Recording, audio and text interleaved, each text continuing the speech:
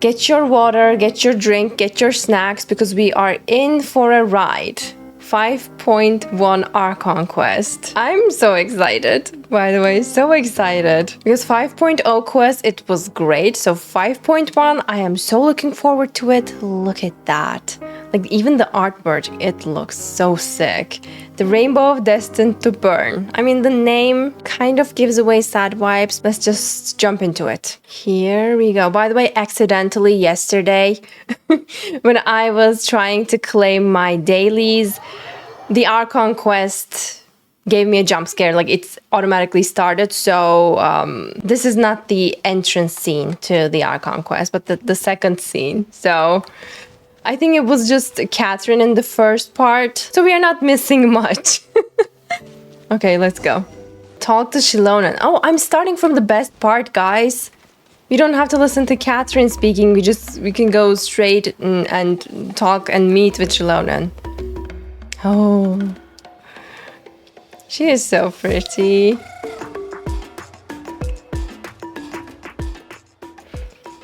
And also, we're gonna have to read out loud some lines because some voice actors are on strike, so we don't have their lines. So I'm going to be voicing them for you all. Shilonan, I've brought the person who needs an ancient name. She's super amazing and I've already learned tons of stuff from her. I can vouch that she is really worthy of a hero's name. Ah, yes, so I've heard. So young, and yet you've already got quite the reputation. Wow. Her eyes, the makeup, the lipstick, I love it. Wait, are you Outlanders? Yep, we're travelers who just arrived in Natlan not too long ago. No, I mean, I was aware that you're travelers. It's just no one told me that you're Outlanders. She's surprised. I think we are the first Outlanders getting an ancient name. Huh? You're saying the Pyro Archon didn't tell you? Jade should do better with Kachina's voice. What do you expect me to do? I'm not a voice actor. I'm doing my best. By the way, of course, like it's not gonna be even half as good as Kachina's voice actor. So don't expect too much, all right? No, the only thing she said is that a new hero had pledged herself to the plan, but we need to forge an ancient name to ensure she'd be able to return safe and sound. And she did mention that it would be quite difficult to forge an ancient name for them, but at the time, I thought she was just commenting on my skills. But I seem to understand where the true difficulty lies now. I think it's going to be a piece of cake for you. Come on.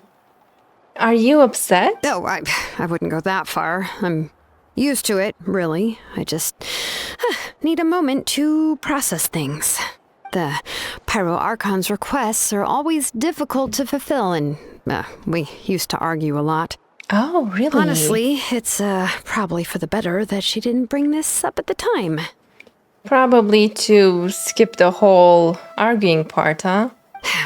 Anyway, I can't argue with her if she isn't here, and it'd be pointless to take my anger out on someone else. At least she's reasonable. But, just because I understand her rationale doesn't make me any less upset. After all, she must have known that forging an ancient name for an Outlander is an impossible task. Wait, if it's impossible, how is she going to do it? I mean, if it really were impossible, Mawika wouldn't go ahead with it, right? It's impossible? Probably it's really, really hard, but it's nothing Shilonan can't do. As you probably know, an ancient name is a symbol of a hero's spirit and glory, which grows even richer and heavier as generations of successors inherit it. Oh, but since we don't have any ancestors in Natlan, it's going to be probably like creating something out of thin air. We forge ancient names by engraving the heroic deeds of an individual who will become the first hero of that particular name. I've got plenty of deeds under my belt. Yeah, we have a lot of heroic deeds. Yeah, I saw countless feats recorded in their adventure handbook. It felt like they could do anything. They were all performed outside of Natlan, correct? She has a point. Yeah, that's right. The defeated little head. Lumen, you're cute. Then those deeds haven't been recorded by the Night Kingdom. To take it one step further, even if you had performed heroic deeds in Natlan, as an Outlander, your actions still wouldn't have been recorded by our lands. Only memories and experiences that have been acknowledged by the Wyab can be used as a basis for an ancient name. But wait. Didn't the Vyab acknowledge us back in the Night Kingdom? Or was it Kachina? Even the greatest of craftsmen cannot create something out of thin air, you know. That's just how it is. Seems the Wyab don't want just anyone to get a name, huh? Mawika, of all people, should know better than anyone, yet she's still entrusted the task of forging the ancient name to me. Oh, Paimon gets it. Nobody's happy being asked to do the impossible. Why do I feel like this has happened before? I think last time Shilonan just ended up running dozens of laps around the hills nearby. Ugh, don't remind me. Let's just focus on how we can pull this off. How to achieve the impossible. You mean you're already willing to accept the task? Well, what else can I do? What's happened is already done, and it's not like I can outright defy the order of my Archon. If she gave me this order, then she believes the ancient name is an indispensable part of her plan, and that I'll be able to find a way to make it happen. In other words, the order is an affirmation of my abilities. That's a really nice way to look at it. Oh, not only has she accepted the task, but now she's looking for silver linings? Maybe that's just how much she and the Archon trust each other.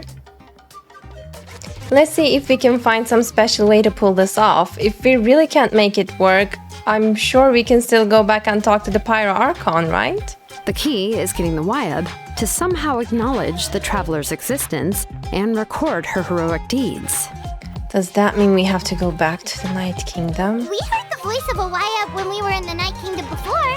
We even had a whole conversation with her. Yeah, I'm surprised we aren't acknowledged yet. If we can talk to her again, maybe we can figure something out together. Well, every tribe has their own Wyab. How do we know if the one you met is indeed the best one for us to talk to?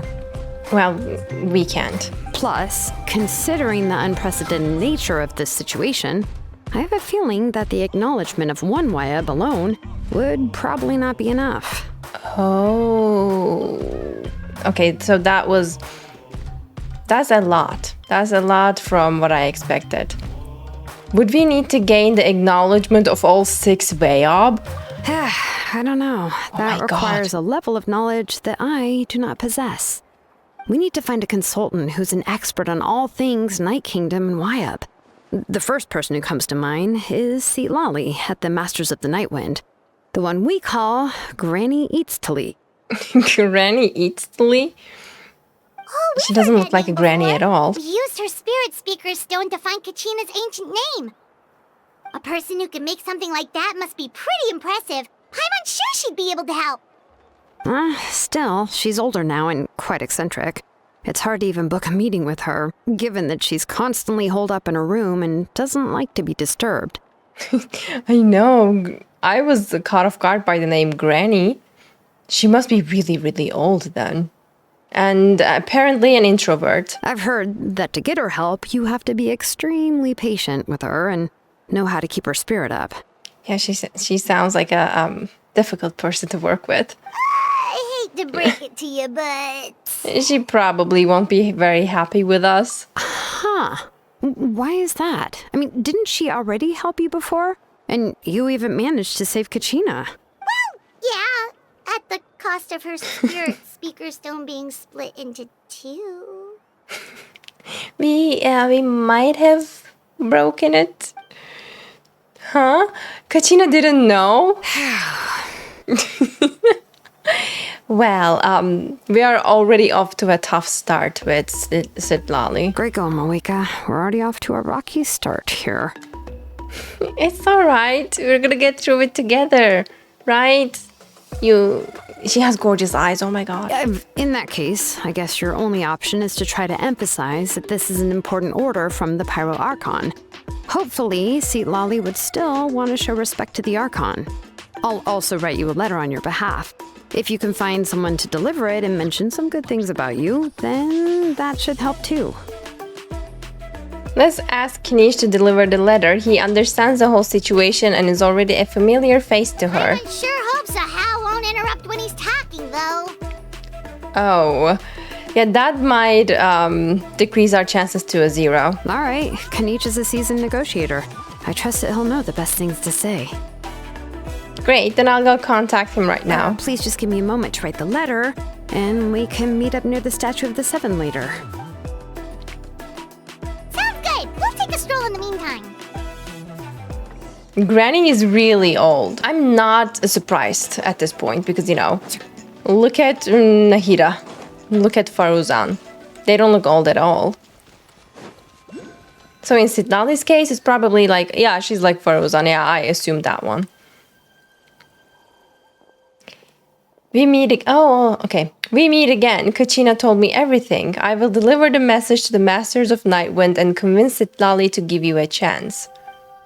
I'll also take this chance to explain what happened to the Spirit Speaker's Stone and offer her an apology in person. I'm sorry to put this on you, Knish. It's just that you're probably the only person who knows how to deal with her. It's alright, we are all working for the sake of the Pyro Archon's plan after all. Everyone here understands how dire the situation has become. Wait, so Kachina and the Traveler also know about the plan?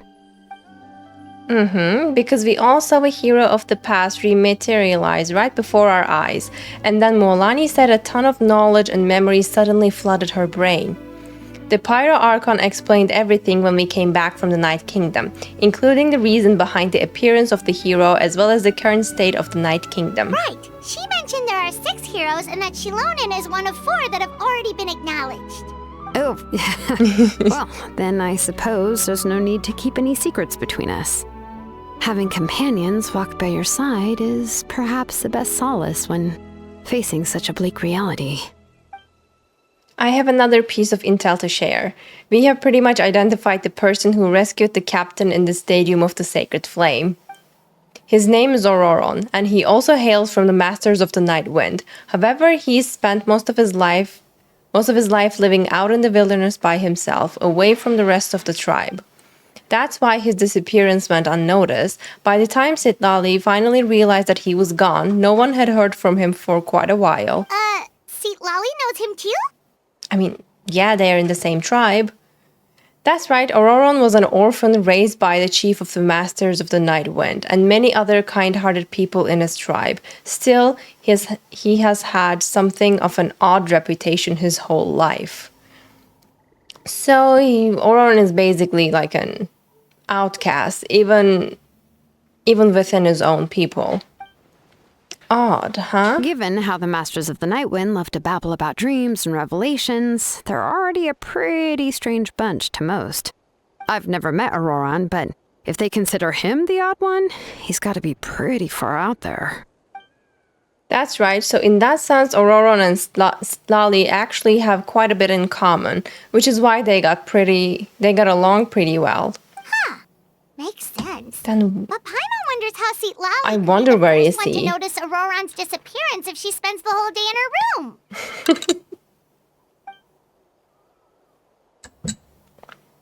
As of now, we still haven't been able to confirm whether Auroron joined the Fatui voluntarily or if he was coerced.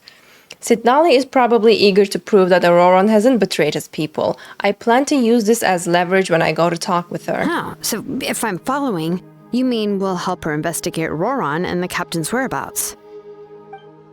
Yes, if you're all on board with the idea, then it becomes a mutually beneficial collaboration, rather than just one-sided request. Even though I don't think Citlali is the kind of person to turn down an order from the Pyro Archon, working together with us will help her focus and not get distracted by the whole Auroron situation. Good idea. This way we can get 2 birds with 1 stone. Yeah. Plus, we kinda owe her one anyway to make up for breaking the Spirit Speaker's down. True. I still feel kind of bad about it. This is a pretty well thought out plan, as expected of Molly Poke Knish.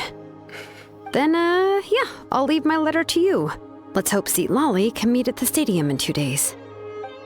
Sure, I'll head out right away. Take care out there, Knish. I'll be heading back as well. There are still a few things I need to pack. Okay, then let's part ways for now. I'll see you in a couple of days. Not gonna lie, it feels kind of weird not hearing Kenichi and Kachina's voices.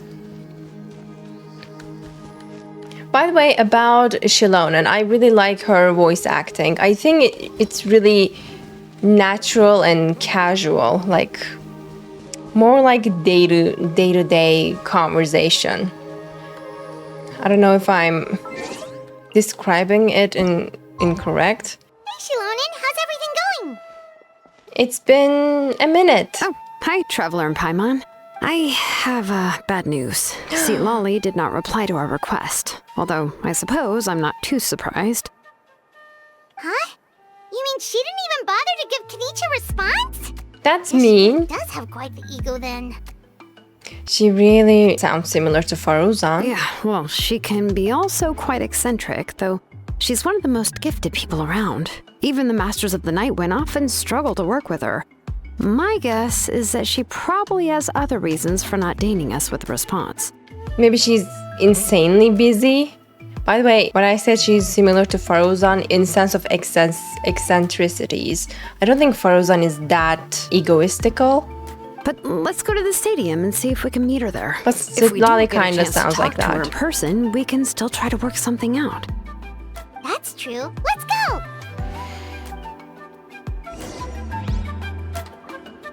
Go to agreed location and wait for Citlali. So we're kind of ambushing her, in a sense.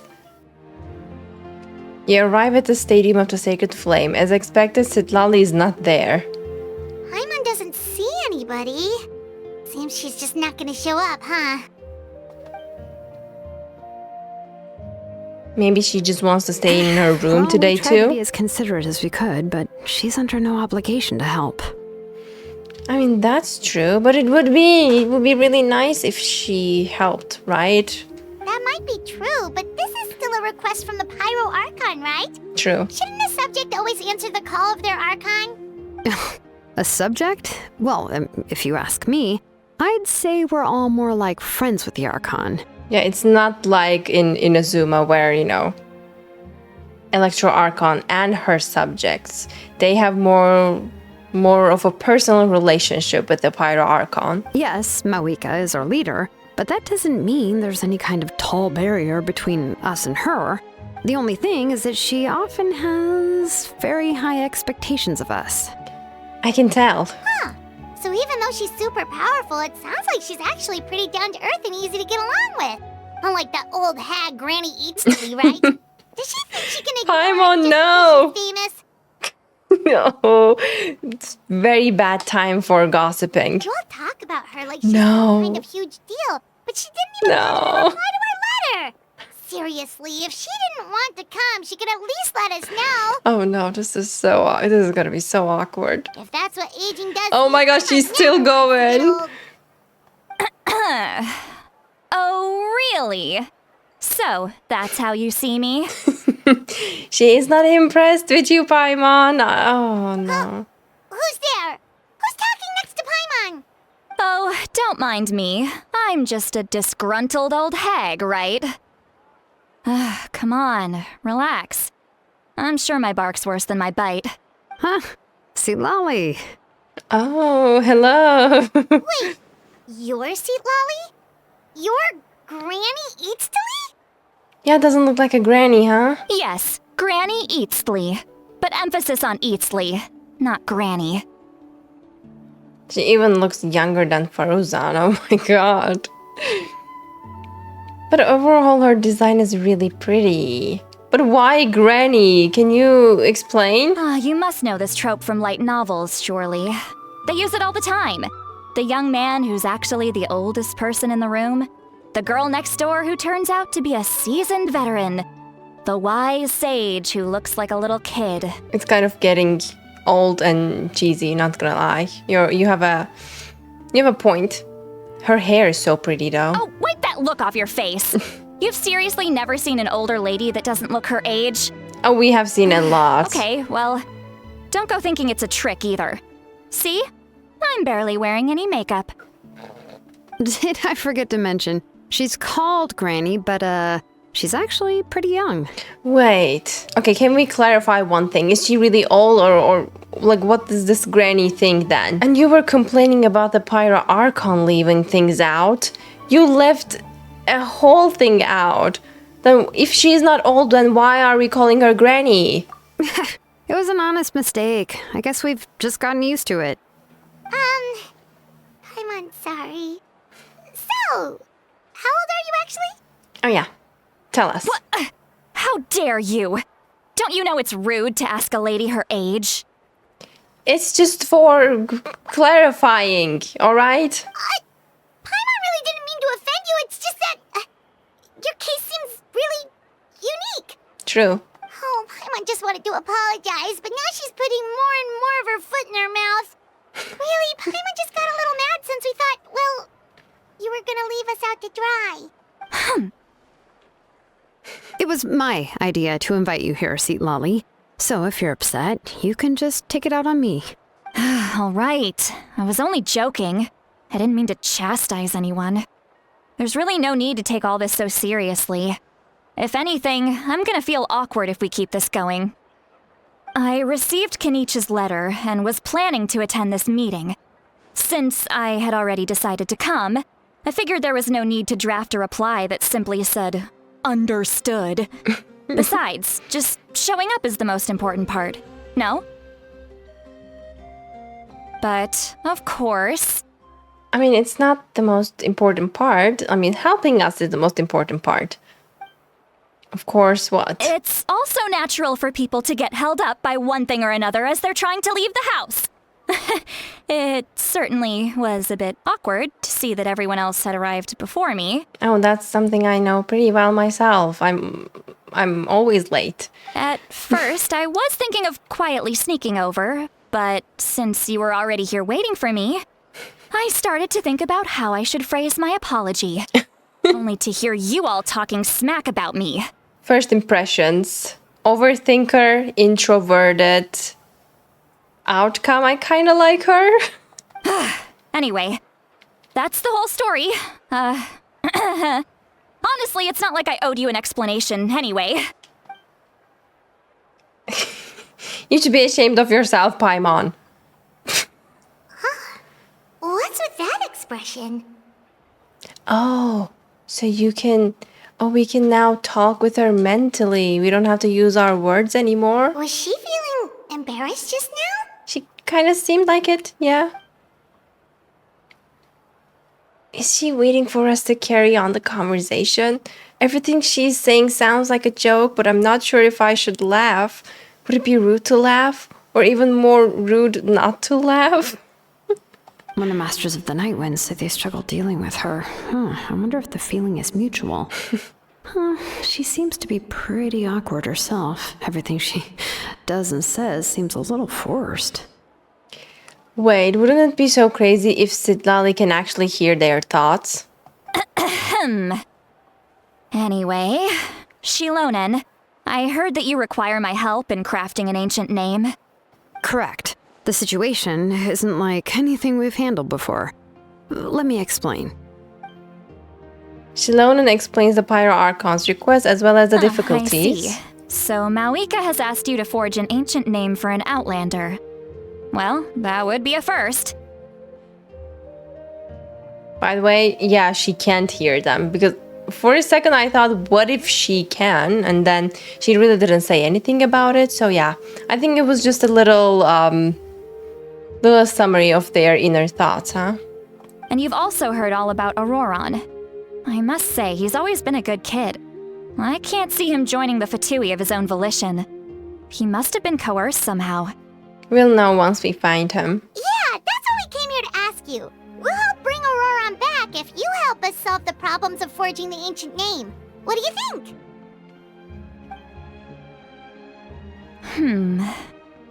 I suppose I'll just call you Traveler for now. Traveler, come here. Let me take a good look at you. Oh, why?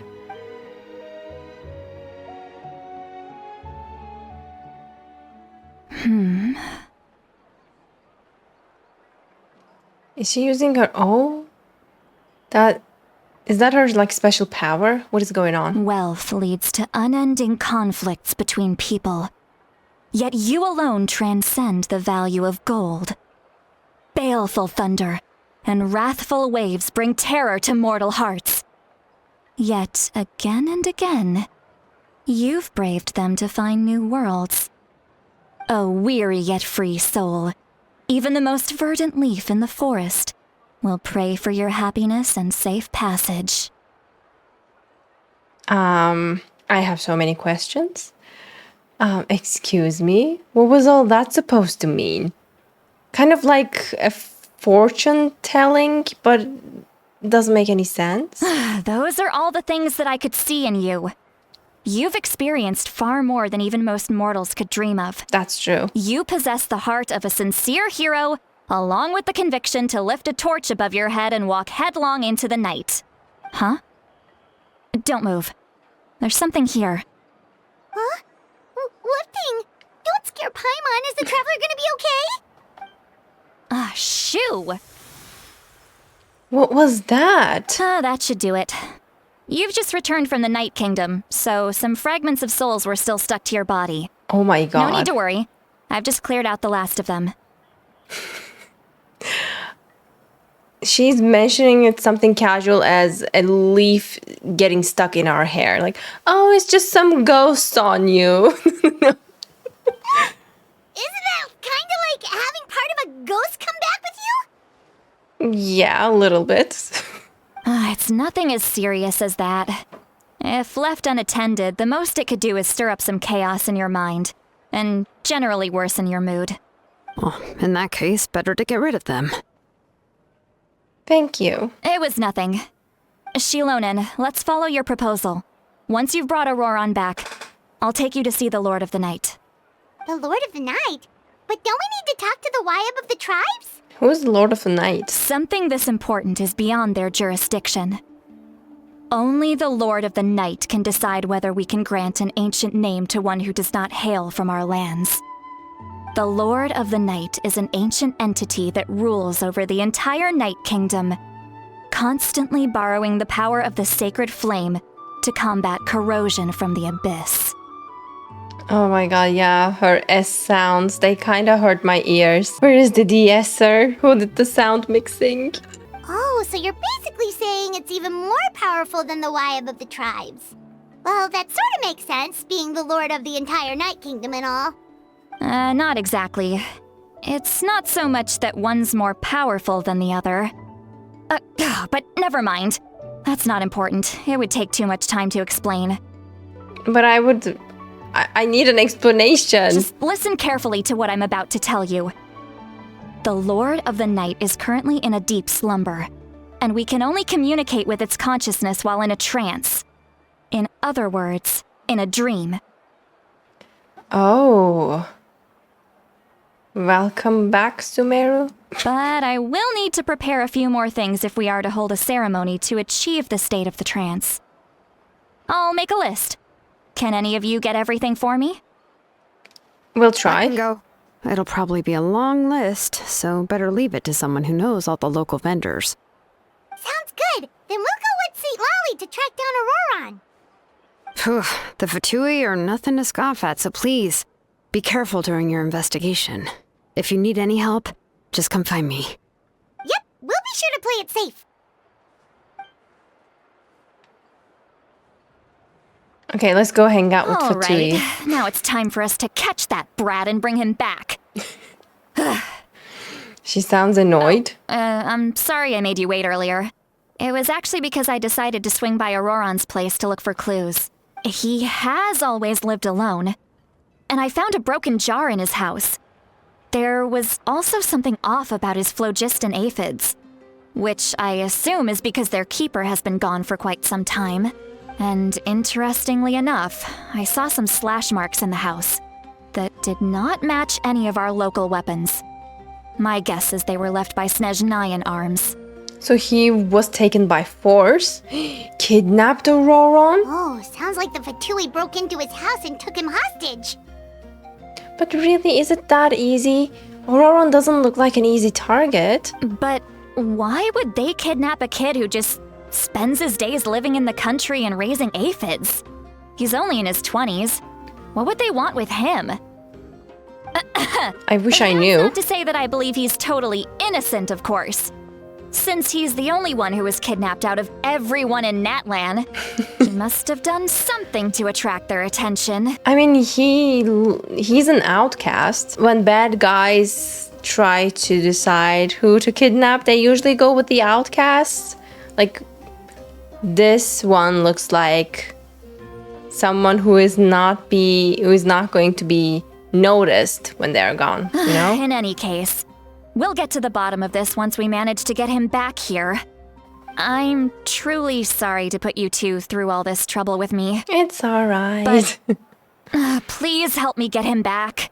You can count on us! She really cares about him. All right, then let's start by heading to where Auroron was seen last.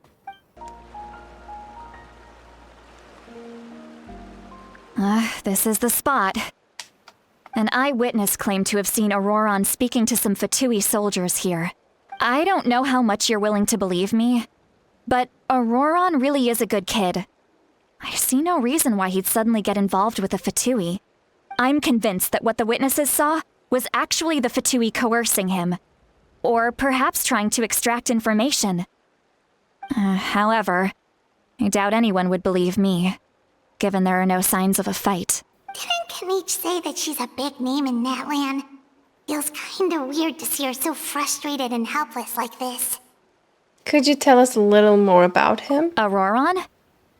Well, he was left at the side of the road as an infant, and the people of the tribe took him in.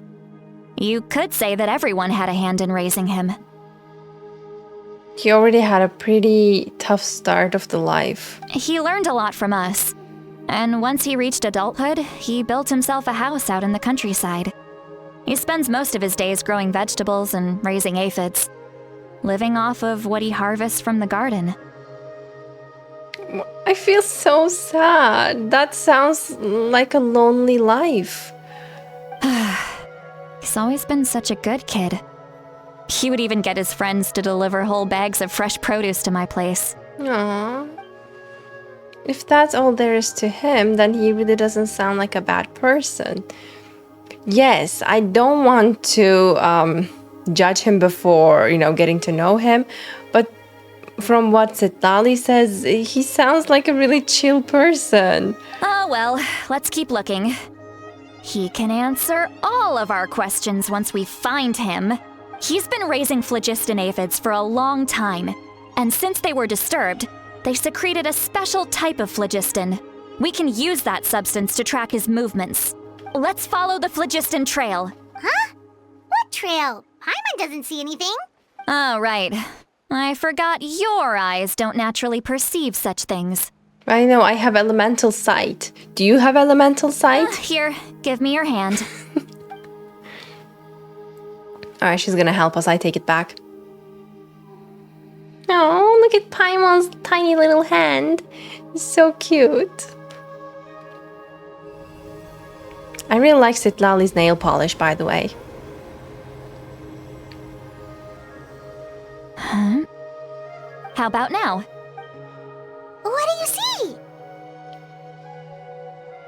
I can see the trail now. Can you, Paimon? Whoa, Paimon can see it now too! That's right. I used a spell to temporarily transfer a portion of my senses to you. For a short while, you'll be able to see the phlogiston too. Wow, you can even share your senses with us? First time Paimon's heard anything like that. That's so cool. It requires a very rare spell that most people aren't adept at. But don't worry, it's a cinch for me. Between the two of you, it seems the Traveler's senses are a bit stronger than Paimon's. When I held your hand just now, I could sense that you've got a great affinity for phlogiston. You're extraordinarily gifted. Oh, tell us something we don't know. Anyway, we'll need to use our vision now to track down Auroron. Good luck, you two. What does she mean by deep and confusing? As far as elderly shamans go, I'd say that I'm already pretty easy to talk to. Is there any other old hag who's as fluent in the language of the youth as me? I really like that we're hearing their inner thoughts a little bit more. But is my way of speaking still not trendy enough? I've already tried my best to match their speech patterns. But given the looks on their faces just now... Don't worry, you did good. Or perhaps I'm still not fashionable enough? No way. That can't be, right? Don't tell me they're still getting the impression that I'm super old-fashioned. No, I think she looks really trendy. Huh? What? I think I just heard a voice. Wait, but it wasn't with my ears. Was it all in my mind? Oh, maybe we heard her inner thoughts because she is sharing her senses with us. Was that Seat Lolly's voice? No, that's really embarrassing for her. Okay, don't let her know that you can hear her, okay? Seems Paimon heard the same voice, but she also looks like she understood what's going on. Let me think. Ah, it must be a side effect of the spell she cast. Now that I think about it, it's a good thing I found some helpers this time. Some things are best done with the help of friends. Are we already friends? Okay, that made me happy. So we can now hear her thoughts through telepathy? Wow, this is amazing. Something like this could only happen with Zitlali. Okay, don't let her know. Oh? They appear to be feeling quite confident. Looks like our work will go smoothly. I really like that smug little smile on Lumen's face. You bet, just leave it to us. Investigate the campsite up ahead. Hey, looks like there's a new camp over there. Oh my god! Yep. Judging by Paimon's experience as a guide, it definitely looks like people set up camp here. Wait. The phlogiston here is a bit odd. What do you mean? Let me see. Oh, look at her skirt. It's really gorgeous. There's no way we could think that you're not trendy, Zitlali. Don't ever say stuff like that. Paimon sees a small shape here. Could it be some sort of symbol? This is a distress signal for the Masters of the Night Wind. Only someone from our tribe would recognize it. So Auroron was indeed being threatened.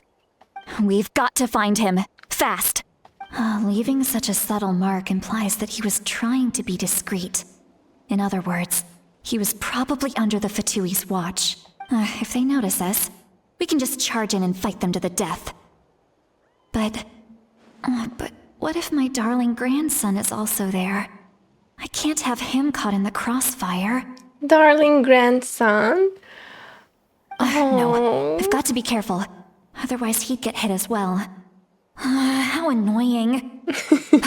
No, I've got to stay calm and keep my composure. I want to give her a hug. She's really stressed. And I didn't realize how much she cares about Auroron up until now.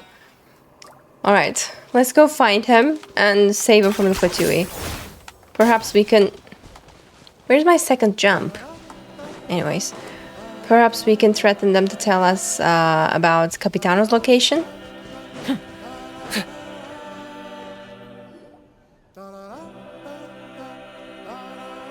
There are traces of people staying here too. We should be close. Wait a second. The phlogiston around here is jumbled up. I can also smell a mix of elements in the air. Pyro, electro, and some other elements as well. How do you smell the elements? That's really strange. I wish I could. Do you think like pyro smells like fire and smoke, and electro smells like... What? Does even electricity have a smell? Okay, you know what, never told mind. us that you were super amazing. No wonder you can sense so many more things than us. It's about time that little brat said something nice about me. Oh no. Look at Paimon's face though. There are signs of a struggle here. Judging from what's left on the scene, there must have been a fight. But after that, the factions seem to have gone their separate ways. Both the phlogiston and the elemental traces in the air support that. Seems like Auroran find a chance to fight back. Do you still remember the little mark we found before? Paimon's thinking, what if Auroran wanted to leave another distress signal, but was caught by the Fatui? Citlali looks pretty worried. Indeed, judging by the distress signal from before, Auroran was being held by the Fatui, so given the difference in numbers, he probably wouldn't have been able to overpower them. Given there are 2 signals leading from here, we should split up as well. I'll take this direction, and leave the other one to you. Let's meet up again later. Auroran, what the heck were you doing? It's one thing to trouble me, but now I had to bring other people into this as well. Oh, you little brat. And off she goes. Traveler, did you hear all of that as well? Yep. I wonder if we can still hear her, no matter how far she is. Once Citlali left, that voice went away as well. Paimon even tried calling her name inside Paimon's head, but there was no response. So the telepathy doesn't go both ways. So you were thinking the same thing. Paimon also thought that if we could hear what she was thinking, then she could probably also hear what we were thinking in our heads. I don't think Citlali noticed anything. She did say that she was quite adept at this spell, and it doesn't sound like she's had any trouble with it in the past.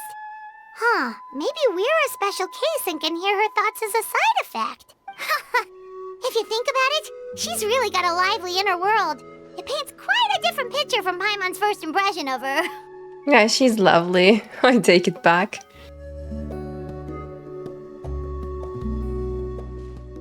There are traces of phlogiston here, but... Did you find something? I found some traces of phlogiston, but the trail completely ends here. So we can't tell where Auroran might have gone from here. That's weird. The phlogiston trail suddenly stops. We can't make anything of these footprints either. But he can't have just evaporated into thin air, right? We know he wasn't alone. He had all those Fatui with him. Paimon's right. This is all extremely strange. Also... So, you can hear the sounds of the wind from beneath the earth. Oh my god, is that his voice? I was caught off guard. It's kinda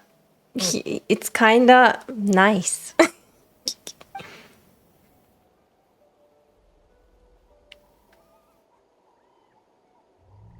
Huh? Whose voice was that just now? Where did Paimon go? Oh my god, are we passing out? Yeah, we are passing out. What? Oh, not again. And this time we are alone. The Night Kingdom? How did I get here? Oh, it's Auroran, right? Right?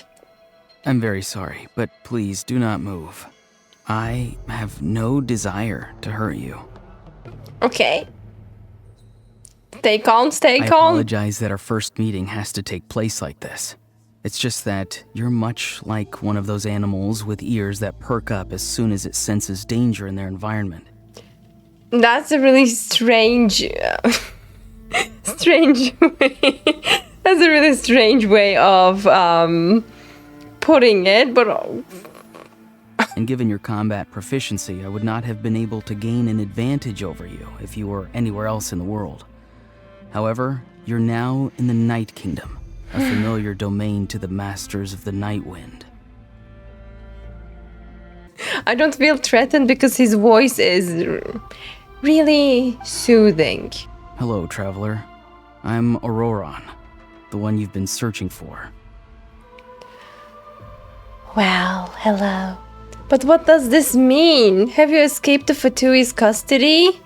Hello, goth boy. Wow. Ah, the Fatui's custody.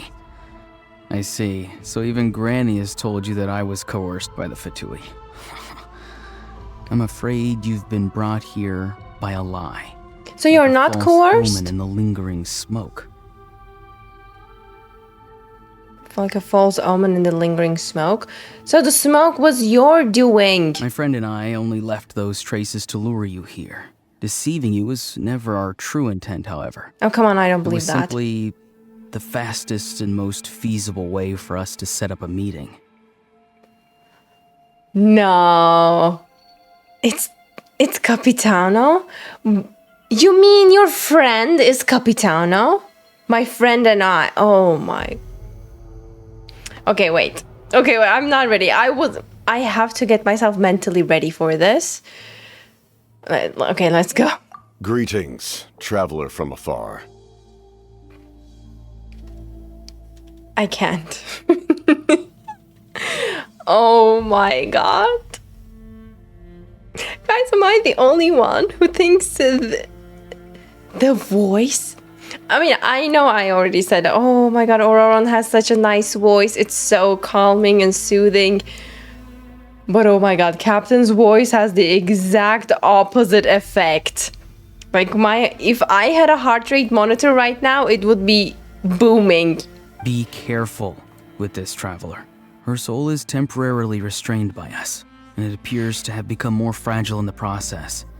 It's taking all my concentration to hold on to her.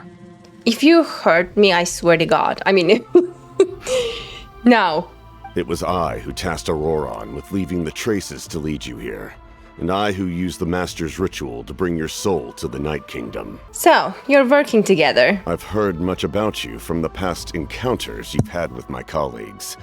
Given the present situation in Natlan, I would like to sincerely request a formal meeting with you, in person.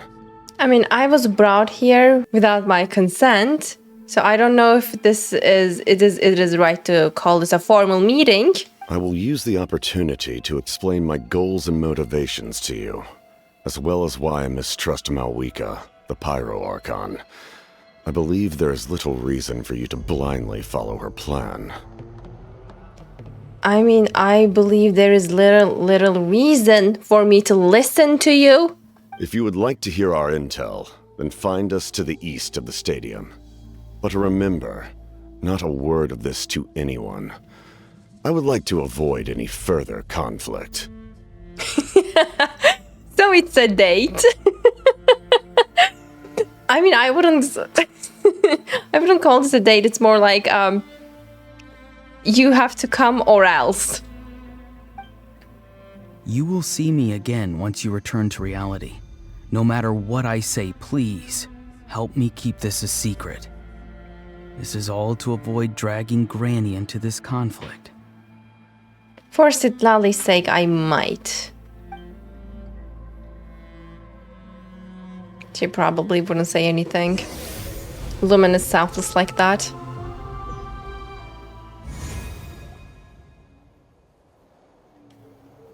Oh, Paimon, she must have been concerned.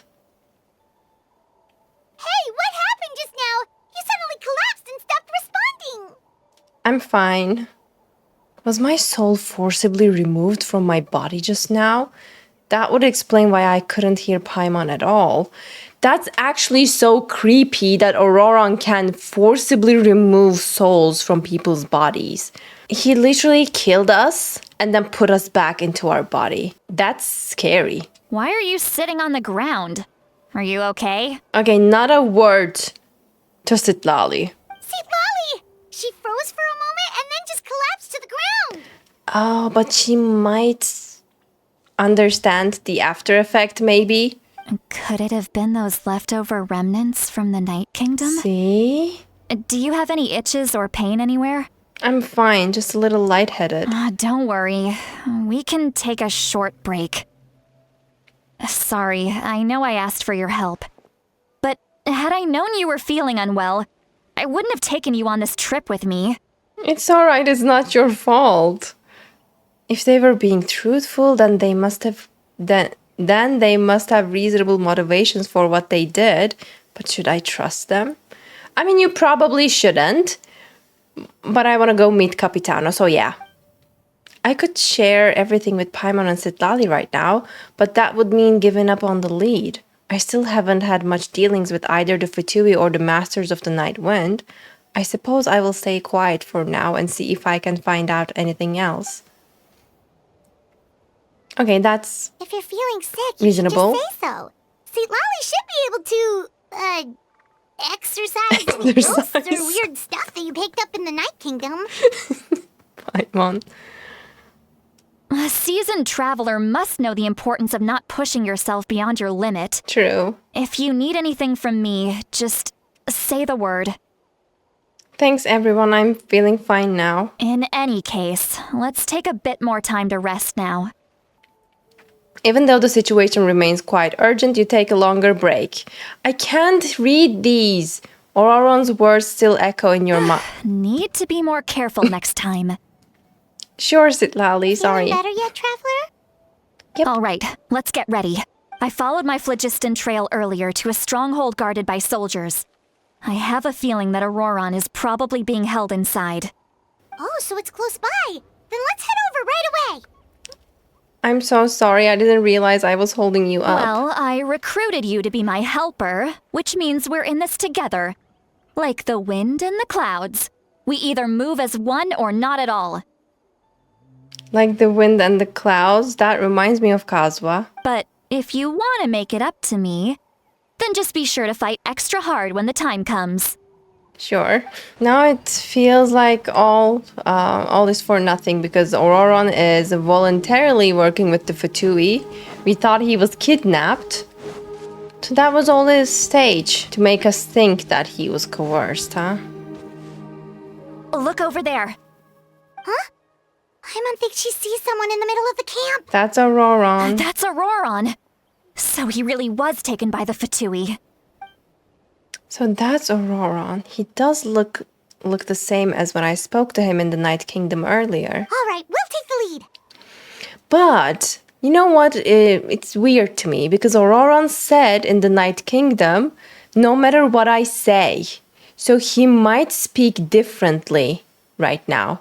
He said, no matter what I say, do not say a word about this to the others. So he might ask for Traveler to, say that they met earlier. So there's a little complication there. Maybe his consciousness is different in this world and in the Night Kingdom. I'm not sure, but I don't think it's normal for him to say something like that. Like warning us beforehand, like no matter what I say, do not tell about this to the others. Like what is going on here exactly? Hey, quit daydreaming. Don't you have work to do? I cannot see the sun. What? Is he gonna tell him you're in the way of my son? Without the sun, I cannot see the truth. You are currently blocking the light, so I must beseech you to move aside. Huh? Okay, Mr. Philosopher. That's enough mumbo-jumbo. Wow. I'm going to rip that guy's head right off. Oh, protective granny, so cute. See, Lolly's struggling to control her temper now. Are you ready? Let's go kick their butts. I mean, we should be more cautious if you ask me. Count. 3, 2, 1. Oh my god, it's too late. Auroron! Granny! Not him playing the innocent child. Oh, Granny! Paimon knows she's called Granny Eatsley, but it's still kind of weird hearing someone actually call her Granny. Agree, Paimon. And greetings to you too, other Granny. Excuse me? Granny? Are you in your right mind? What did you just call her? What the hell? Granny. Is that not right? You are Granny's friend, are you not? You seem to be approximately the same age as her, so I figured you're also a Granny. You have to be joking, right? She literally looks younger than you, hello? How many times have I told you? It doesn't work like that. There are a lot of people who look about the same age as me. You can't go around calling everyone Gramps or Granny. Yeah, tell him, Citlali. Wait. He's not a child, is he? He's not, he's in his 20s. Like an adult but are actually only 8 or 9 years old? Oh, Your words have pierced my heart like a thorned vine. Not the sarcastic Given how hard tone. those thorns are to remove, I may just need to find a pair of tweezers. I kind of like him. Why are you so upset? You can just say yes or no. Of course I'm not a child. It's just Granny always taught me to show gratitude where it's due. And since the Masters of the Night Wind raised me collectively, I basically see everyone above a certain age as an elder I should look up to. The way he talks has definitely changed, but it doesn't feel like he's putting on an act. I certainly feel like he's putting on an act, though. Anyways, he asked me to do whatever I could to help Oh my god, why can't I read? He asked me to do whatever I could to help keep things a secret, and even said it would be for Jadealy's sake. So you treat everyone like they're your uncles and aunties? So you treat everyone like they're your gramps and grannies? Exactly. Oh my god, you are shameless. But if you keep that up, then everyone's going to be your senior. And that not everyone is your senior. Come on. And do you think saying all of this is gonna save you from a scolding, Auroron? I mean, he deserved that. I initially assumed that he would be a very chill person, but he's kind of dramatic, yeah. Haven't I told you 100 times since you were a kid? Heed the 3 warnings. Be wary of beasts prowling around, scammers looking for their next victim, and strange people who appear out of nowhere. So strange people who appear out of nowhere would be Fatui. So what did you do? Oh, so you do remember, and you just chose to ignore them. That's even worse. I always knew that living on your own was going to get you into trouble sooner or later. But getting kidnapped? That really takes the cake. I mean, considering the fact that he is not really kidnapped, but of course I was instructed to keep my mouth shut, so... You won't always be able to rely on other people coming to your rescue, you know. You're just lucky we got here when we did. Or we might be launching another search and rescue operation to find out where they put your severed head. I'm sorry, Granny. I'll be more careful next time. Oh my god, he's like a little kid here. Look at that. I mean, I shouldn't get all softy. I really shouldn't, but I can't help. I can't help it. He looks so innocent here. Next time? Oh, good one. You think there'll be a next time after this? Not a chance. You're in big trouble, mister. They didn't hurt you, did they? I mean, she's furious, but at the end of the day, it's because she is worried sick about him. No, they just asked me a lot of questions about Natlan's terrain and made me draw a map of the ley line distribution. Okay, the second part is really sus. Okay, now answer me honestly. Were you the one who helped the captain escape after his battle with the Pyro Archon? Yes, I think it was him. Yes. Yep. So why did you do it? Because they said they would need my help from there on out. They also said that if I refused, they'd just come to you, Granny, and they'd already figured out a way to make you do their bidding. Hey! I'm no ordinary Granny! Would they really dare to come after me? And you! Did the gods give you a brain just for you to not use it? Did you really believe everything they said at face value? And not stop to think? I mean, in his defense, he was trying to protect Jadealy, but in truth, he is voluntarily working with the Fatui, so I really don't know how to feel. Thankfully, the Pyro Archon only asked that we find the mysterious individual from the Masters of the Night Wind, and didn't slap your name on a wanted poster. Don't think for a second that she doesn't know what's happening. Oh, she's aware of everything, I think. Even if the truth that you see will soon manifest into reality, there is still no need to preemptively panic. Have you forgotten the words that I've taught you? I'm sorry. That little guilty kid expression on his face, like, okay, do not get softy on this guy, but he really has a way. Forget it. See? We can submit the details of this camp and the defeated Fatui as evidence of your innocence. Let's clean this place up and get back to the city. Auroron, you better remember this lesson well and seriously reflect on your actions. Also, You're grounded, once we Auroron. return to the city, come to the speaker's chamber with me. I'll need you to explain everything. Sounds good. Should I bring some of my homegrown vegetables as well? He's so calm. Your vegetables? Yes. I grow a lot of fresh produce in my garden. I hope the Pyro Archon won't be too picky about the selection. So you think bringing Pyro Archon some fresh vegetables would excuse you from helping Capitano escape? Well, I don't think so. Now's not the time to be thinking about that. If you do come face to face with the Pyro Archon, the first thing you should do is... Get down on your knees and apologize. Recite the 3 warnings. Huh? No! You should emphasize that you were not in cahoots with the Fatui! I mean, that would be lying. How exactly did the masters raise this guy? He's so funny. Oh, right. Like, he is clueless, but it's really funny.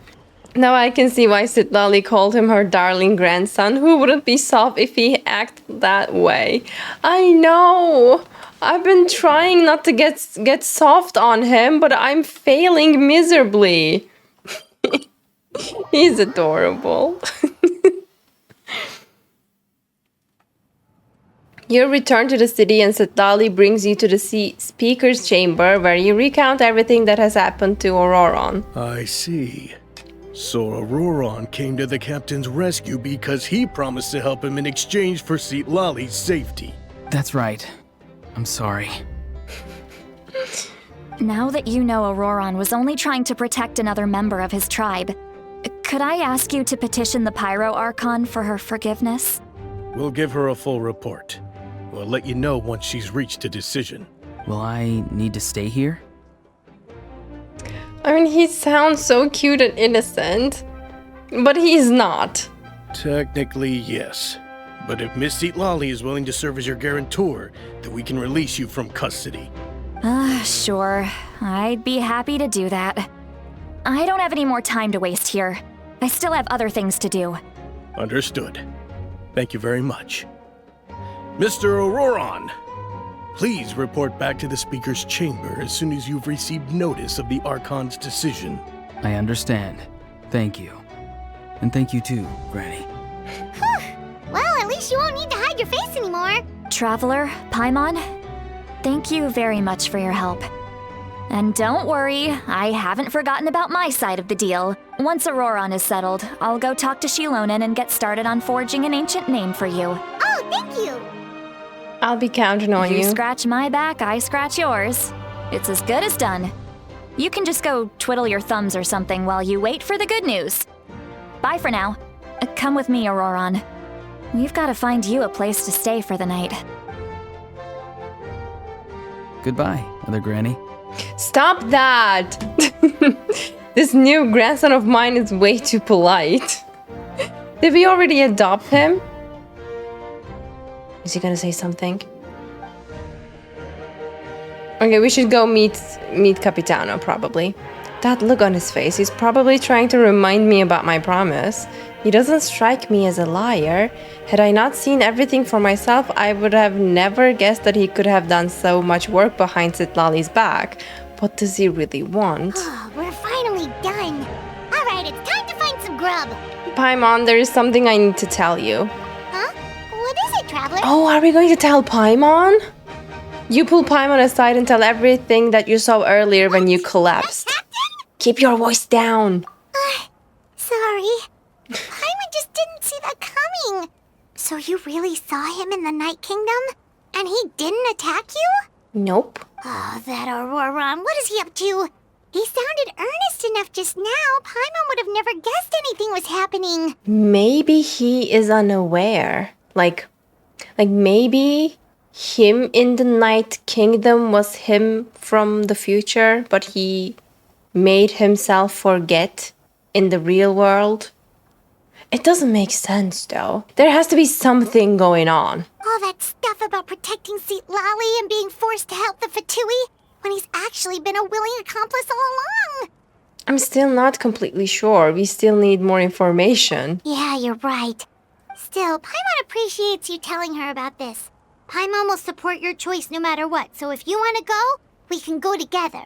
Oh, that's so sweet. I'm actually so happy that we decided to tell We Paimon. still have another whole day before the meeting, so we'll just meet with them when the time comes.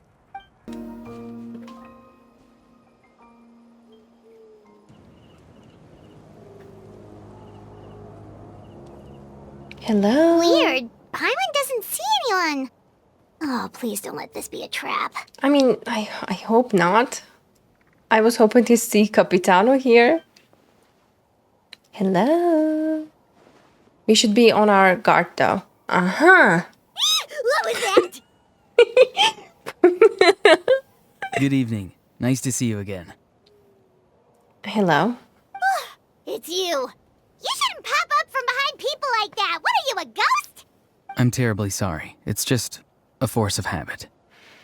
He's like a shadow, isn't he? And what's with you apologizing all the time? You sound so polite and honest, but you're actually doing shady stuff behind people's backs. Yeah, Paimon, tell him. He's always apologizing, which makes me feel sorry, but at the same time, he's doing shady stuff behind people's backs, so we shouldn't go soft on him. Oh my god, I don't know. You're right. Granny tells me that too. Huh. Come to think of it, you remind me of her. We are not a Sometimes granny! You two sound really similar, you know. Oh my god, okay, fine. Oh, so you're gonna call Paimon Granny too now? Well, I could. So, what's the purpose of this meeting? Where is Capitano, most importantly?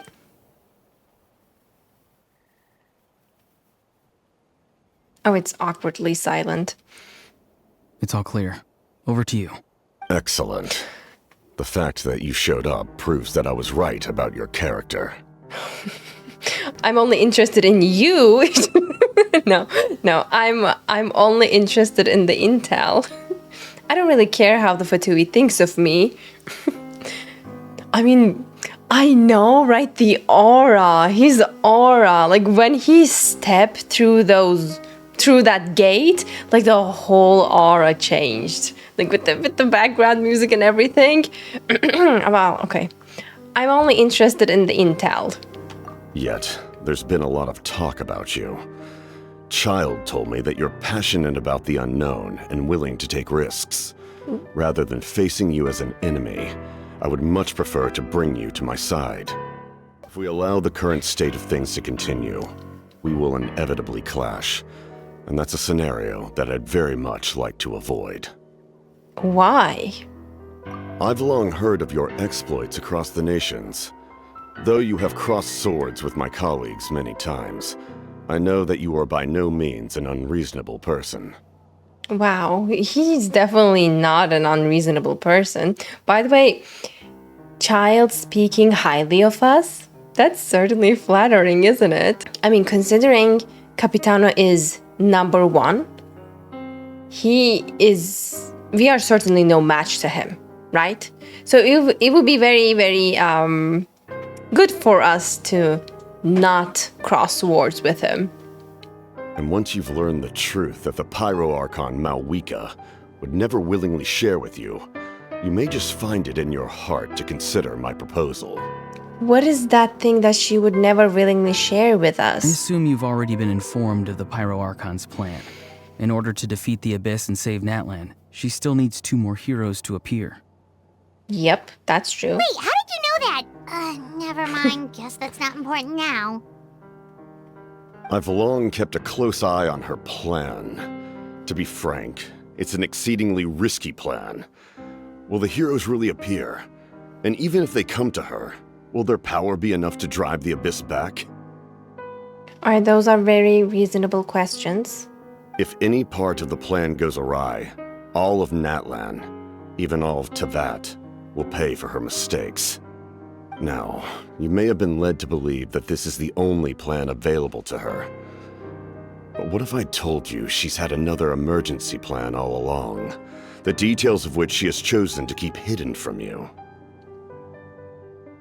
And you know of this plan? An emergency plan? What would that entail? Yes.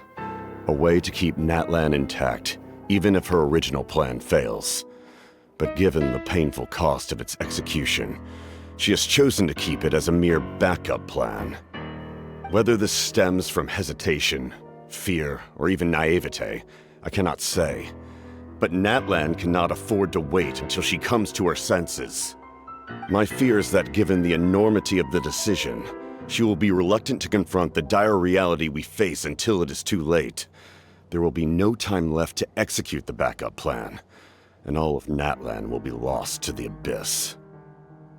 But what about the backup plan? We have to make the decision for her, here and now. Well, that's just your speculation. Yeah, do you have any evidence for all this? Just telling us a bunch of scary stuff isn't enough, you know. True. Besides, wasn't it you who tried to seize the Gnosis for the Tsaritsa's plan? Wait, by seizing the Gnosis and making the decision for her, could he mean that the Gnosis has something to do with this backup plan? I knew you to be clever enough to see. That's right. I did not seek the Gnosis for the Tsaritsa. Since I was defeated in battle, I must put to rest my thoughts about the Gnosis. But even so, my desire to save Natlan remains unchanged. And now, I have found a new way to solve the crisis.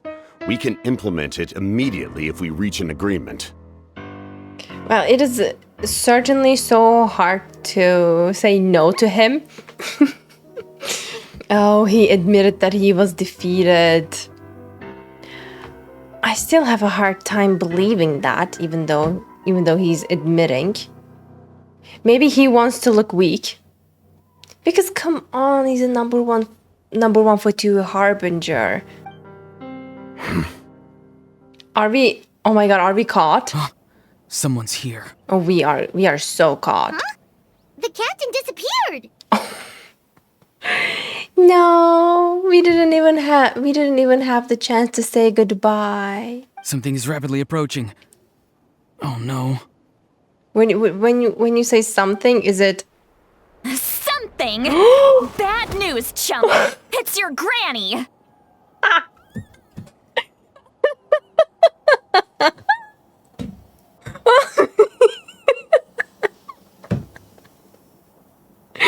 Oh, I wasn't expecting that. Oh, that punch must have hurt. Right on the stomach. See, Lolly? When did you get here? Oh my god, that was so good. I knew something was amiss after we were separated.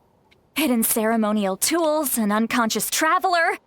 I must say, I'm very curious about what you're up to. Yeah, she wasn't lying when she said she has strong senses.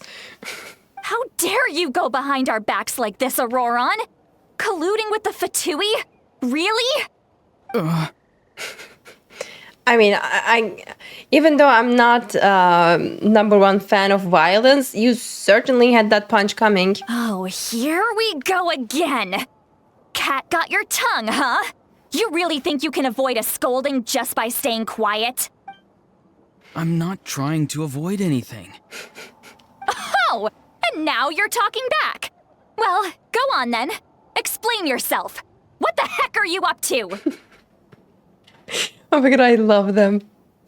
Like, I love Jadealy already. She's really, really endearing and funny. But I totally feel her frustration. And when it comes to Auroron, I really can't get angry with him. I really like their dynamic. I'm sorry, Granny. I feel so guilty. This is not believable. It's like kids apologizing to stay out of trouble. Like, they know they're in trouble, so they're like, I feel so guilty. You don't look like you are feeling guilty. He's like, okay, I'm gonna say this to, stay on her good side. Like, he can't act, right? You! That's it! Where are my tools? I swear if I don't teach you a lesson right here and now, I'll... Is she looking for her slipper to beat him with? Like, what? Wait, see, Molly! Please, calm down. We, still learned a lot of info, didn't we? Like the fact that the captain isn't trying to seize the Gnosis anymore. So, maybe just save the scolding for later, okay? Yeah, this is no place to discipline a child. Listen well, Auroron. You're only getting out of this now because of the Traveler's plea. This isn't over. You hear me? You're right, Traveler. Let's go. We can discuss this more back in the city. You two keep an eye on Auroron for me, okay? Okay. Our conversation with the captain was interrupted at the most crucial moment, but if Auroron's still here, maybe we can still learn the rest from him. Look at that smile on his face! That he is... Oh, he's up to no good. But, oh god, I really like that sly smile. Stop, that's one of my weak points. In all my years, I've never had a child cause me so much grief. Do you seriously not see what's at stake here? You've got a head on your shoulders, Auroron. Use it! Like, use your brain. Why did you help the captain? And I want the truth this time. No answer? Think you're being smart? Then let me ask a different question. What does the captain want? What is his purpose in Natlan? I mean, according to him, he's trying to save Natlan, but... Speak, Auroron, will you? Really? You're just going to stonewall me? Stop it. Looks like Auroron has no intention of answering her. Just use your brain for a second. What do you possibly stand to gain by helping the captain? Only endless trouble awaits you and everyone in the tribe. You've always been a good kid. Why would you throw that all away now? If you're worried about something, just talk to me. Granny would much rather we had a conversation instead of constantly clashing like this. I feel sorry for her because she's trying to communicate, she's trying to reach out, but he's like, all the time. Why is he staring at us all of a sudden? Well, he is waiting for our rescue, but no, we are not helping you, mister. I'm sorry that you have to hear all this. It's fine. You're very kind. Most people would have fled by now. Not everyone can handle Granny's scolding. Well, I find it amusing. Oh? You dare gossip between yourselves instead of listening to me? You... Oh my god, now we're in trouble because of you. Sorry, Granny. Oh my god. Sorry, Granny. Sorry, Oh my god. Granny. She lost You know it. what? Fine. I'm perfectly aware that everything I say goes in one ear and out the other. You're all grown up now, so why would you listen to an old hag like me? You say all the right things, but then you go and completely ignore me. Well, if that's how you're going to treat me, you can stop sending Aoife over to my place to deliver your stupid vegetables. I don't need anything from you.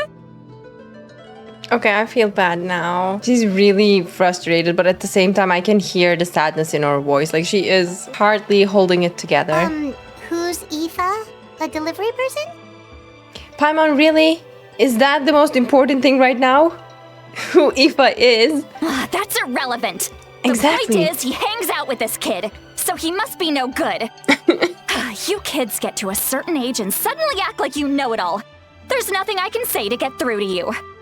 Auroron, if you're still thinking about that so-called duty, then please, just forget about it. The ley lines did not fall to this state because of you. And we've long closed the book on that incident. Oh, so there is more to this. What is this duty? Why does he feel responsible? Seems they've started talking about some kind of tribal history. Paimon's starting to get lost.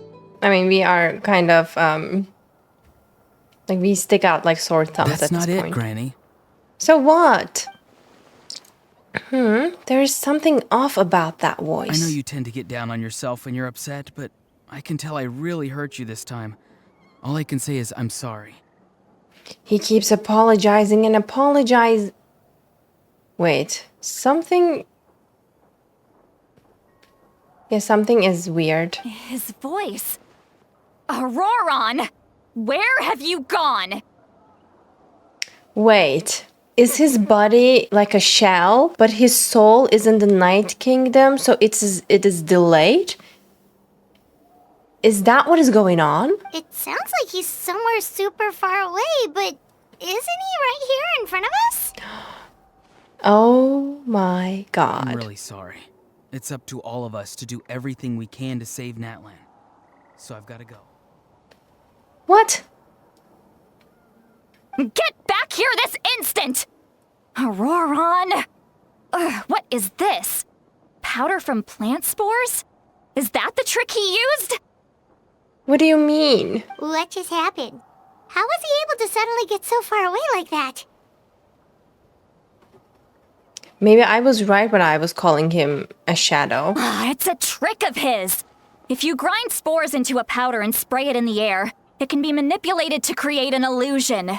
Oh, so he was actually getting away, but we thought he was here. Okay, so my theory about him being in the Night Kingdom and then speaking from there I was totally off. He was just creating an illusion. He pulled it off flawlessly.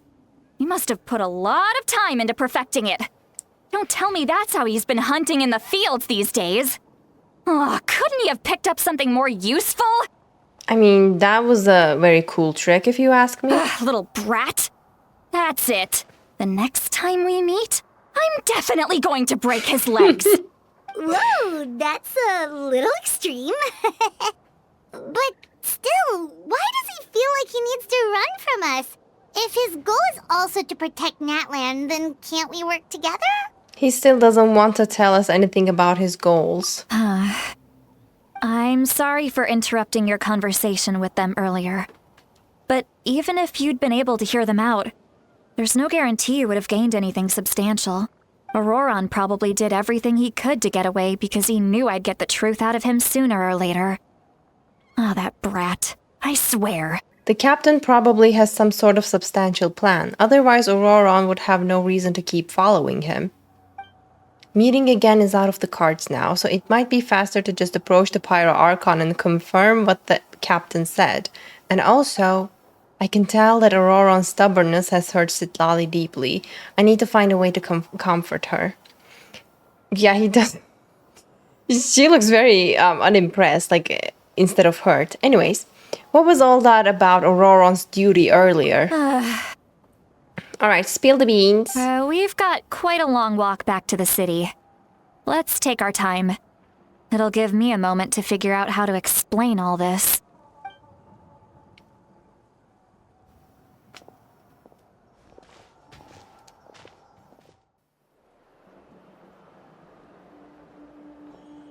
Do you two have some time?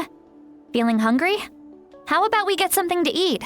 Oh, we are friends already. I love this. Right, it's been a while since we last ate. Now that we can relax, Paimon just realized how hungry she is. Then let's go. We can find somewhere to sit down and talk. Food and drinks are on me. It's okay, we can cover our own bill. Paimon's got a secret food fund, so she can do the honors. How did this become Paimon's bill? Jadealy looks quite down on herself. Yeah, maybe we should, buy her a meal. Alright. It's on Paimon this time. What's one meal to the best guide into that? So you can just sit back and enjoy, Jadealy. Paimon will take care of it. Oh, that's so sweet of her. I wasn't expecting her to actually go along with it. Hey, come on now. You won't even let me take you out for some food and drinks? I just wanted to treat you to a meal. Okay, next time it could be on you. Are you sure? We can save you some Mora. Mora is the least of my concerns. Besides, we're definitely due a meal after all the time we've spent together. Let me get this one. I might be an old hag, but I like to think I'm not completely useless. I wish I could say Mora is the least of my concerns. I only have 1 million Mora to my name as of now. So I like to think I'm kind of broke. Because Jadealy, could you lend me some of that Mora if you're not concerned about it? I would appreciate it. Thank you. I need to build my characters, you know. And also I'm gonna get Shilonen, so I'm gonna need some Mora to level her up. Sure, that's fine with us, but Paimon doesn't want you to be sad, Sweet Lolly. Oh, Paimon. You're so sweet. Don't worry. I'm sure a juicy grilled steak will work wonders. The three of you walk into a tavern and find a quiet spot to sit. You and Paimon order some food and fruit juice while Jadealy begins chugging down bottle after bottle of wine. Oh no. Is he gonna get drunk? What are you looking at? Do you see two people standing by the door? They look like spitting images of each other. Are they twins? She's already drunk. Look at the flush on her cheeks. This is gonna be fun. No. But Paimon only sees one person there. Huh? How could that be? I guess my mind isn't as sharp as it used to be. Give me another bottle, boss. No. Let's stop there. You know, my favorite drunk in Genshin is drunk Kazuha. Jadealy could be second. Because do you remember Kazuha being drunk in Mondstadt Tavern? Oh my god, that was so cute. Anyways, if you don't know that, definitely go and watch it. Because it is certainly adorable. Do you think she's drunk? Oh, certainly. I would be surprised if she wasn't. There you go, miss. Oh my, it's not every day you get to see Granny Itzley here with some friends. Not to mention ones who've made a huge name for themselves recently. Oh, so you've heard of us? Of course I have. Aren't you the ones who saved Kachina and brought her back? No wonder you hit it off with Granny Jadealy. She wouldn't spend time with just anybody, you know. Oh, we are flattered. I don't even remember the last time I saw her with a new friend. Wait, so you call her Granny too? I mean, apparently everyone does. Well, given our ages, it'd probably be more accurate for me to call her my great-great-granny. What? She's one of the most famous people at the Masters of the Nightwind. Most days, hardly anyone even dares talk to her. Huh? Gossiping about me right in front of my face now, are you, Chonka? Oh, please, Granny, I wouldn't dare. I'm just beyond happy to see you bring over some new friends. After all, any friends of our regulars are sure to be great customers too. All right, that's enough. Go on now. I'm sure the other customers would like to talk to you as well. There's no need to keep staring at me. I promise I'll keep my alcohol down until I leave. Well then, you have my thanks. After Chanka leaves, Jadealy downs a few more glasses and begins to stare blankly into space from her chair. You start wondering whether she's actually drunk or working through some complex problem in her head. She's probably a drunk, like...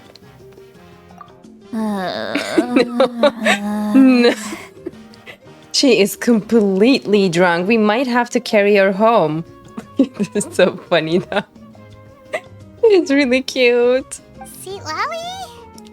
Sweet Lolly? Why did we even let her drink this much? This can't be good. Who's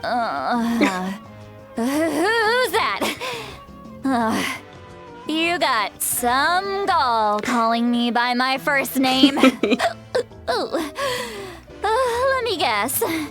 You want to test your skills against Granny Itzley, don't ya? This is really cute. And definitely, I wasn't expecting to see drunk Jadealy on our first hangout together. Are you still with us, Sweet Lolly? You're kinda talking to no one. You chumps come around here, picking fights with me, well, you know what happens next. You lose, and then run off home to tell everyone about how I'm this big scary bully.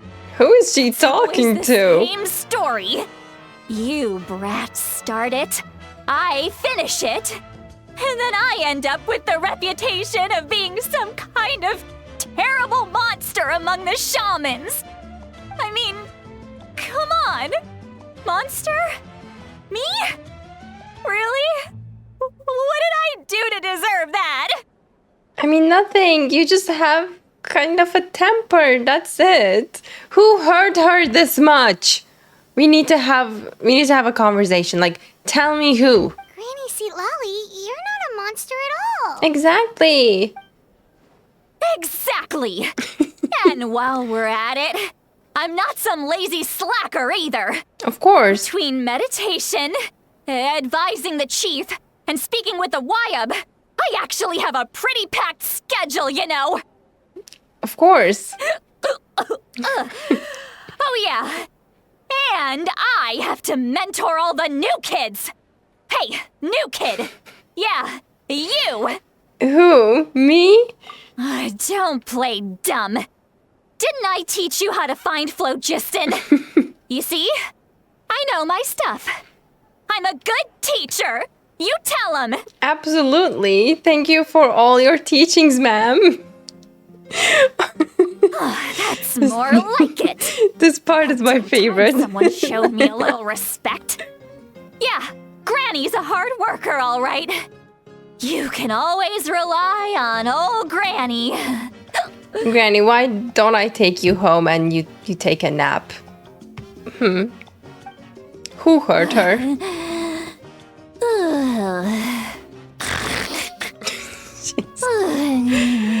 Snoring already and sleeping with your eyes open? Did she just fall asleep with her eyes open? That's next level. Oh, jeez. Behind this pitch-black curtain, a chapter of hatred reveals itself. Behind the smoke, the lingering smoke. Ah, she's meditating again. While being She drunk? does this whenever she's had a few too many drinks. Oh. Her mind's actually racing at this point. It's quite the opposite of sleep. Is this another specialty of the Masters of the Nightwind? No, I'd say it's an ability that's unique to Citlali herself. While she can easily pick up everyone else's skills and tricks, few have been able to master hers. Warning, warning. Red, the color of danger, has now arisen within that pair of eyes. Red color of danger has now arisen within that pair of eyes. Red eyes. No one has red eyes. Who has red eyes? Arlecchino, but she's not here. Huh? Okay, she's back. Traveler? Paimon? Are you alright? What's wrong? Oh no. I'm gonna hurl. No, she's gonna throw up. Hang on, just keep it in. Bring a bucket. Phew. Okay. Okay, it's passed. Whew. That was a close one. She had few more drinks that she could handle, huh? You had Paimon worried. Paimon really thought you were about to barf all over the table just now. How embarrassing. I'm sorry you had to see me like that. That's never happened before, I swear. I've never thrown up, not once. We didn't ask about before. It's alright. Are you feeling okay? Want to take a quick walk and get some fresh air? Oh, that's a really great idea. There's so much that I want to say, but I can't. Why? Why not? Of course you can. Just say whatever's on your mind. Please, Paimon, it's not as simple as you think. We've only known each other for a few days, right? What would you think of me if I were to start dumping all of my complaints on you after we've only just met? Oh, Paimon gets it. You're hoping that we wouldn't think less of you no matter what you're about to say. No, that wasn't my point at all. Seriously, don't you youngsters know anything about shame? I'm talking about shame. I've lived all these years and still can't get rid of it. Surely you know the feeling too? She doesn't want to do trauma dump on us, which is very thoughtful, but I'm really curious. Actually, about that. Should we just tell her? Huh? Tell me what? Yeah, this is as good a time as any. Alright, go on. Alright, Jadealy. Listen carefully and try not to get too upset. You described the events that took place during Auroron's rescue as objectively, fairly, and impartially as possible. Jadealy shared some of her senses with you through a spell, allowing you to temporarily hear her thoughts. So, you heard my... Yep. It's okay, Jadealy. You had every right to complain about those things. I can't take it anymore! Why do these things happen to me? Hearing me mumble under my breath is one thing, but hearing what I mumble in my own head? That's too much! It's just like when you're rolling on the floor in your pajamas, but you forget to lock the door, and someone bursts in to deliver cabbages and sees the whole thing! Oh, I really like her. She's so funny. So that, happens to you a lot. Apparently, embarrassing things keep happening to her, but it's alright. It's alright. It all happens to each one of us. It happens to people in general, okay? Doesn't matter if you're 200 years old or 1,000 years old. Everyone rolls around in their pajamas sometimes. Yeah, it's perfectly normal. Just picking something generic. Are you okay? You look dejected. Take a walk with me. I have things to share with you. I love this expression on her face. It's so cute. Like, it could be a great sticker, you know? He's completely given up. Like those criminals who just confess everything and accept their fate. We should follow her just to make sure she doesn't do anything stupid. You're making me want to cry. Well, she can cry on our shoulder, right? Oh no. What do we do? Please don't cry. I was an expression, okay? A figure of speech. I'm just... embarrassed. Here you are thanking me. Even after you helped me all this time. Let's just have a casual conversation. It's easiest that way. Really? You don't seem like the kind of person who keeps things casual. Well, I guess I used to be more of a stickler for the rules. And you're right. I don't usually open up to the people of my tribe like this. Well, at times it is easier to open up to strangers. I'm just an eccentric old hag to them. That story's been passed down so long. It might as well be true. So even if she doesn't feel that way because people expect her to be this, like this is her title, she kind of feels forced to be like that. But you're just a regular person. Exactly. The kids of my tribe would have a heart attack if they heard you say that. Granny Eatsley is a powerful figure. Be careful around her. That's what they'd say. Well, you are powerful. Are they afraid of you? Some are. Others are mad I always come out on top. A few decades like that, and people stop knowing how to deal with you. I mean, probably she is intimidating for the most. What about you? Are you scared of me?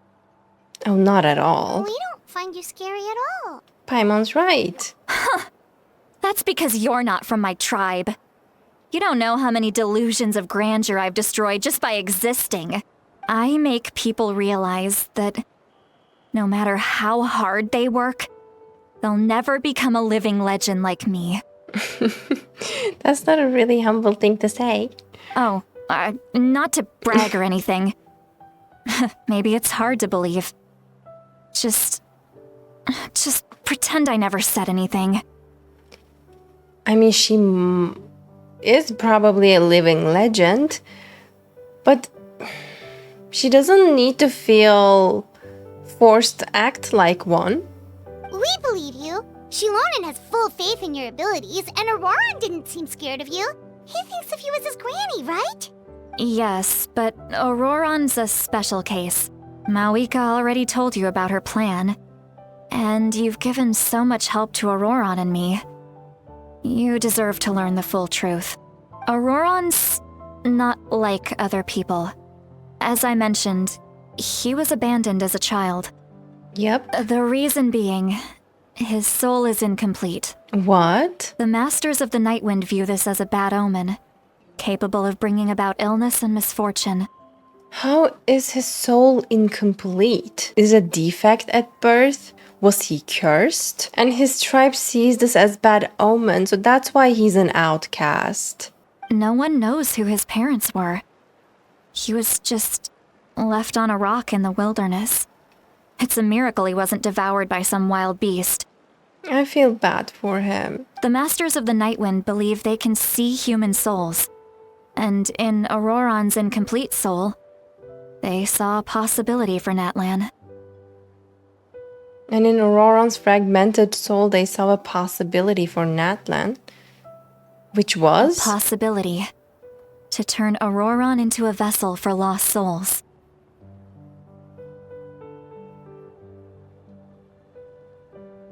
And? The ceremony would allow lost souls to gather within him. Auroran would then be sent to the Night Kingdom to return the souls to their rightful place, strengthening the ley lines and completing the ceremony. So that's his duty. Wait, that doesn't sound right. Sending a living person to the Night Kingdom, wouldn't that just kill him? Wait, would that kill him? Well, I assumed it would be fine for him to travel back and forth because we already saw him in the Night Kingdom. But wait. Okay, I'm confused. Now you see the problem. It would kill him. When damage occurs to the Night Kingdom, the souls held within disperse and remain adrift, unable to find a way back to the ley lines. This loss of souls damages the Night Kingdom even further. The ceremony can send back countless souls at once, which would benefit the Night Kingdom and the souls themselves. Of course, the vessel, Auroran, would be sacrificed in the process. I wasn't surprised the chief at the time came up with the plan. The ley lines were already in a terrible state. A suitable candidate for the ceremony appears, and now you have the chance to make things better. Of course you're going to take it. When the chief asked for my opinion, I didn't give my approval, but I didn't object either. So they went ahead with the ceremony. Oh, they already failed. tried? And Auroran escaped with his life. Pathetic, isn't it? By not objecting, I basically gave them the go-ahead. Maybe they didn't have my explicit approval, but it's not like I did the right thing. If the ceremony was successful, Auroran would probably be dead. She feels guilty even now. I can't imagine her state if the ceremony was successful. Of course, in my tribe, death is rarely something to fear. But what kind of message would we be sending by sentencing a newborn to death? By using a human life as a tool? It's not right. So, when I learned the ceremony had failed, I was ashamed by my inaction, and absolutely relieved by the result. The plan was never a secret. Or, I guess I should say, there was no point to keeping it a secret. A simple investigation from Auroran would reveal everything. I wonder if he knew beforehand. Everyone thought he would be happy he survived. And he never really said anything to the contrary. But just as I was about to put all of it behind me, he asks this question. Would Natlan have been saved if the ceremony succeeded?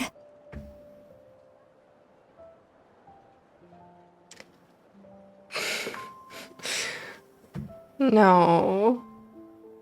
Poor child. Wait, but it's not his fault.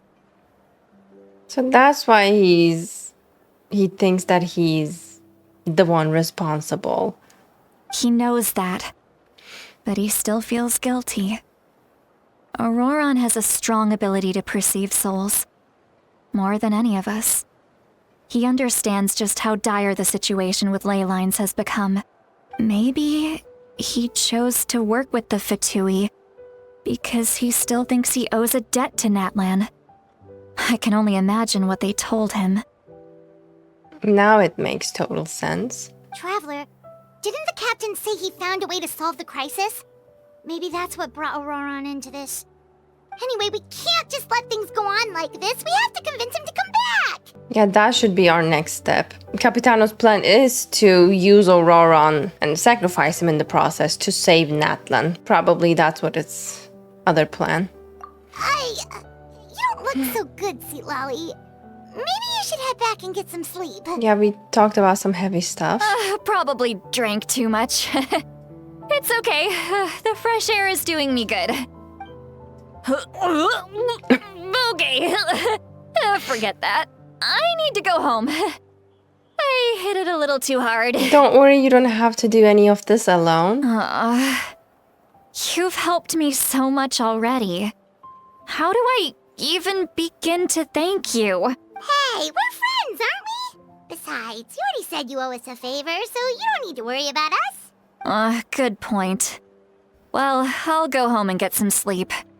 We can figure out our next move in the morning.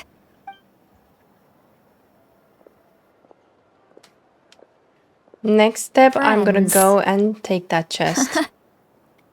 I like the sound of that. No. Well, we are friends to begin with. It's really... Oh my god, I'm gonna cry. Stop. So cute. Auroron's probably back with the captain, don't you think? Yeah, we should tell the Pyro Archon what we learned. You mean about the backup plan? Do you really believe what the captain told us? She needs to know regardless. We should just be upfront with her. Yeah, you're right. We should just go to her directly. I'm gonna go get that chest. She's probably asleep. We can find her first thing in the morning. Pavan, don't yawn. You're gonna make me... Go to bed. Stop. We all yawned together. I mean, that's the rule. If someone yawns, the rest of them they're just bound to join. Oh, that hurt. Floral. I got him cornered. Shadow of the past, mine to command. Glory to which none can compare. Ooh. Especially not when I'm in a bad mood. Is something gonna happen? Because why are we walking our way back to the inn? Just asleep? Oh, it's really cute. Okay, I take it back. Look at how small Paimon is. Outside. Paimon still half asleep. Oh, Guess we should see what's going on. what's going on? You're already here. I was just about to come get you. Well, isn't it in the middle of the night right now? Wow, you're up early. That's impressive, especially after all the drinking Oh, it's last it's night. early in the morning. Let's not bring up last night. I'm embarrassed about the whole thing. Well, I'm impressed. You are not hangover at all. Anyway, I was also woken up by the commotion. Looks like all the warriors from the stadium are on the move. Oh yeah, what's going on? I heard many areas have been attacked by the Abyss, including the Masters of the Nightwind. I need to head back right away. The Abyss attacked again? Are you sure you can handle it on your own? Do you need our help? I'll be fine. We also have the support of the warriors stationed at the various outposts. Given the quick response, things shouldn't get too serious. The stadium could always use more manpower, so you should join the forces here. What about Auroron? I'm done making excuses for him. He's not a child anymore. He needs to take responsibility for his actions. I was the one who vouched for him, so I need to report back to the Speaker's chamber. I'll accept however they choose to handle the situation. But I should be able to convince them to let me go back to my tribe first to deal with the attack. As for the ancient name, once we handle this crisis, I'll talk to Shilonen right away. Don't worry. I never forget a promise to a friend. Aww. Be careful. I'll keep an eye out for Auroron as well. Thank you. All right, I need to start heading back. She left in a hurry. The situation must be really serious. Looks like a lot of people are heading to the stadium. Let's see what's going on. Chaska, Moalani. Ooh. Traveler, over here! Perfect. Our star Outlander has appeared. Oh, you're all here! But, what's with the whole star Outlander thing? Just my way of saying how awesome you are. We've got a real emergency on our hands, so this is the perfect time for you to show off your skills. Alright, but can we get a quick rundown of the situation first? The Abyss suddenly attacked the Collective of Plenty, the Masters of the Nightwind, the Children of Echoes, and a number of our camps and outposts in the wild. All at once? Yes, and the attacks are increasing in frequency. The tribes have plenty of defenses, so they're safe for now, but I can't say the same for the adventurers and merchants stuck in the wild. Chaska and I have been searching for survivors and treating the wounded. We just got back, but we need to head out again soon. I plan on heading back to the Collective of Plenty, just in case my tribe needs me. What about you, Mualani? Where are you gonna go? I'll go help the Children of Echoes. They're the closest, so I can start fighting right away. What about you guys? We could go together. I need to talk to the Pyro Archon first. I learned a few things from the captain. Yeah, that does sound important. She's No right worries. there. Just leave the Children of Echoes to us. Who knows? Maybe yours truly will have the Abyss on the run by the time you're finished. That would be pretty great, actually. I hope my tribe gets through okay. It'll be fine. Your tribe doesn't do all that bodybuilding for nothing. Let's part ways here for now. And most importantly, be careful, everyone. Oh, and some of us need to avoid getting contaminated by dangerous-looking substances. That will make my job a lot easier. That side eye is for Chaska. Am I right? Koichi, do we really have to do this now? It's alright. She's just looking out for everyone. Alright, let's hurry up and talk to the Pyro Archon so we can help the others. Finally, let's go talk to Maweka. Oh, it's you two. As you can see, things are not looking good right now. People across Natlan are in danger. When Citlali said red eyes earlier, I just realized Maweka also has red eyes. For some reason, I remembered her eyes being golden like the sun. But her eyes are red too. Okay.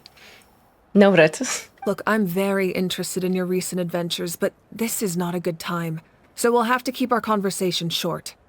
I mean, I'm not here to talk about my adventures, but that's kind of rude of you to assume, right? That's alright, we're also in a hurry. We're gonna go help the Children of Echoes after this. We met the captain. What? You want to talk now, don't you? You tell Maweka about your brief meeting with the captain and Auroron. So he thinks my plan is too risky. He thinks I'm being stubborn. Well, is it true? Can the Gnosis do what he said? I shouldn't underestimate the Fatui's ability to gather intelligence. The Gnosis does have that function. But there's more to the story.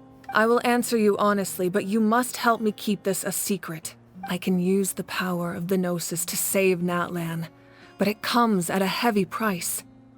Which is? The Gnosis would drain all the souls and memories from the Night Kingdom and weave them into a giant net, which would surround the ley lines and protect them against abyssal corrosion. Does that mean sacrificing all of the souls in the Night Kingdom and Night Kingdom with it. Am I getting this right? Wait, you can use souls to weave a net? But does that mean... Yes. It means sacrificing those souls in the process. Souls are just another form of life. The cruelty of this method is self-evident. The Night Kingdom not only houses the souls of the dead, but also our memories and legends. Using the Gnosis means converting all three into material for the net, erasing our history and culture. And you know how Natlan is so big on remembering their ancestors, their history, the ancient names. So deleting whole history and culture is like deleting Natlan all over. Even then, the net can still become corroded. If we cannot find a way to repair the damaged ley lines before that happens, then all those sacrifices are for nothing. And still, there is a chance that the plan can still fail. Given the enormity of the price, it's a solution I refuse to consider right now. I want us to win, but I also care about how we win, and what that means for us in the end. Now, it's true, both plans come at a risk, but after weighing our options, this is our best bet. I'm surprised the Gnosis has this function. It doesn't sound like something an Archon would do. Natlan is unique among the nations of Teyvat. Given the ever-looming threat of the Abyss, the Pyro-Archons had to account for the worst-case scenario. Having a contingency plan is our duty, not just to the people of Natlan, but to all who live on this continent.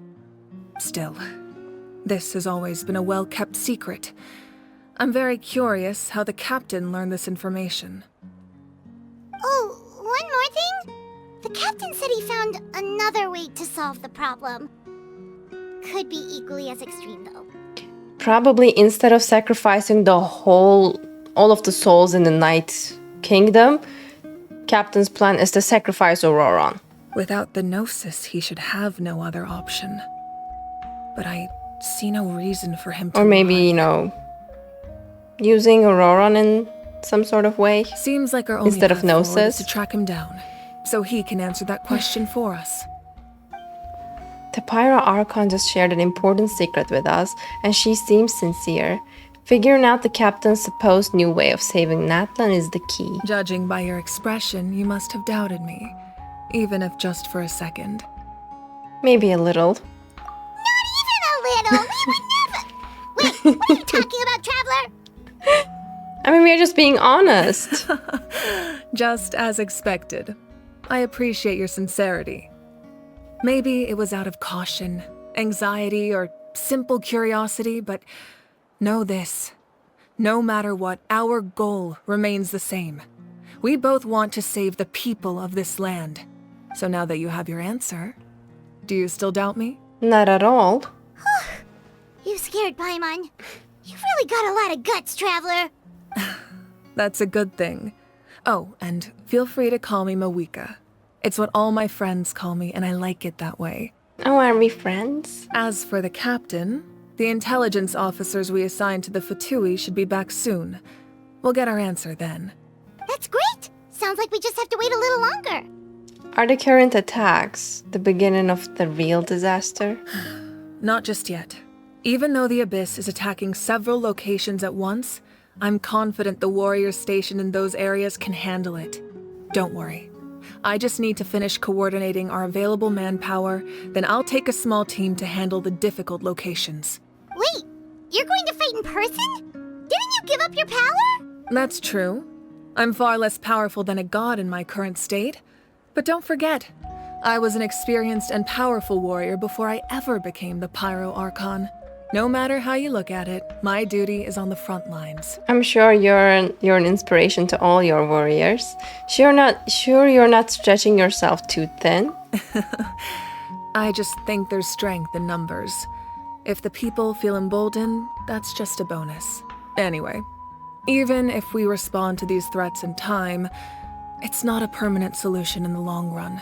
I've considered moving my people to other nations, but Given their close connection to the Night Kingdom, a forced evacuation would have devastating consequences. I've told the chiefs of each tribe to strengthen their defenses and advise people against leaving their settlements. Now, I just need to find the right time to disclose the true nature of the crisis to the people of Natlan. Paimon's a little worried about how people will react. I think a lot of people will join the fight. Yes, but that won't be the only response. In any case, that's for me to worry about. I'll let you know when we have more information on the captain. All right, we should head out. Maybe we can join up with Mualani. She can't be too far ahead. Yeah, let's go. Stay safe, Mawika. No need to worry about me. Quick, over here! To safety! Kachina, how many people do you have left? They've all made it out. It's Jadealy and Paimon. They're here. What's the situation? There's a trapped caravan that needs our help. We need to rescue them as soon as possible. We'll go together. I'm coming too. I can't thank you enough. Don't worry about it. We're just glad you're okay. Let's see. Your goods look fine too. Guess the Abyss isn't after Mora. That should be the last abyssal pylon near the Children of Echoes. Phew, that was scary, but we did it. By the way, where's Seat Lolly? I thought she would come with you. The Masters of the Nightwind also got attacked, so she went back to help her tribe. She said we can deal with the ancient name later. Yeah, that makes sense. The attacks are more urgent. All right, this isn't a good place to talk. Let's head back to the tribe.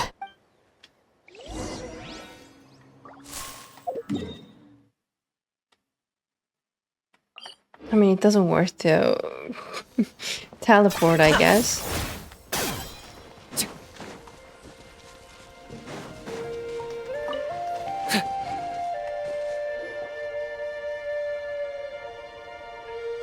Looks like a few people were hurt after all. Oh, I should have got here sooner. The Abyss threw a lot at us at once. I rushed out as soon as I heard the alarm, and there were already so many monsters. Before long, Kachina brought over a whole group of warriors, and just like that, we destroyed several pylons as a team. Nice work, Kachina. I wasn't in charge or anything, we just happened to be together. Still, I think this proves that camping in the wild was a great idea. That's how we were able to respond so fast. Sleeping on the wet grass was pretty uncomfortable, but it was worth it. I don't mean to be negative, but the situation is not looking good. You mean the situation in the Night Kingdom, right? Yeah, I feel the same way. We've managed to keep it a secret all this time, but more and more people are realizing something's wrong. It's impossible not to feel anxious when things are getting worse by the second, and all we can do is wait. And we still don't know when the final two heroes are going to appear. That just means we need to buy the Pyro Archon more time. Keep pushing, everyone. Every battle is worth something. You really are an eternal optimist, Mualani. You always find a way to cheer people up. Why, thank you. I guess it's one of my better qualities. I learned a few things you should know. You share the captain's intel. So everyone knows now. Specifics aside, the Pyro Archon confirmed the Gnosis can resolve the crisis, but it comes at a huge price. And somehow the captain finds out about it, goes to fight the Pyro Archon, and calls her out for having a solution but refusing to use it. Honestly, if he has the same information as us, I can't really blame him. It is probably because our plan is so risky, we don't even know if the 6 heroes will reunite in time. We talked to Mawika before we left the stadium. According to her, the cost of the captain's plan is too high. And, well, it makes sense. If that was truly the better choice, she would have picked it. Yeah, I trust the Pyro Archon. When I was upset about Kachina's disappearance, she was really sincere and patient with me. Plus, she burned down all those precious mementos for Kachina. She's already proven how much she values even a single person's life. When it comes to Natlan's survival, there's no way she would hold back. I agree.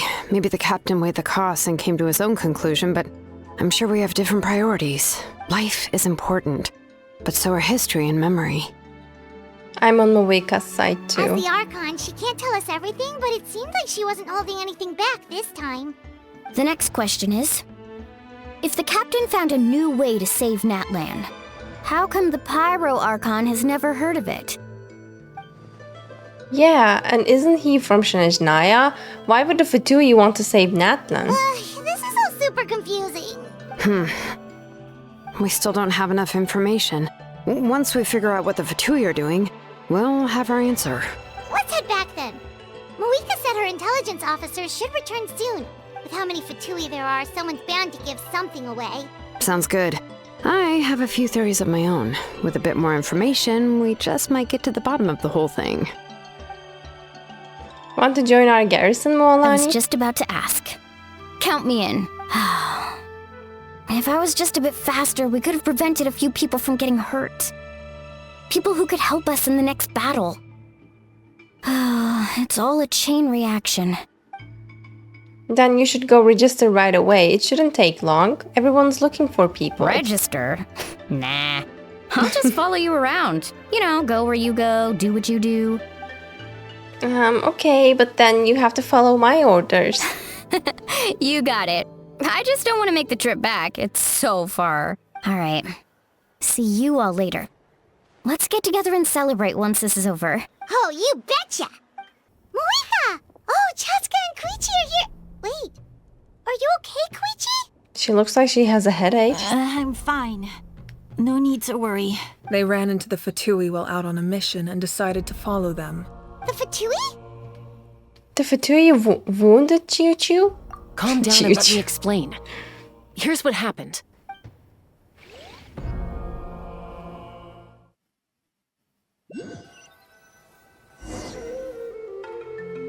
Watch out. It's the Fatui. Were they attacked by the Abyss? No, wait. It looks like they're protecting a group of travelers. Over there. Do you see? Yeah. You're right. That's a traveling group from Natlan. Could they be trading for something? Let's keep observing for now.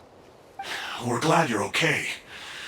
Given the appearance of abyss monsters all over Natlan, you should cancel your journey and seek shelter at the stadium or one of the tribes. Thank you so much.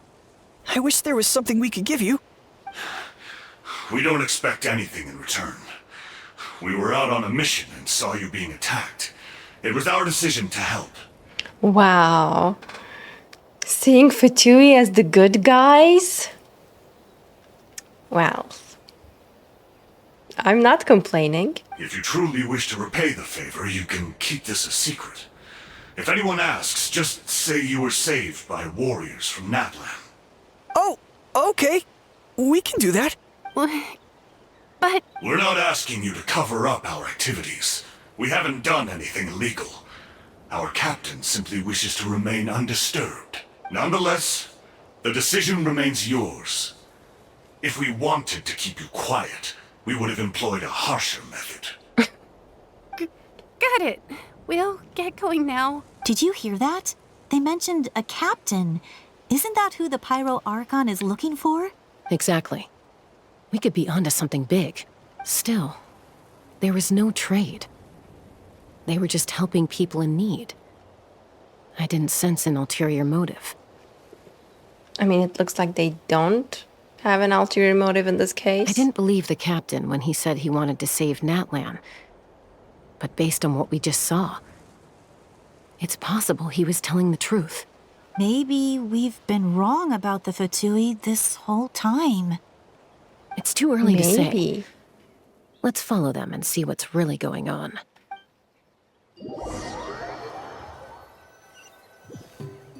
I mean, it's still too early to decide. This is where they were headed. Looks tricky. It's heavily guarded on all sides. Koichi, wait for me here. I'll go in and check it out. Oh, no you don't. How are you planning to get through all the guards? Look, I can use this terrain to my advantage. With our tribe's special way of getting around, I doubt they'll see me coming. We still can't see anything on the inside.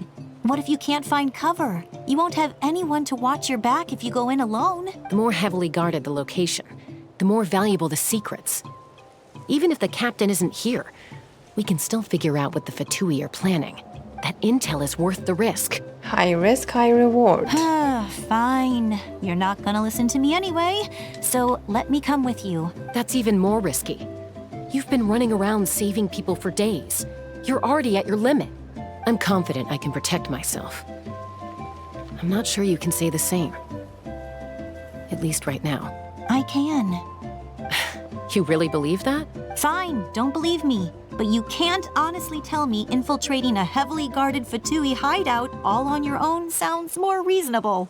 You know, growing up, even if I insisted on doing something, it never gave you any trouble. I'm not sure you can say the same. All right. If we start arguing, this will never end. We can't let this opportunity go to waste.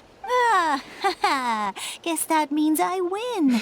Don't They're worry, so you're not the sisters. only capable young person from our tribe. I can handle this. But apparently she couldn't because she is the one who got attacked, right? All right. Same plan as usual. We split up, communicate with hand signals, make sure our blind spots are covered, and support each other once we strike. Got your ropes? Yeah, let's go. Sneaky sneak.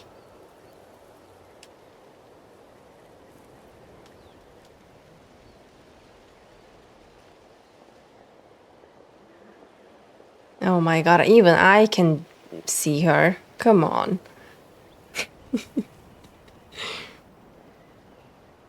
The Fatui have eyes all over this place. I should wait for Koichi's signal.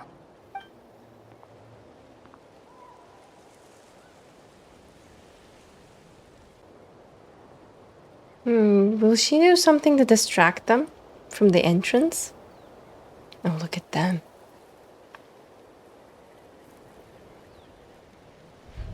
Now. Go.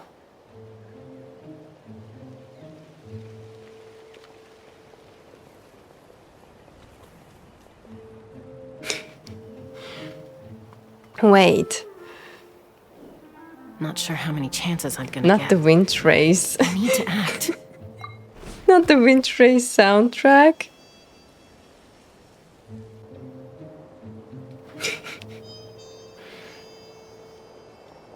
Good. I made it without getting caught. I should get to that platform over there. But it's guarded by the Fatui. Koichi should have line of sight. I'll wait for her signal. This part is funny. Okay, once she turns her back, we should be safe, right? That's it. Now's my chance. Quickly approach the area underneath the platform. Why do I feel like we're gonna get caught? No matter how careful we are.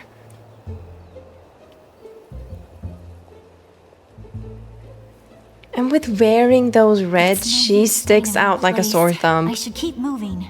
Looks like Chaska is helping me by keeping an eye on the Fatui movements. I'll wait for her signal. It's so funny when they said, oh, we're going to communicate with hand signals, and the only hand signal they communicate with is like the only thing they do is anyways.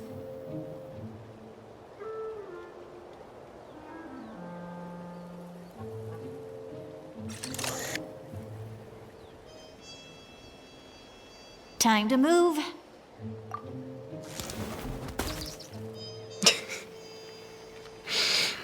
Not the birds jumping too. That was close. Almost got caught. Probably can't make it over in one go. I'll wait for my next chance. Now's my chance.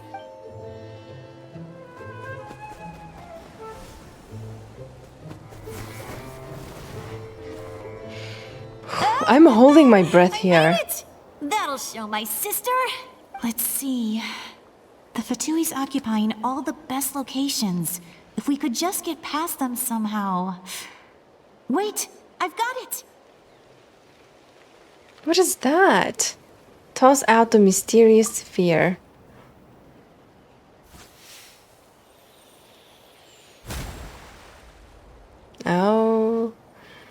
Stinky Dendrosphere. Oh my god. Huh? What's that noise?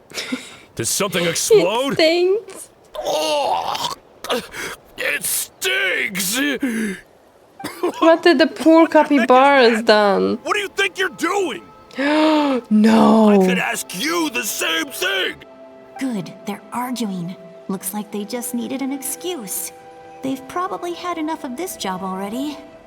But I don't think it's good that they started The people arguing. on the hill over there left to help their comrades. This is our chance.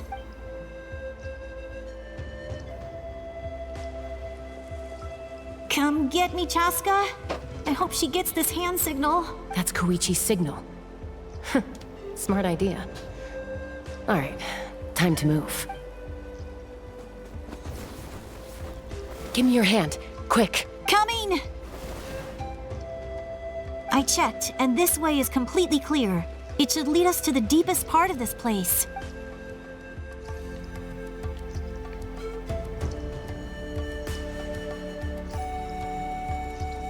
We're almost there. Well, I was pretty helpful, right? You know, everyone usually jumps at the chance to work with me. Not my own sister, though. No, she avoids me like her life depends on it. I was wrong, Koichi. You've done well. Wait, you're just gonna admit it? Now I look like the mean one. Let's focus on the task at hand. We're in the heart of enemy territory. The more time we waste, the more dangerous this becomes. All right. If you're not gonna take the bait, then I'll drop it. Looks like the Fatui are here to dig something up. I'm surprised they mobilized this many people. I doubt it's because they're interested in our culture and history. It seems like they're looking for a dragon relic called the Source Mechanism. The device is ancient. Barely any information survives to this day. And even people from Natlan don't know how to use it. Why would this be the Fatui's target? Not bad. Looks like it's in good shape. This should be what our Lord's looking for. I wonder what that does. Took us long enough. Come on, let's get this thing back. Back? Back where? Should we keep following? You really want to keep going? Of course. We make a good team, don't you think? No reason to stop now. No. What was that sound? Uh-oh. We've been spotted.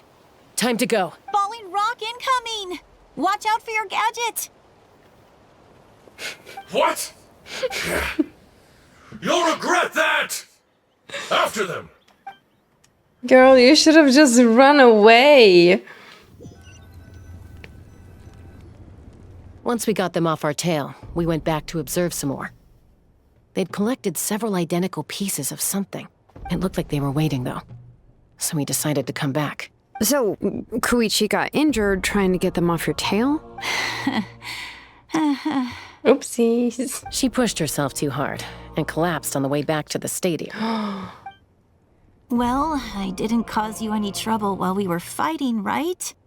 So my perfect record remains. You've done very well. I could make a comment on knowing your limits, but it's not my place. I know. I'm already reflecting on my actions. So, our current intel suggests the Fatui is after the Source Mechanism. The device is a complete mystery, even to us. What does the captain want with it?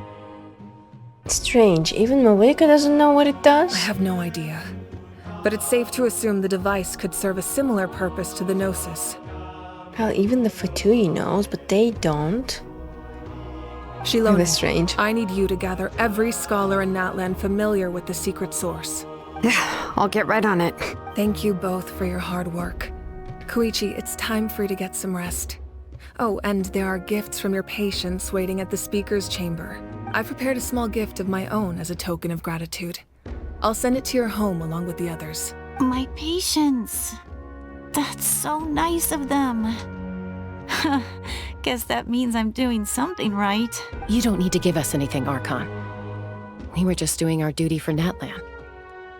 I should take Koichi home now. Well, if Koichi doesn't want her favorite Saurus crackers, then... Oh, that's really sweet of her. Accept. Thank you, Archon. What am I gonna do with you? There's some for the rest of you as well. They're one of my favorites too, so don't be shy. I'll start investigating the source mechanism right away. If I learn anything, you'll be the first to know. Yummy snacks! I really want to know what that source mechanism does, when, from which era it is from. Karmia, Dragon era. What is the most ancient thing? That's a really good question. The most ancient thing. Dragons? I mean, the Seven Sovereigns. Isn't that the most ancient thing in Genshin that we know of? Yep. I was right on the nose with that one. Dragons. So I was wrong. Not Karmia, not Karian era, but it is from Dragon era. Something huge is incoming. What's next for you two? I'm taking Koichi home, with our parents there to keep an eye on her. I can make sure she actually rests. Hey, it's not like I'm some kind of prisoner. I'll be fine in a day or two.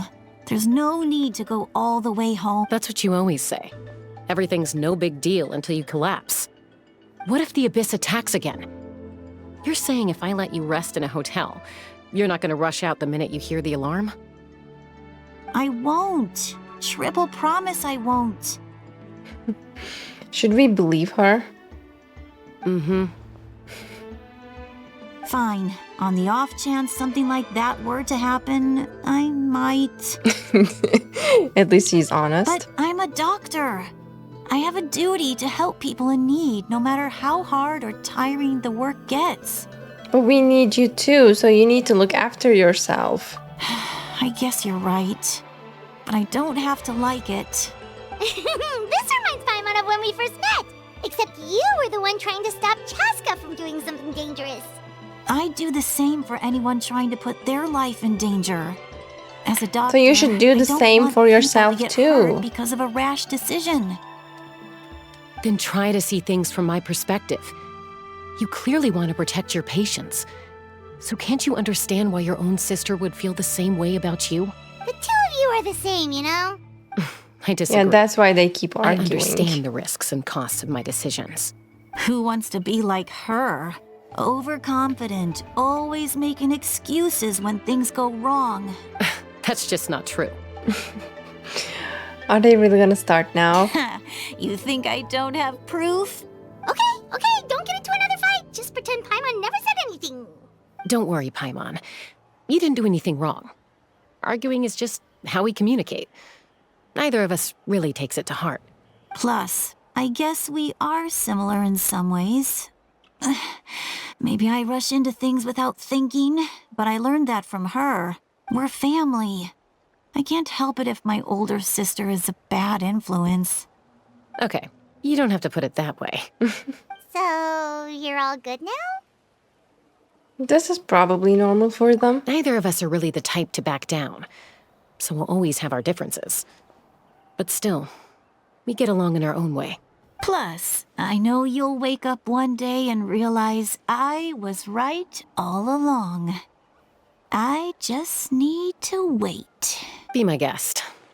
Come on, let's get you home. See you later, Traveler and Paimon. I'll be back once everything's settled at home. There's no rush. At least grab a nice meal with your family. See you later. Bye, you two. Take care of yourselves out there.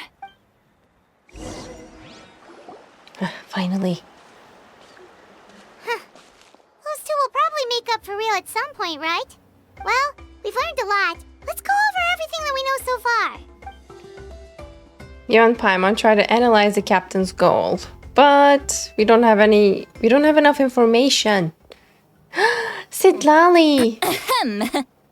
Sorry for popping up out of nowhere. Again. Why do you look so awkward? Oh, is there something you need from us? Okay, I won't beat around the bush. Oh, and I'm sorry for interrupting your rest. I'll treat you to some charcoal grilled steak to make up for it. Alright, you're forgiven. Awesome! Just give us your orders! Hey, friends don't order each other around. I'm just here to share some news. Remember what we talked about before parting ways? Oh yeah, you mentioned how Auroran has always wanted to save Natlan, and something about his soul being fragmented. Paimon and the Traveler discussed it after you left, and we think Auroran is probably back with the captain. What do you think? I agree with your hypothesis. And just now, I confirmed it myself. Oh, she knows for sure. Auroron came back. He helped the Masters of the Nightwind defend our camp. What? Aww. He came back? Did he say anything? I told him to give up whatever he's doing, but he refused. He said they're just one step away from success, so What does there's that no way he mean? can back out now. Apparently, he came back to fulfill his duty to our tribe.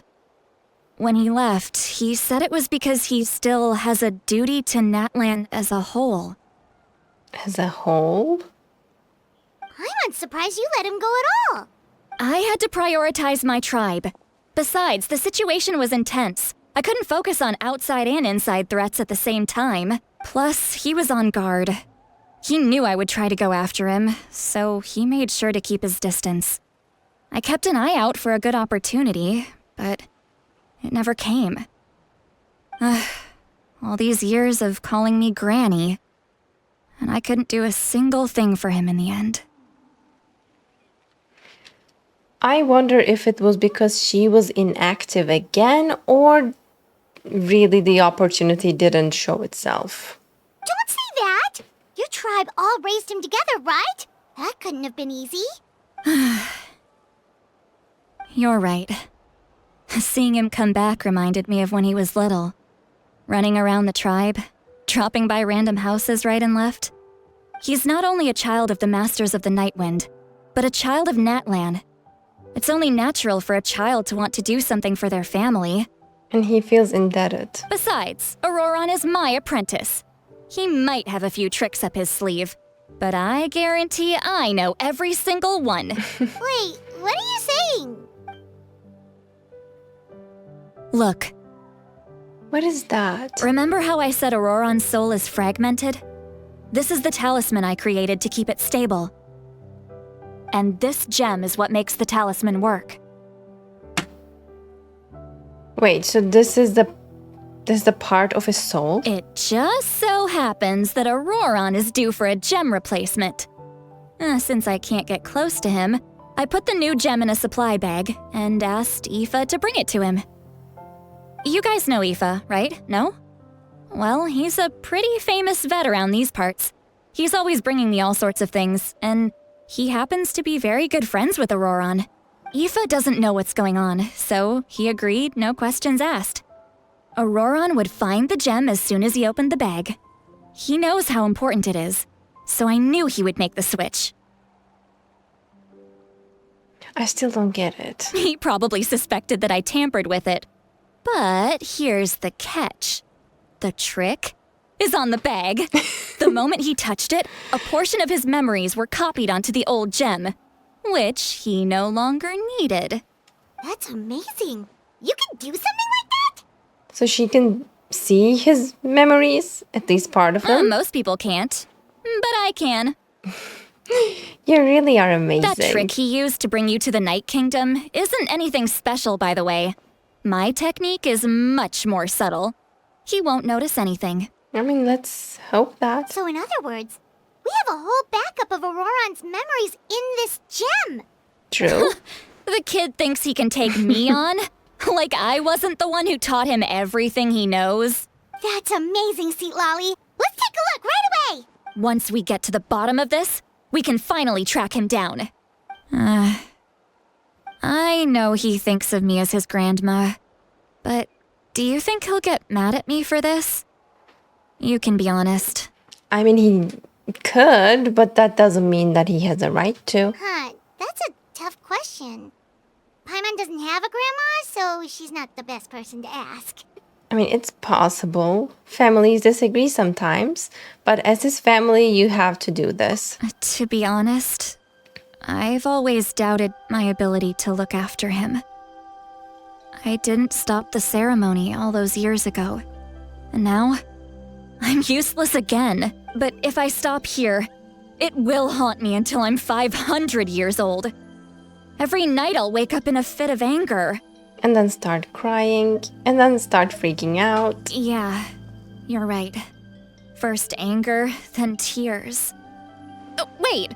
Who are you calling a crybaby? Oh, no one. You're just making it worse, Traveler. I need to look at his memory.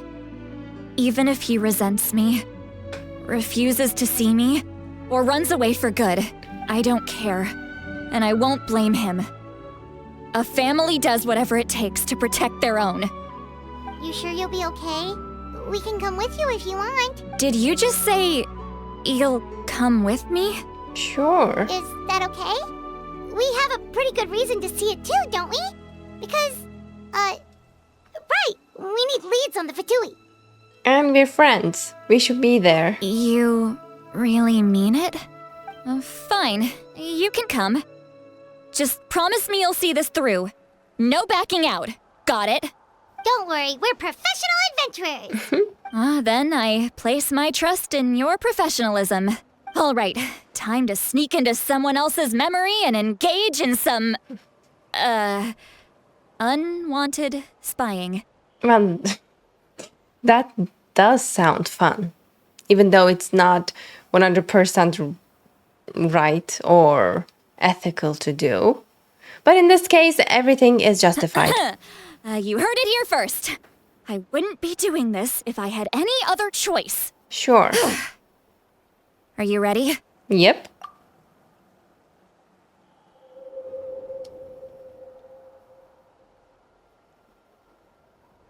Here we go.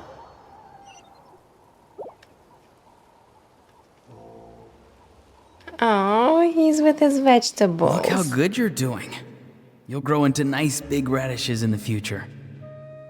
This is so cute. He even speaks to them. And you? Aoife says you're taking up too much space, but I think you're a good tree. What do you think? Why is it so adorable? Hey! How's it going, Auroron? Good. How are you, Uncle Okanbi? Can't complain. What you up to? Naming your vegetables again? No, just some idle conversation. Sounds fascinating. What did they say?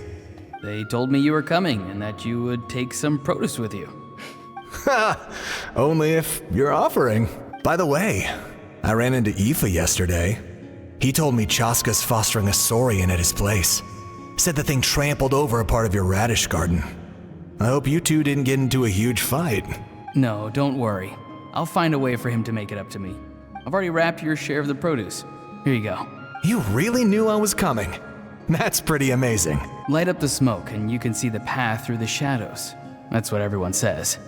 Hey, have you seen that strange group of people that just appeared out of nowhere? Oh, the Fatui? Appeared out of nowhere? I don't think so. It's the Fatui. Their leader seems like a big deal. He didn't bring many men with him, but they're all elite warriors. It seems like they're looking for someone, but I wouldn't go around asking too many questions. If you run into them, be careful. Well, that was wholesome. You're from the Masters of the Nightwind, are you not? Why do you live here alone? Here we go. I enjoy living by myself out in the wild. What did he just say? Be careful if you run into them. Do not start conversations with them. I guess you're from the Fatui, the one everyone's calling a big deal. Oh my god. Not an inaccurate description. I'm looking for someone who may be known to you. Jadealy is her name. Granny? What does an outlander want with her? I've heard the name. You have business with her? There's no point to further questioning if you insist on hiding things from me. I shall seek answers elsewhere. Oh, he could tell I was lying and now he's leaving? He gave up just like that? Well, that's a good technique on Capitano's side. Hey! At least tell me why you're looking for Jadealy. It's none of your concern. I have my own means of tracking her down. No. Why are the Fatui looking for her? What does she have to do with them? I can't just let them go like this. I have to figure out what they're planning. Oh, that's how he got hooked to the Fatui. Wow. Capitano is good, what can I say? Wait, he followed them? They've just been studying the ley lines and asking for leads on Granny. I can definitely rule out some sort of invasion. Oh, I'm 100% sure Capitano can tell that he's being followed. The situation has seen no true improvement. The Pyro Archon did not fulfill her promise. No. Ignore him. He's no threat. See? Oh, he already knows, like, ignore him. Oh god, he's so cool. He knows I'm following him, but he doesn't seem to care. Oh my god. He's strong, I can tell. But there's something We all can tell. unusual about him and also familiar in some way. I can't describe it. Familiar in some way? Is also Capitano's soul fragmented like Auroron's? Whoa. Oh my god, what is happening? What is it? My lord, I feel dizzy. A ley line disturbance. Certain presences have been forced to wander outside their rightful realm. Capitano is not affected by it.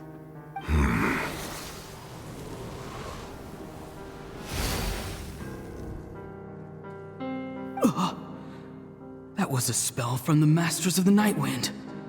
How did he know that? Is he sending those escaped souls back into the ley lines? How can he do that? How did he do that so easily? Soulfaring is supposed to be extremely difficult. This could be related to why he's searching for Granny. Well, that's number one Fatui Harbinger for you, I guess. I feel much better. Thank you, my lord. Wow. Think nothing of it. Stay vigilant and continue to gather information. The Abyss could attack at any moment. If you notice any irregularities, assume drill formation and be prepared to fight. However, there's no reason to over-engage. Information is our first priority. Yes, sir. Why are the Fatui fighting against the Abyss? Do they really mean us no harm?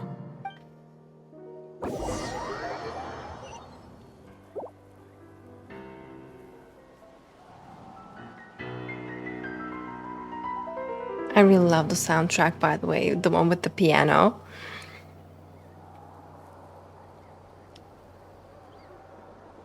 Now I've what? been following him this whole time and still they ignore me? Do they really not care? It seems like his subordinates referred to him as the captain. Never heard of him before. And now he's headed to the stadium. That's unusual. Oh, what is he gonna do? Oh, he helped him escape by his own accord. You two, with me. Everyone else, wait here as instructed. Send word to the other teams to retreat immediately if this fails. Yes, sir. He's going inside? But the Pyro Archon is in there. What does he want with her? Forgive me, my lord. Allow me to check one more time. Do you truly wish to do this? The time for idle observation is over. It now falls on me to act. This nation is out of time. Yes, sir. Oh god. He just walked straight into the stadium. What is he gonna do? Well, Captain's aura just convinced Auroron to help him escape, I guess. They're both incredibly strong. How long will they have to fight until someone comes out on top? Wait, this feeling. Just like the other day near the ley lines, it's faint, like a soul's trying to escape. Where is it coming from? From Capitano? Maybe he's housing multiple souls? Is that it? Is that why he's looking for Granny? If he dies here, then all clues will be lost. I can't let that happen.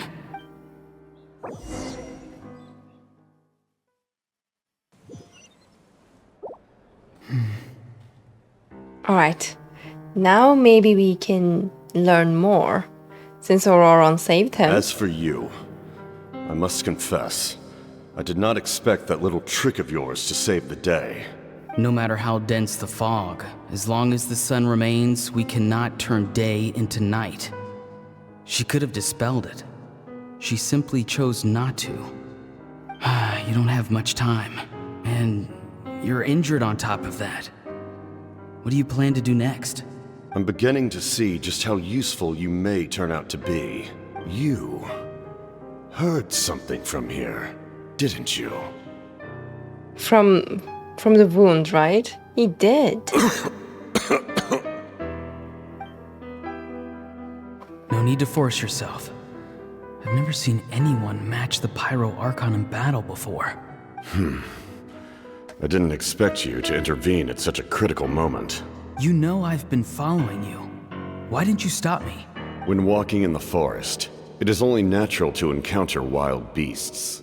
However, not every beast has the courage to come out and bite. And yet, one of those very beasts saved your life. Precisely. Maybe you should, give him more credit. Then speak. What do you want? I didn't save you because I wanted something. My soul is more perceptive than others. I can sense that the ley lines are extremely weak. I don't know what the Pyro Archon is planning. Can she really save us? The questions you asked her just now, well, I've had very similar doubts. So I felt like I had to help you. So, you can tell the truth. That was quite a reckless decision to make. I'm not sure you realize that. There's no turning back for me now. What I did back there is going to get me in a lot of trouble. You attacked the Pyro Archon in broad daylight, and I used my spell to save you. A single glance was likely all it took for her to recognize my tribe. So, we're in the same boat. Seem to care little for my thoughts on the matter. He's like, now we're in the same boat because I helped you. It's too late for that. Start from the beginning. Why are you looking for Jadealy? Do you know her? Explain your relation to her first. I know you two are acquainted. It was obvious the moment I mentioned her name. He can read the signs pretty clearly. Jadealy is my elder and my teacher. She taught me everything I know. It's my duty to protect her. If you truly wish to protect her, you should have let me perish at the Pyro Archon's hand. Yet, you chose otherwise. Do I really need to tell you what that means? Yes, because what? If you truly wish to protect her, you should have let me perish at the Pyro Archon's hand. Why?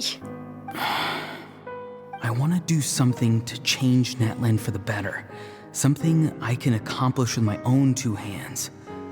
You're stranger than anyone I've ever met. But maybe, just maybe, you can show me the way. Strange? Well, I think that's a pretty accurate way of describing him. Jadealy is said to be the legendary Granny Eastly, someone capable of communicating with the Wyab, and the Wyab are the key to information on the Night Kingdom. Why do you need knowledge on the Night Kingdom? That is not something you need to know. But that is something I need to know. Don't forget, I saved your life. Do you not believe the Fatui capable of betraying a debt? People can lie, but souls cannot. I can tell there's a weight to your soul, a sense of justice. Oh.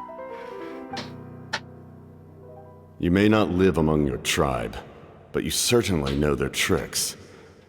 I apologize for my rash judgment. You are more capable than I imagined. Let's go. We'll see if you have what it takes to join my plan. Oh, we still don't know his plan. After all these talk? I see. Interesting approach. Worth trying, I think. Rather than weaving a net to protect the ley lines, this method would address the root problem. What method? By reconstructing the ley lines themselves. Oh my god.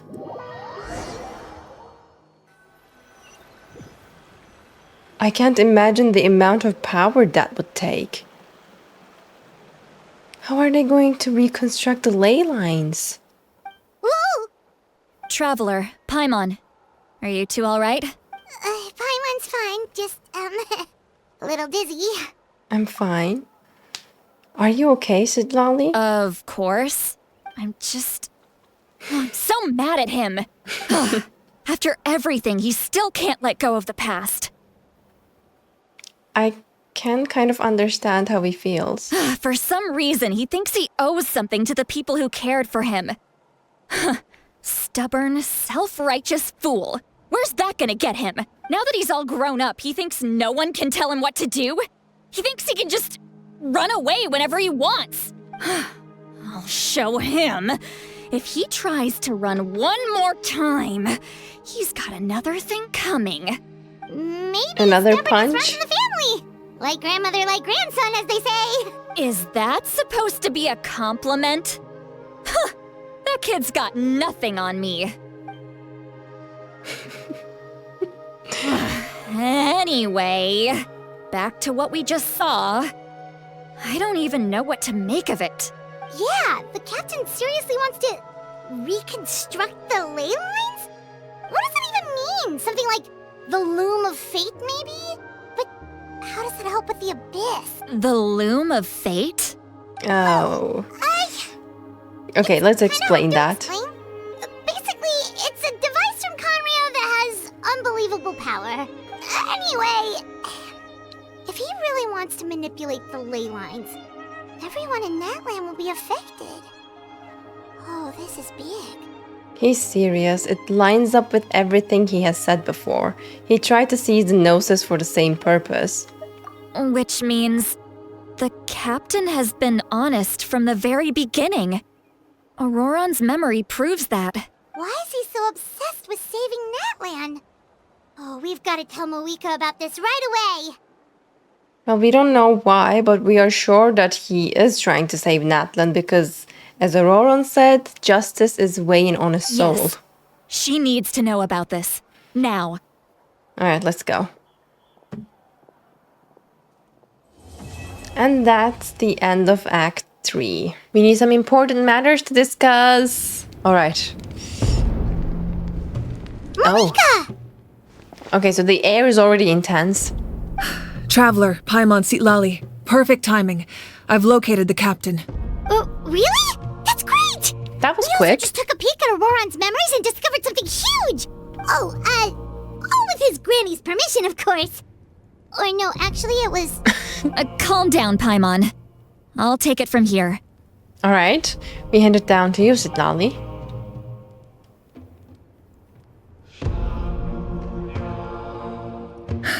So the captain was searching for the source mechanism to reconstruct the ley lines. Yep, and that's huge. If his plan is already in motion, that means he knows exactly how to accomplish his goal. We have to stop him. Is reconstructing the ley lines a bad thing? Paimon, are you serious? It's like rewriting history. It's like rewriting the whole nation. Yes. It's not a simple fix. It would mean sacrificing nearly everything contained within the current ley lines, very similar to the price of using a Gnosis. Oh my god. If he activates the mechanism, it's all over. We need to mobilize our forces as soon as possible. But what forces do we have? I mean, we have a lot of powerful warriors by our side. Kinich, Shilonen, you two, and myself. All other warriors are working to push back the abyss on the front lines. But that's barely any people! Not to mention you lost your power, and they've got the captain on their side! Oh, maybe we really should get Jadealy to break Auroron's legs. That's no solution, and Paimon, you are literally the bearer of the bad news, but yeah, we are in kind of a dead end here. That won't help us with the captain, I'm afraid. In any case, the Masters of the Nightwind are in urgent need of manpower. Jadealy, I was hoping you could head back and help defend the tribe. All right. I understand where I'm needed. I'll head out right away. Don't worry about your grandson. We'll figure something out for sure. I'll leave him to you all then. How could she not worry about it? Back to the matter at hand. I don't believe defeating the captain needs to be our ultimate goal. Let me grab Shilonen and Kinich, then I'll tell you my idea.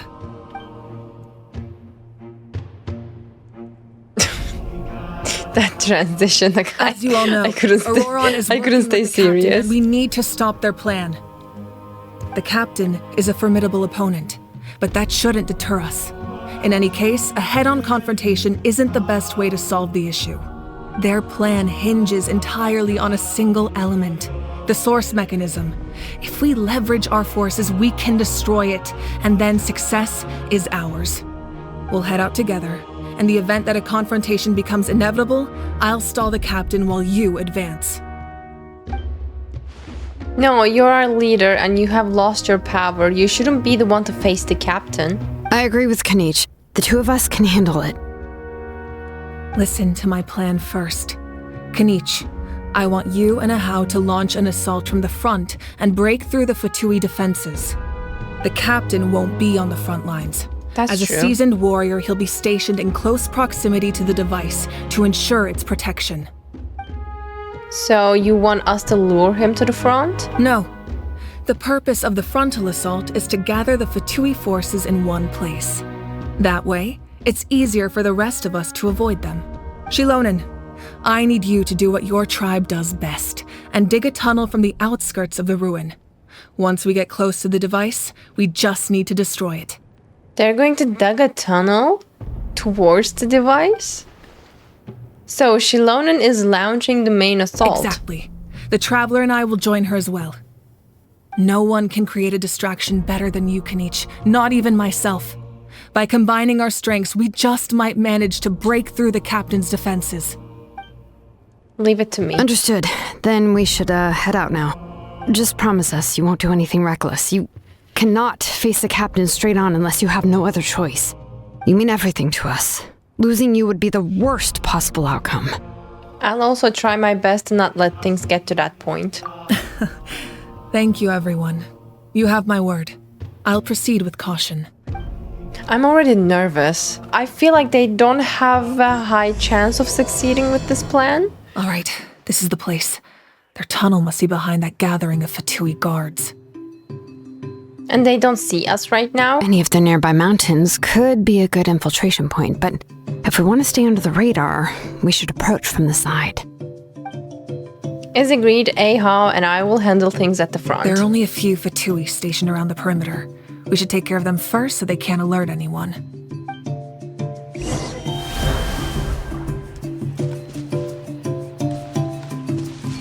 Wait, we can see Ahau from here. Should I go with the Kanich team? It would make it more lore accurate.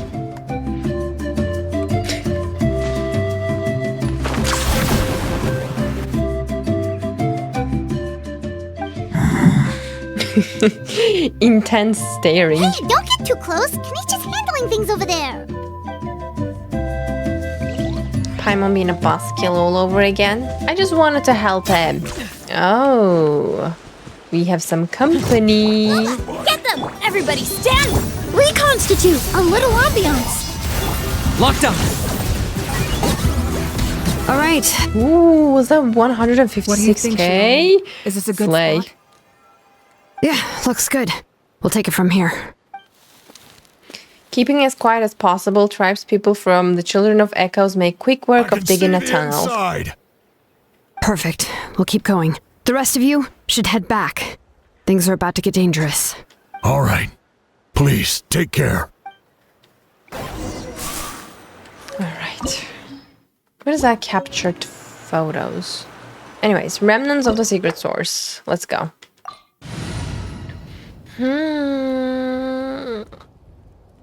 Should I go with this team? Or with my most trusted Ayato team? Actually, let's be lore accurate. In order to be lore accurate, actually, I should have gone with a Shilonen team, but I don't have Shilonen yet. Fatui wouldn't concentrate all their forces in one place. There's sure to be guards on the inside, so stay sharp. Oh, nice job smashing those rocks, Moika. You look super cool. Ah, that was some expert level rock clearing, even by my tribe standards.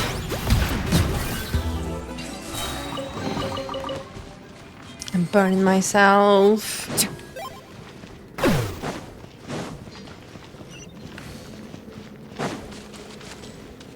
That must be the Fatui tunnel over there. We should steer clear and approach from the side. Okay, stay clear, be quiet, and approach from the side. Alright. I listen to Mawika. Like, I would definitely jump straight down and, you know, hit them on the head. But there's a chest. Did I just take full damage? Well, I'm going in! You're toast! Out of the frying pan! Oh! Neutralize! This'll break. This spell is from the Masters of the Nightwind. It's Auroron's doing. They're probably trying to buy time. And since Jadealy isn't here, who's gonna help us with this thing? Oh, never mind. We have the Pyro Archon with us. Kind of underestimated her. These wheels are relics from ancient times. We should try to restore them. These mechanisms probably control that wheel, right? Which Let's wheel? give them a try. Ah, okay. It looks like discs in discs.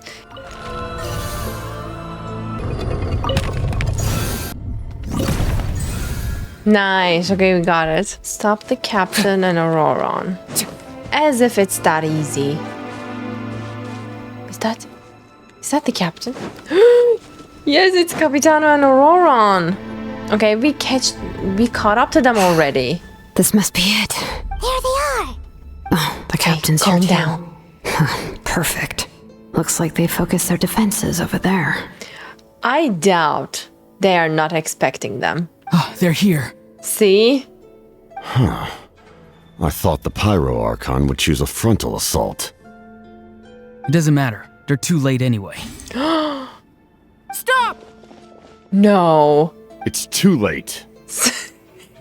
Not that easy, right? We need to turn it off. There must be still time.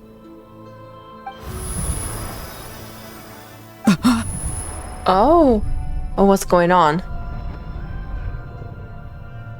The sound of lament?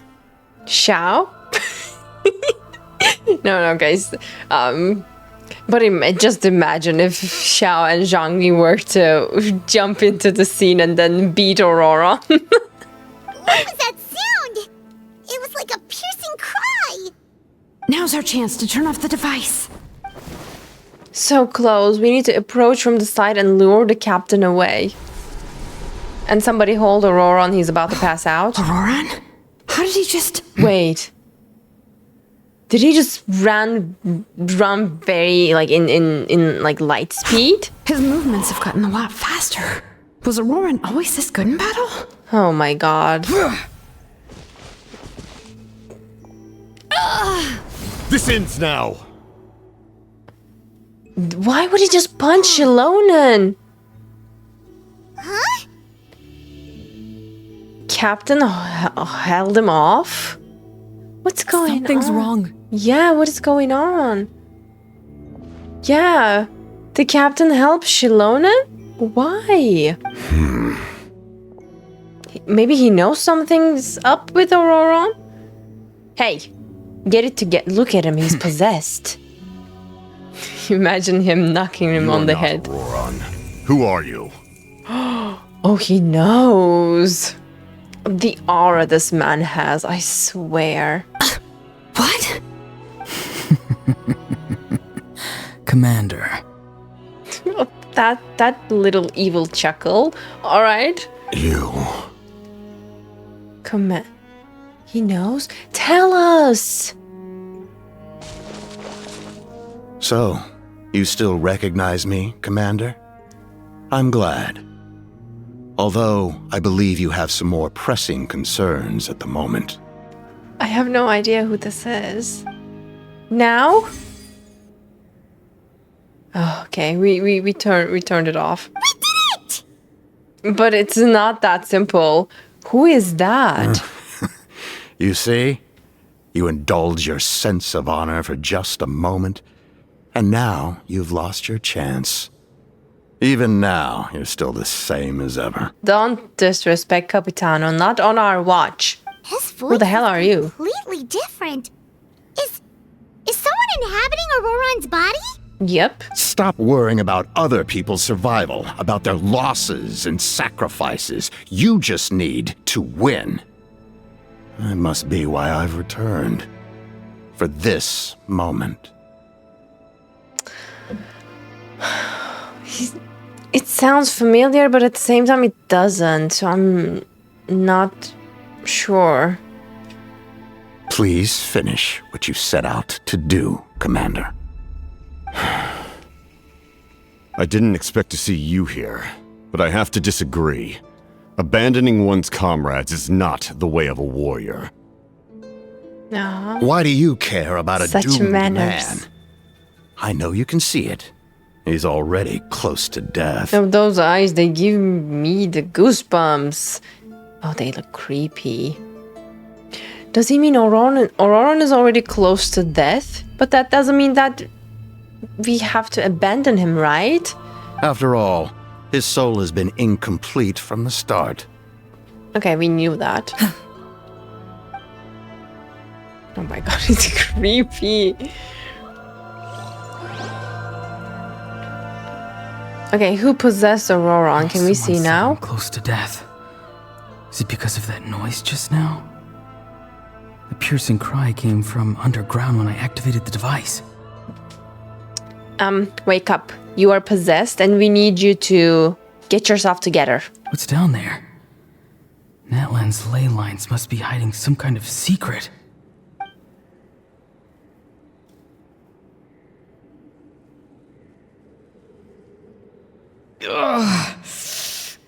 Not yet. Not yet. It's too soon.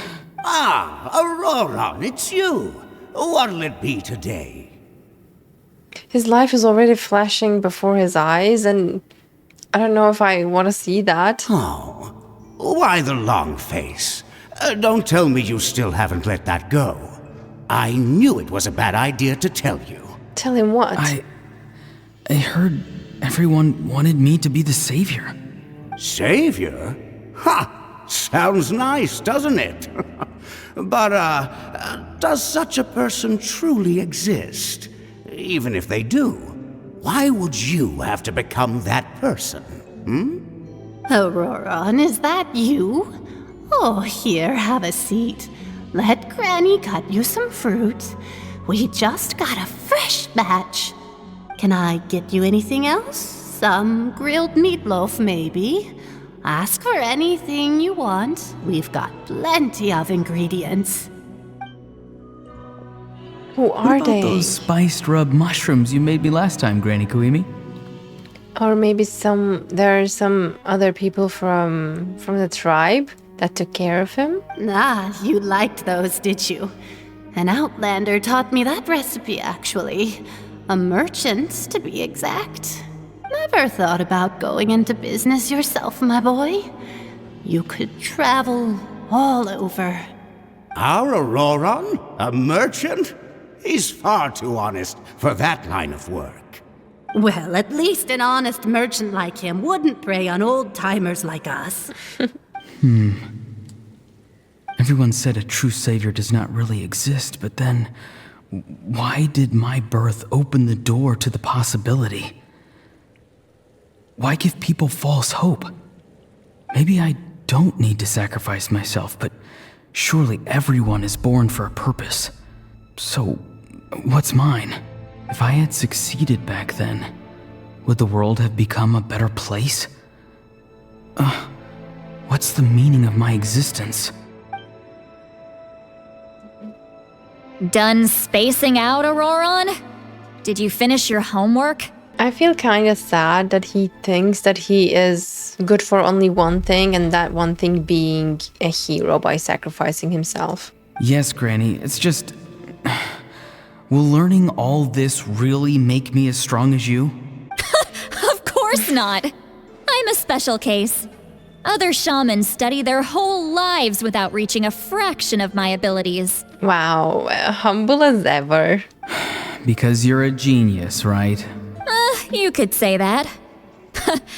Or maybe I've just been alive longer than the rest of them, and picked up a few tricks that they didn't want to touch. It's rude to bring up a woman's age. Never do that again, no matter the circumstances. I wasn't the one who brought it up. True. Anyway, class is canceled tomorrow. Go have fun. What about my homework then? Do what you want. What use is it being as strong as me anyway? You've seen how the tribe treats me. They're all afraid. I try to go about my business, and they practically tremble in fear. Not the most fun way to go about living one's life, I'd say. Take it from me. The happiest people are the ones who do their own thing. So do what you want, Auroron. No matter what anyone else has to say. So he chose to grow vegetables. Granny didn't say it outright, but I think she was trying to comfort me. Don't force yourself. Sure. Don't beat yourself up over the past. That's what she always says. She cares. But I never forced myself. I never even got the chance to try before it was all over. Hey, you zoning out over here again? There's such a thing as overwatering the radishes, you know. I was just looking at the aphids. Something interesting about them today? I noticed some on the ground. Maybe it got too cold yesterday and they couldn't handle it. The screen is giving me, it's making me dizzy. Oh, guess that means less honey this year. Aoife, do you think being a vet is fun? Fun? I'm not sure about that. Do you think planting vegetables is fun? Could be. Fun enough, I guess. I don't have anything else to do. Exactly. Most people live like that. No special purpose or calling. That's just how the world works. Oh, jeez. That troublemaker's at it again. Auroron, my man, come inside and give me a hand, would you? Why should I? I thought being a vet was no fun. It could be fun, he guess. He guesses, I guess. He has nothing else to do. Well, I guess there is a fun part. Trying to outsmart these rascals. Come on, give me a hand. Maybe Aoife was just too nice to tell me the truth. That attempting something above your capabilities will kill you. My soul is unstable. I only survived because I had people to help keep me in one piece. A part of me has always been missing. That's why the other spirits said I was close to death, but... Why struggle? It's a miracle you were even born. Just close your eyes and wait for death. Okay, so this is the spirit, Gutred. The one who called Capitano Commander. And he dresses like a Carnian, doesn't he? It was you, the thing that came out of nowhere. Thing? I'm a warrior, far stronger than a weakling like you. A Conrian warrior. I'm not weak. There's just a limit to what I can do. And that's exactly why your fantasy is so ridiculous. You really think a useless thing like you can save the world? That's so mean. But, wait, I'm just assuming here, if Gutred is from Carnia and he's a Carnian warrior, calling Capitano Commander, that means Capitano is also from Carnia. Is it a too long of a shot? Useless? You are not useless, Auroron. Don't listen to him. He's mean. Savior? Ha! Sounds nice, doesn't it? But, does such a person truly exist? Even if they do, why would you have to become that person? Exactly. Most people live like that. No special purpose or calling. That's just how the world works. Take it from me. The happiest people are the ones who do their own thing. So do what you want, Auroron. No matter what anyone else has to say. But I don't want things to end here. Auroron? It's all right. We'll take things from here. Every time they marched into battle, I had to stay behind. Don't worry. With the Archon on our side, the Abyss doesn't stand a chance. It will be extremely sad if they don't make it back. All the best warriors are fighting on the front lines. I want to do my part too. Both of us are bound to disappear. But your end will come sooner than mine, because you've been broken from the start. Okay, now I see his eyes. Definitely a Carnian warrior. Then it is confirmed. Once your soul shatters into pieces and dissipates into the wind, I will take temporary control over this body. I will serve my commander until the end. No. No, this isn't right. My life can't end like this. I still haven't done anything important with my life. Yeah, tell him. My end will not come first, and I'm not giving up. I can't die here. No! I won't die here!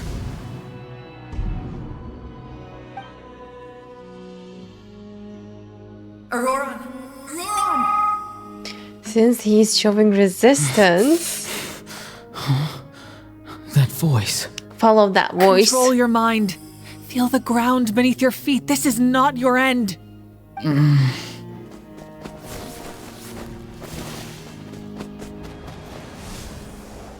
Reached into it, Auroran. Oh, please don't pull him back.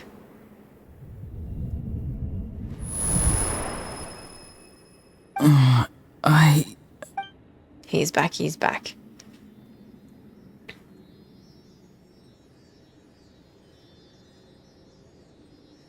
His eyes are open! Is Seely? He's alive!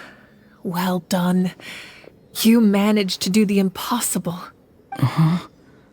What do you mean? Don't try to talk. Focus on holding yourself together. Okay, I'm kind of relieved. I can't believe the captain did that. I mean, he's extremely powerful. I'm not even surprised. Maybe he thinks of Auroran as a comrade. He was helping to rein him in all this time. True, but the other Carnian warrior was also his comrade. That's the only reason I had the chance to turn off the device. True. I'm fine now. Damage to the soul is a tricky thing. The pain almost consumed you for a moment, but you managed to hold on to yourself. That's no easy feat. The worst appears to be over. I'm sorry for causing so much trouble. Don't apologize. We can talk about that later. Our plan. It failed, didn't it? I'm sorry. We were so close. Well, can't they just turn the device back on? I don't know who to side with here. Like, with Capitano or with Movica and others. I also feel bad for Auroran that he feels guilty that the plan failed again. But I don't want it to succeed either. So I'm really indecisive about who to support. So... You saved my life, and now the debt is repaid. You saved my life? So wait, that... How did he save his life? The man who appeared just now calling Capitano Commander. I need explanation. Auroran, I never thought you actually wanted to sacrifice yourself in that ceremony. But you never gave up. Have you come to a conclusion on what it is that you truly want? I just want an answer. A reason why I exist and why everyone always did so much for me. No one is born a hero, and no one should be treated like one from birth. I had a chance to do something important back then, but I failed. All I want is to find some more ways to make up for that. The Seely must be here for a reason. Oh, Auroran was the reason that Capitano could get away from the fight with Movica. That's what he meant by, you saved my life, the debt is repaid, because Capitano saved his life right now, so they are even. Okay, I got it. The answer you seek now lies before you. Oh my god, he received an ancient name? What is it? What is it? What is it?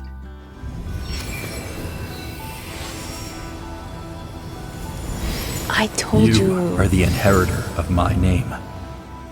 The hero from the masters of the Nightwind, who shall fight for this generation. Oh, okay, so one of the heroes that we've been waiting for, 2 heroes were supposed to emerge, and one has emerged just now, which is Auroran, and the last one still remains. Fascinating.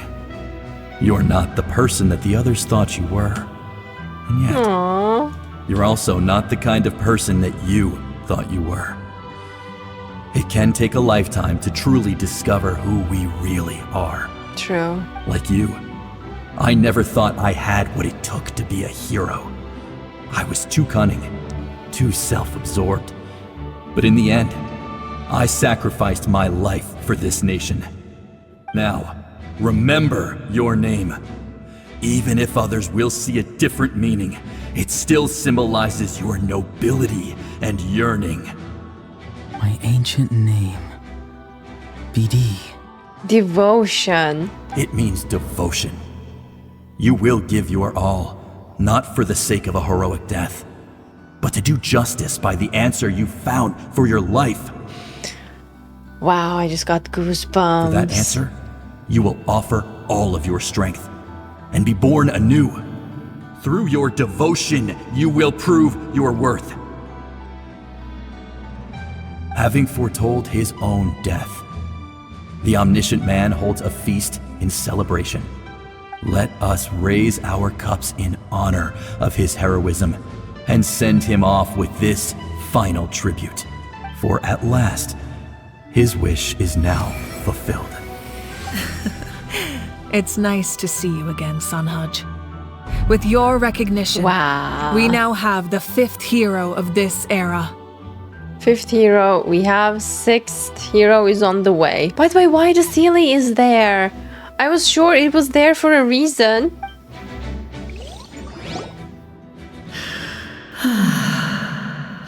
I am happy to see your plan advance one step further. Now there are 3 Jadealys. It seems that my cry did not cause irreversible damage. Oh, so that was your cry. What is that voice? Are those Jadealys talking? Just as I thought. The Lord of the Night has awakened.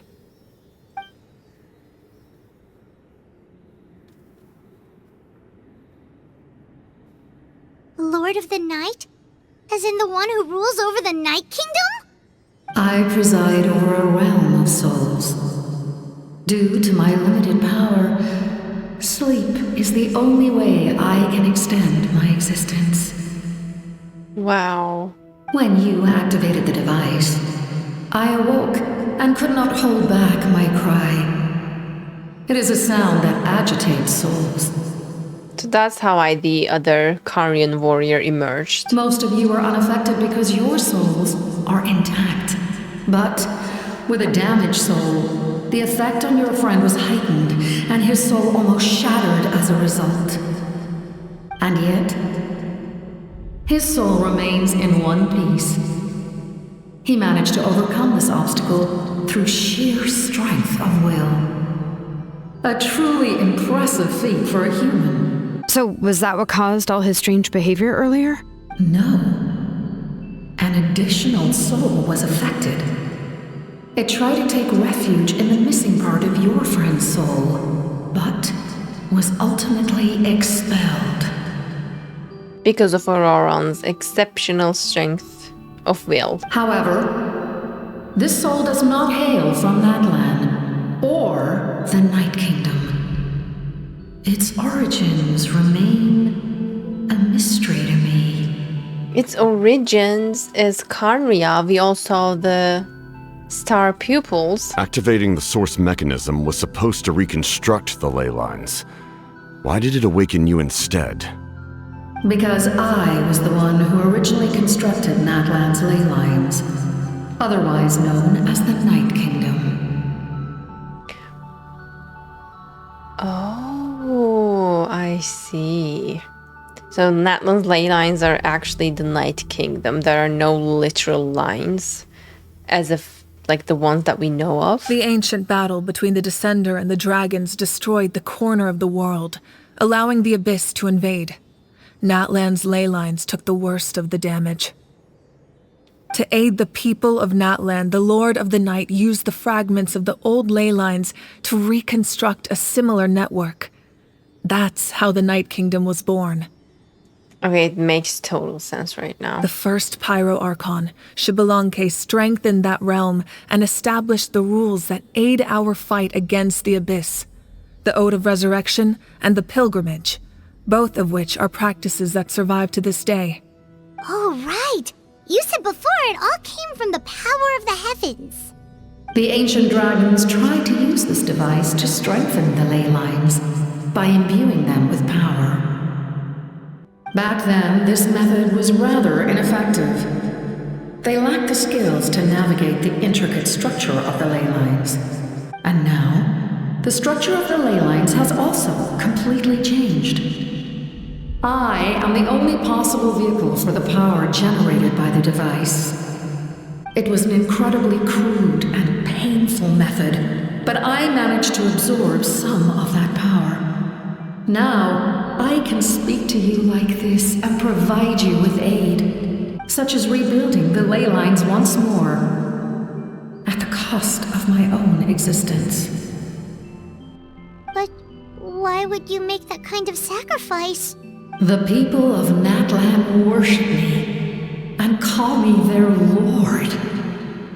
In the ancient past, before we died out, we were also known by a different name: angels.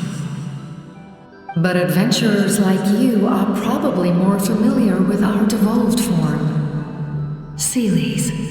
So Seelies are angels.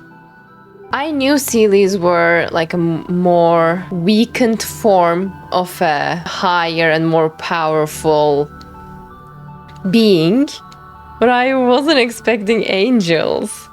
Like, I was expecting spirits, like ghosts, but oh my god. No wonder there are Seelies around here. I knew it. The Seelie was here for a reason. A Seelie also helped us in the Night Kingdom. Few angels remain in Natlan, so the same is true of Seelies. Everyone rallied around me and offered their power to humanity to reconstruct the ley lines. Now, I have witnessed your determined pursuit for survival, and I have become your faith. I am very pleased. Moika, inheritor of Xbalanque's will, and leader of Natlan. Despite all the obstacles and misunderstandings, I have awoken, and the efforts of this harbinger and the young hero have imbued me with power. Say the word, and I will once again work to fulfill my mandate, just as I did thousands of years ago. So the Lord of the Night offers to reconstruct the ley lines but in the process they would, give up their existence. You need only nod your head. For the sake of your people and your nation, for the sake of overcoming the invasion from the Abyss, give me your orders. I will not. No, I was expecting that. The reason? After reconstructing new ley lines, you will cease to exist. The rules of Natlan are founded in the Night Kingdom. If you disappear, so do they. Not to mention, all the memories and legends recorded within the old ley lines will disappear along with you. The people of Natlan will face memory loss, mental disorders, and cognitive issues. There must be another way. That's too high of a cost. Just like the consequences of using the Gnosis, that is a price I refuse to accept. Humanity's survival is worth any price. Once the Abyss runs rampant, all that remains will be a land of corpses and ruin. And when the new ley lines are invaded again by the Abyss? What then? How are future generations supposed to survive? They both have aspects that they are right about. A land without the Lord of the Night, without the protection of the rules, is doomed from the start. You presume too much. If you cannot ensure survival in the present, You have no right to think about the future. This turned into a debate, and they both have good points. What will it take for you to realize that? How many hundreds or thousands will have to die? The situation hasn't gotten that dire yet, has it? Why are you so pessimistic about the situation? Why? Because I am a survivor of Conria. Oh my god, I was right. The devastation and terror of the abyss with my own eyes. And he doesn't want that to happen again in Natlan. Whoa. But the moment that Conrian spirit called him commander, I knew. So okay, he might have a bit more experience than Mavika in this case. But still, like, sacrificing the whole memory, the people of Natlan, just to ensure the future, I literally have no idea what I would do in this situation. It is extremely hard. Conria? They're all shook. That's right. My family, my comrades, my homeland, we're all lost to the abyss. Again, he doesn't want to see this history repeating itself, but at the same time, Mavika also has a point. Like, okay, we do this now, but once they invade again, what will the people in the future do? If we do this, it's not going to guarantee their safe being. It is an unforgettable pain. One that no amount of time could ever dull. Not even 500 years. You've experienced something similar, Mawika. You should know exactly what I mean. You're right. The pain, the regret, the catastrophe. They all haunt my dreams to this day. If I could go back, I would reject all false hope. I would do whatever it took to ensure their survival.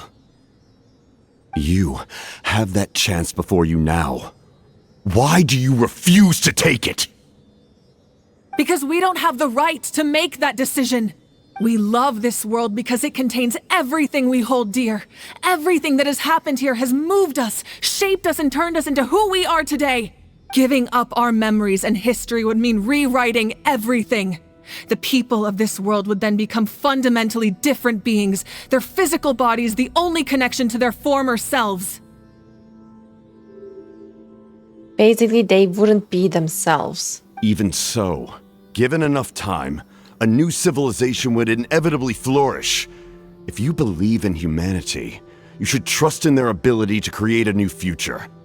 Or history could repeat itself. The abyss could invade once more, and it would all be for nothing. Yeah, I'm actually more on her side with this point.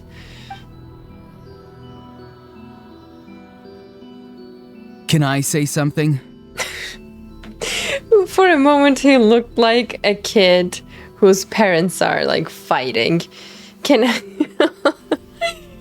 Oh god, he is so adorable. I once carried the hopes of many people, and I was also desperate to save our nation.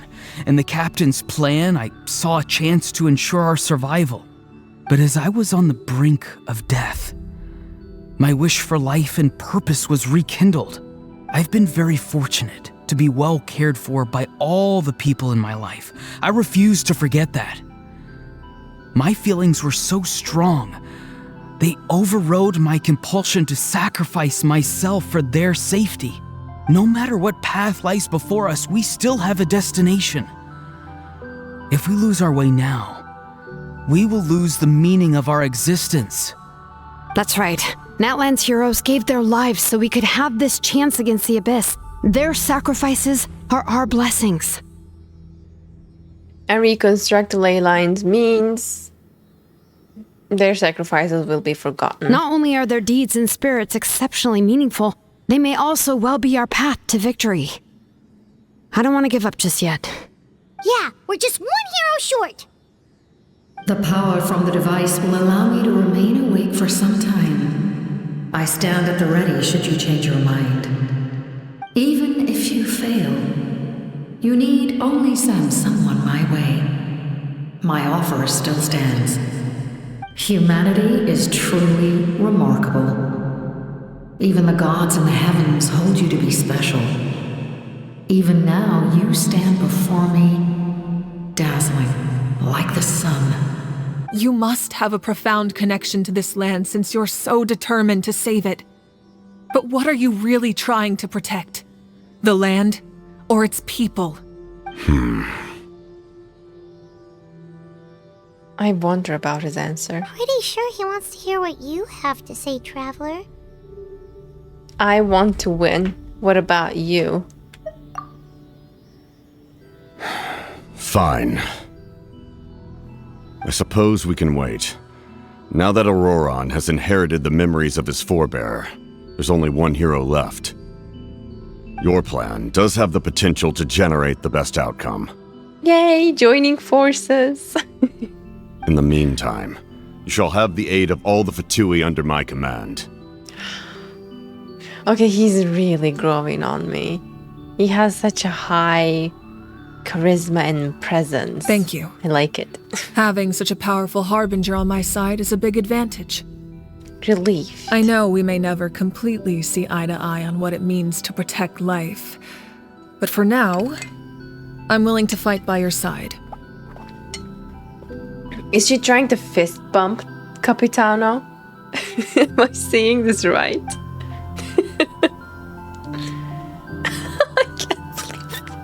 All right, we should let everyone else know about the plan. They'll probably slit each other's throats outside. I would never expect to see Mobica and Capitano fist bumping. I mean, we didn't see exactly, but oh my god, that was a fist bump. Good idea. We need to explain the situation. I have a few more questions for the Lord of the Night. Oh, guess we'll stick around then. I'll update everyone outside. Let's meet back up at the stadium. Are we gonna ask questions? Yes. Depart the remnants of the secret source? I thought I was going to ask some questions. You come to me with many questions. Yay. And you should be rewarded for your bravery. Ask, and you shall have the knowledge you seek. More lore. Okay. About the power of the heavens. They do not like being mentioned by name by any living being, be it an ordinary human or one of the seven. They prefer to remain in the shadows as shades. As shades? The one you wish to know about? I call her the ruler of death. She helped Natlan establish the rules. It was also under her guidance that I created the Night Kingdom. It was an expression of love, as well as an act of reparation. She was seen as having significantly overstepped her authorities as a shade, which quite displeased the almighty heavenly principles. She succumbed to self-pity as a result, and no longer cared if others discussed her identity. Even so, her existence remains unknown to all but a select few. So this is not the one that we saw. Self-pity? Please don't tell anyone I used that word. I'm just trying to speak plainly to conserve energy. You come to me with many questions, and you should be rewarded for your bravery. Ask, and you shall have the knowledge you seek. About the Loom of Fate. I'm not familiar with that concept. Oh. The device is capable of weaving and creating ley lines, you say? Yep. Even I cannot create something from nothing. I can only reconstruct the ley lines by reassembling the yet intact components into a new structure. If that power were available to the people of Natlan, they might have a new option against the Abyss. You come to me with many questions. About elemental energy and the Abyss. Phlogiston is Teyvat's primordial form of energy. The heavenly principles used phlogiston as a basis for the creation of elemental energy. Oh my god, to develop that's a huge. power to better counter the Abyss. Have you heard of the concepts of the light realm and the human realm? That explanation might take too long. No matter how long, I need to know more about that. Light refracts into 7 different colors, which we collectively refer to as a rainbow. Elemental energy is a similar concept. It's essentially the modern counterpart of phlogiston. You come to me with many So questions. 7 elements refers You should to be rewarded for your bravery. 7 Ask, and you shall 7 have colors of the knowledge you seek. light round.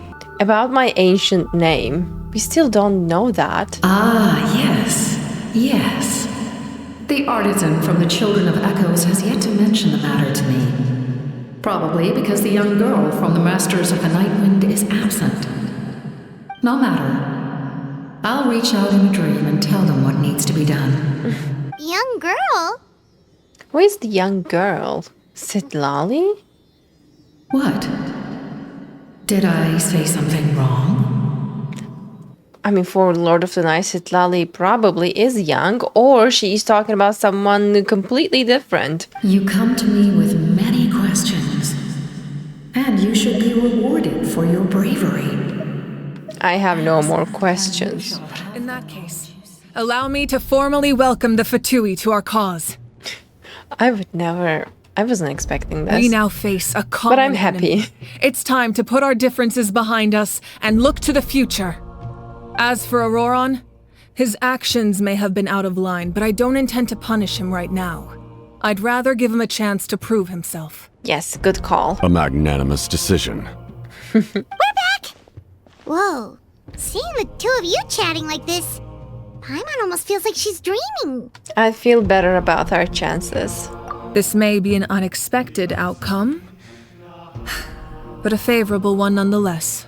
Totally agree, and I'm very happy about joining forces with Capitano. Now that we're all here, I have some questions of my own. Tell me, how did you discover the source mechanism? We weren't getting any closer to obtaining the Gnosis, so I had my men scour Natlan for a different option. Auroron helped as well. We tracked down 3 scholars, Aberawa, Bosomtwe, and Kushtal, and combined the results of their research to locate this ancient device.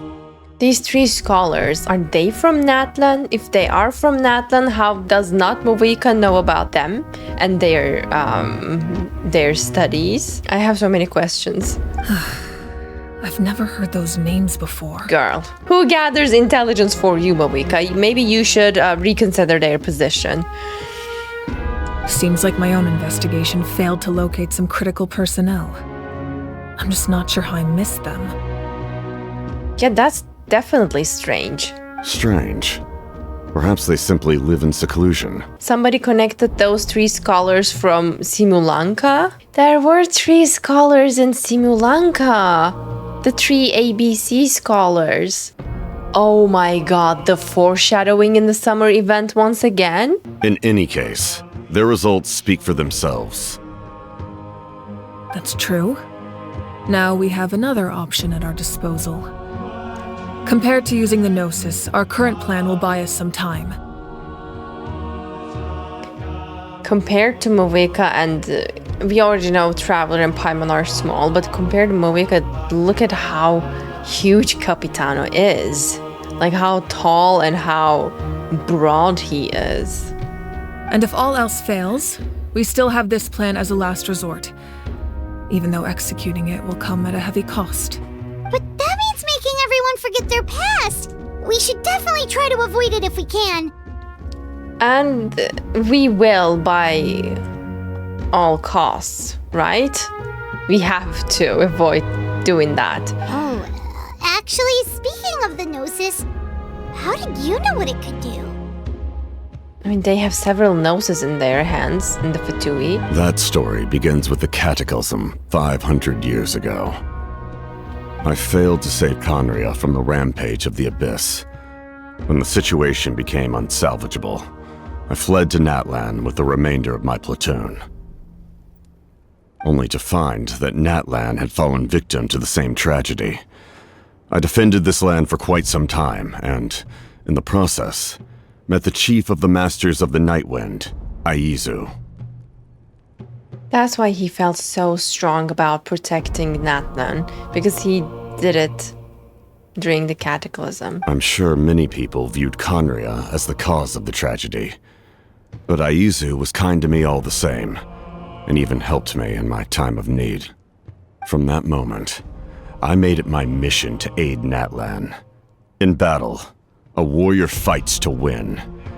Even though my homeland was lost, I was already committed to this fight.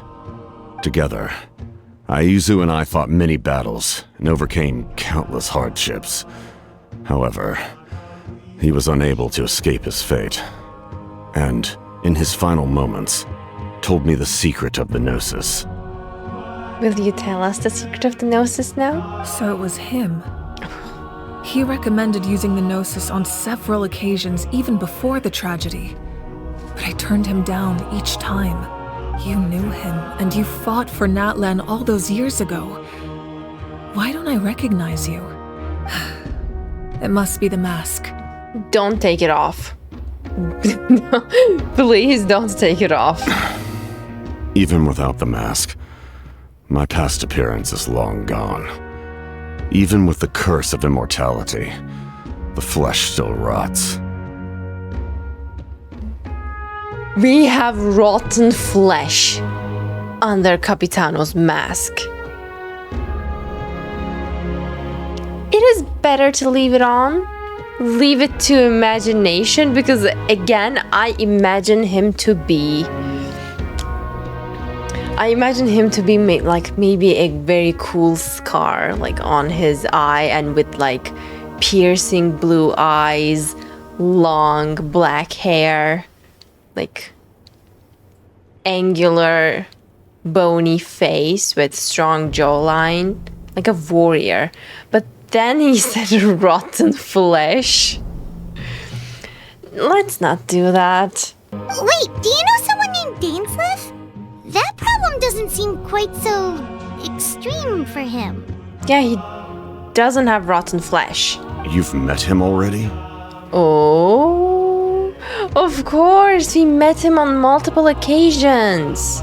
Yeah, a bunch of times. Sounds like you know him too. During the age of Conria, all I knew was his name. The last time I saw him in person, he was traveling with the prince. Our sibling. Tell us more. He carries a degree of pain and hatred that far surpasses my own. Back then, you said you didn't want to fight me. Was it really because of my sibling? Yes, you're the sister of the prince. Given the role I held in Conria, I would prefer not to harm you. Given the role I held in Conria? Imagine, just imagine, what if Capitano was Traveler's bodyguard / knight? Wow. Wouldn't that be amazing? Okay, I'm just dreaming here. Although, this is likely a self-imposed burden. If the prince saw me now, I doubt he would even recognize me. As for your question, I don't know how Dane managed to slow the deterioration of his body. Maybe he should have taught you. My appearance is much changed, and that's not the only thing.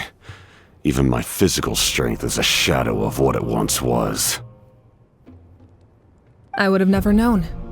During our battle, it felt like I was fighting against the pinnacle of human strength. And that was his weakened state. Can you imagine if he was in his full power? And I still lost. I deserve no praise for that outcome. Still, it's a shame we never faced off 500 years ago. You could have seen what I was truly capable of. I agree. Had She would have lost I'd then. also have been more motivated to go all out. He's like, she even said like, I didn't even go all out, girl. So, all that commotion back at the stadium, and you're saying neither of you were using your full strength? Wow, would you look at that? I'd say we're evenly matched. If we face off again, victory will come down to who wants it more.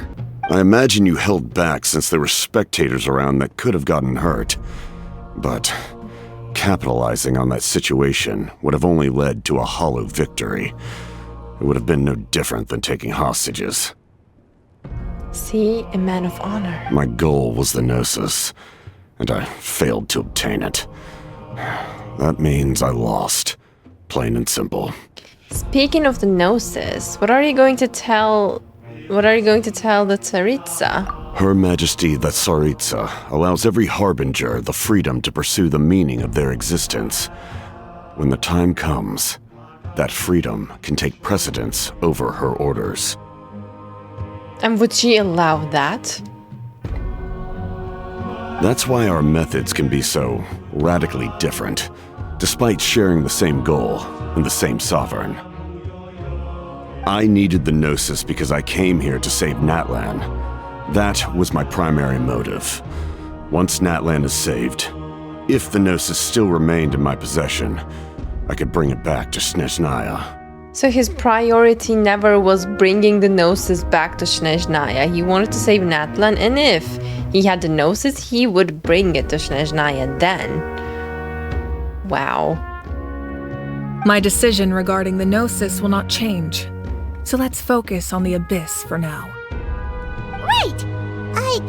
What happens when all 6 heroes are together? It will probably unleash some kind of power. The heavens were mentioned earlier. Anything to do with that? We will unleash a great power that can be used to thwart the Abyss. But only once. Only once? It's a power that Xbalanque gained from Renova. Renova is a god whose existence predates any Archon. You can think of her like an emissary of the heavenly principles. She controls the power of death. One of the shades of death. Okay, she already explains. I mean, she was going to explain. I was being panicky for no reason. Wait, is that why you have the Ode of Resurrection? Yes. Renova also orchestrated Natlan's rules. As for the Divine Throne, like I said before, when a human ascends to the Divine Throne, their inner flame will awaken. The size of the flame depends on the person's potential. The same principle applies to the ruler of Death's power, with one notable distinction. The amount of power inherited will not change depending on your ability to tolerate it.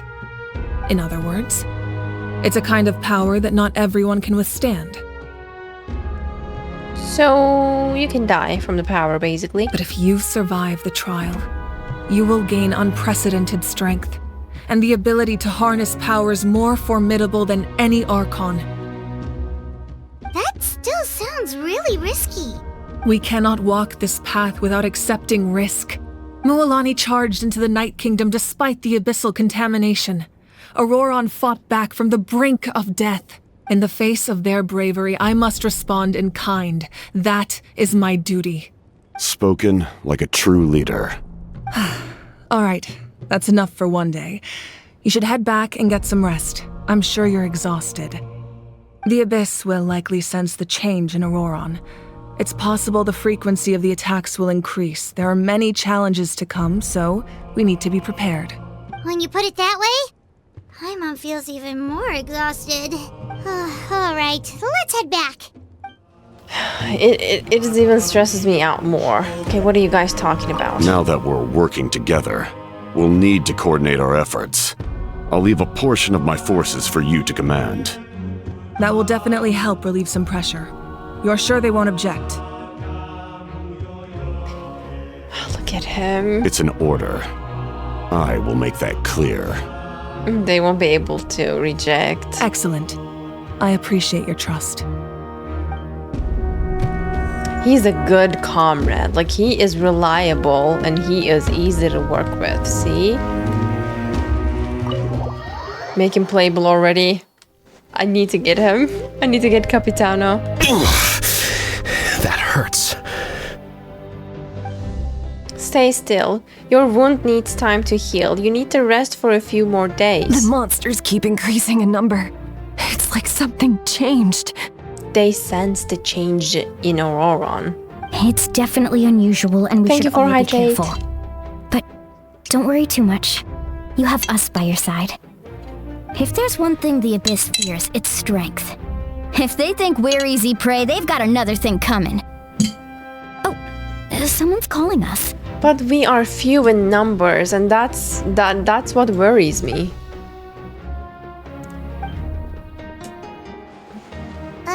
Something wrong, Traveler? The feeling of dread is getting stronger. Do we really have time to wait for the final hero to appear? Who the final hero is going to be? Return to the very inn and have a short rest.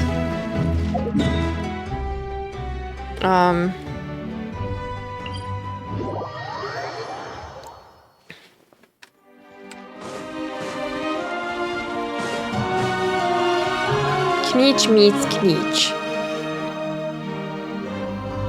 Kneech, you made it back in one piece! Oh, these must be friends of yours. Well, I'll head out then.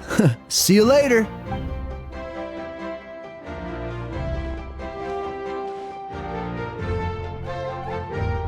It was a piece of cake. Those invasive pests are lucky someone called a truce, or we would have burnt them all to ashes. I appreciate the concern, Paimon. Despite Ahav's description, the situation wasn't quite so smooth. The captain's forces are all elite warriors. It was a tough fight. We were prepared to retreat at any moment, and now the Pyro Archon and the captain are working together.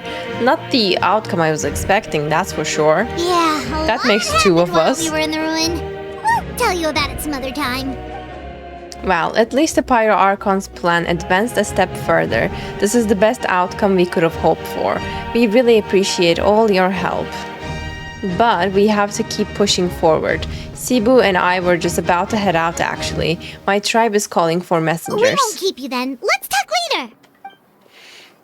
Little Kneech thinks he can just leave without consulting the almighty Dragon Lord Kuhul-Eha. Hey, wait up!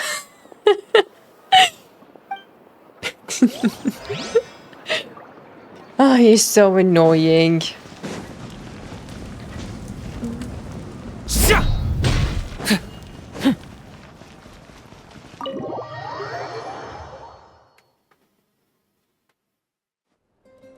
Auroron.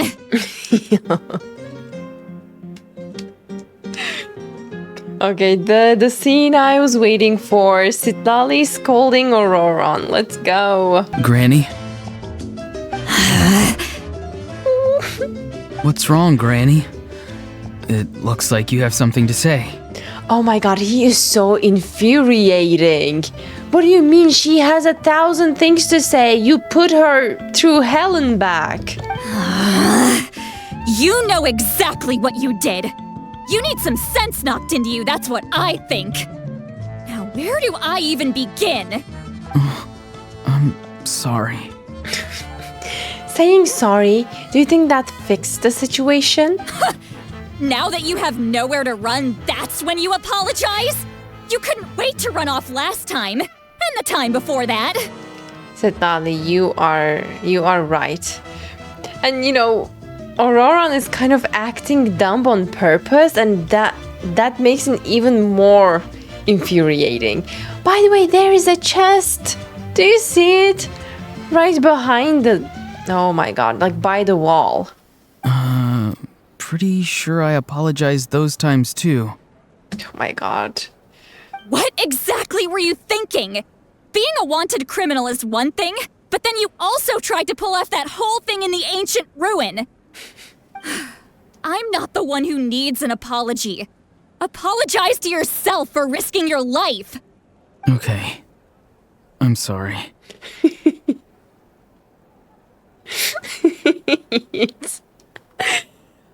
Oh, he's so funny. Like, if I were Jadealy, I would probably smack him a couple of times, but still. He just keeps apologizing. Girl, I get you. I don't have anything to say for myself, Granny. Yell at me all you want. I know I messed up. You better be sincere. This is an incredibly serious matter. I'm being sincere, I promise. I've seriously reflected on my actions. I mean, his tone just makes it a little bit difficult to believe. Like, he's like, I've seriously reflected on my actions. But he actually, he sounds like he didn't, and he just says so to, you know, save himself from getting scalded. I know what I did was risky, and I know I made some bad choices. But I don't regret it. I just had to do something. Not because I thought I was special, but because I wanted to help Natlan as much as I can. Of course, in the end, I just ended up causing more trouble, so you're right. My apology doesn't mean much, but I don't know what else I can say. Alright, that was sincere. You even had Aoife bring me that gem. A simple thank you isn't enough, but still. Thank you, Granny. You're welcome. Just make sure to thank Aoife sometime. I will. Anyway, don't feel too grateful. I tampered with the bag to copy a portion of your memories.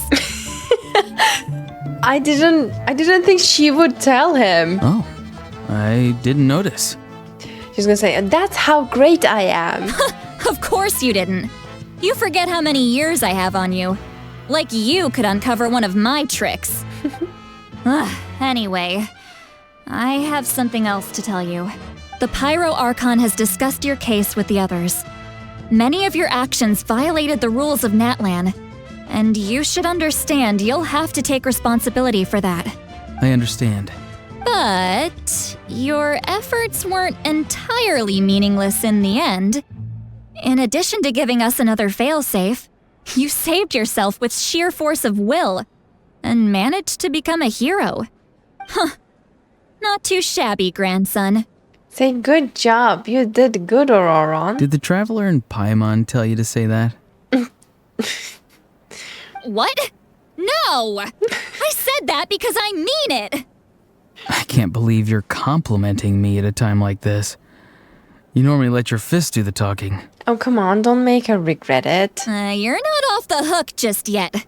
I told the Traveler I was going to break your legs, and I meant every part of it. I mean, not right now. We need him on our side as a warrior. We already have very few numbers. Could you not? I still need them to walk. He's too literate, and it's so funny. Trying to negotiate, are you? All right. Make me an offer. Given all the good things that I managed to accomplish, can you let me off the hook this one time? I promise to do better in the future. Fine. I can let this slide for now. But I'll be watching. That was easy. See if I change my mind. Oh, Traveler, Paimon. Didn't expect to see you here. Hello! Talking things out with your grandson? Yes. Looking after these little rascals is rather exhausting. Taking care of the Traveler isn't easy either. Paimon's life is an uphill battle. What? We take care of you, Paimon. Traveler, Paimon, I want to thank you for your help back at the ruin. It was nothing. Just don't do anything like that ever again. I won't. Let's get together sometime. If Auroron look at that really chest in the wants to background. thank you, he can treat us all to a tasty meal. With his vegetables that he grew in the garden, fully organic and that were grown with love. Sounds great! We'll be there! I was expecting to see his reaction. Okay, get.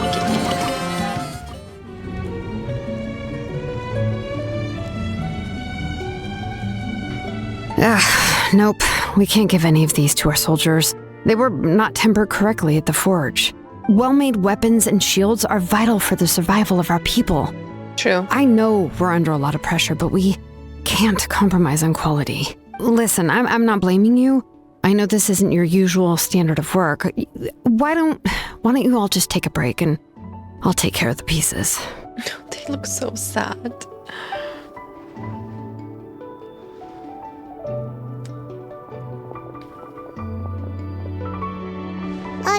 Hey, Shilonen? Is something wrong? Nothing I can handle. Just some rushed defective goods, that's all. Even the most skilled craftsmen make mistakes under pressure, and if you two want to avoid the same fate, you should really get some rest. You must be exhausted too. And she keeps working. Don't worry. I like it that way. If you're done for the day, we should get some rest. Paimon has a feeling we'll need it for tomorrow. I'm way too stressful. How do we even rest? Okay, let's rest. That night. You ready? I'm not, but I don't know about you guys. Yep. Let's go meet the Lord of the Night. Without us? I mean, without me? So, this is where you heard the Lord of the Night? Guess that means she really has awakened. Hopefully we made it before she falls asleep again. Oh, this is about the ancient name, because the Lord of the Night was waiting for Jadealy. Fret not.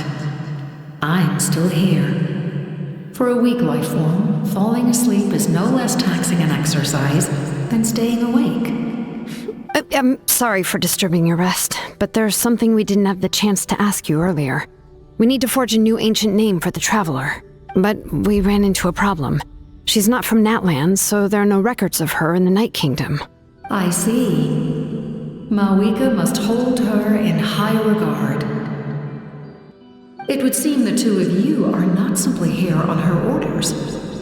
So, what say you? Do you believe this traveler to be deserving? I mean, Shilonan doesn't know us well enough to say for sure, but I mean, Jadealy, say yes. It would break my heart. Oh no! Speak your mind. There are no others here. You are both my children, both children of Natlan. I would hear your opinions on the matter. Oh, come on, be honest, okay? She is special. She saved Kachina and devoted herself to helping us avert this disaster. Natlan owes her a debt. But that debt has not been repaid.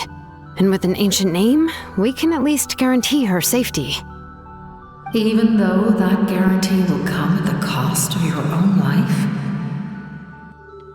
Yes. So, it's true. Forging an ancient name consumes the life of the craftsman. What?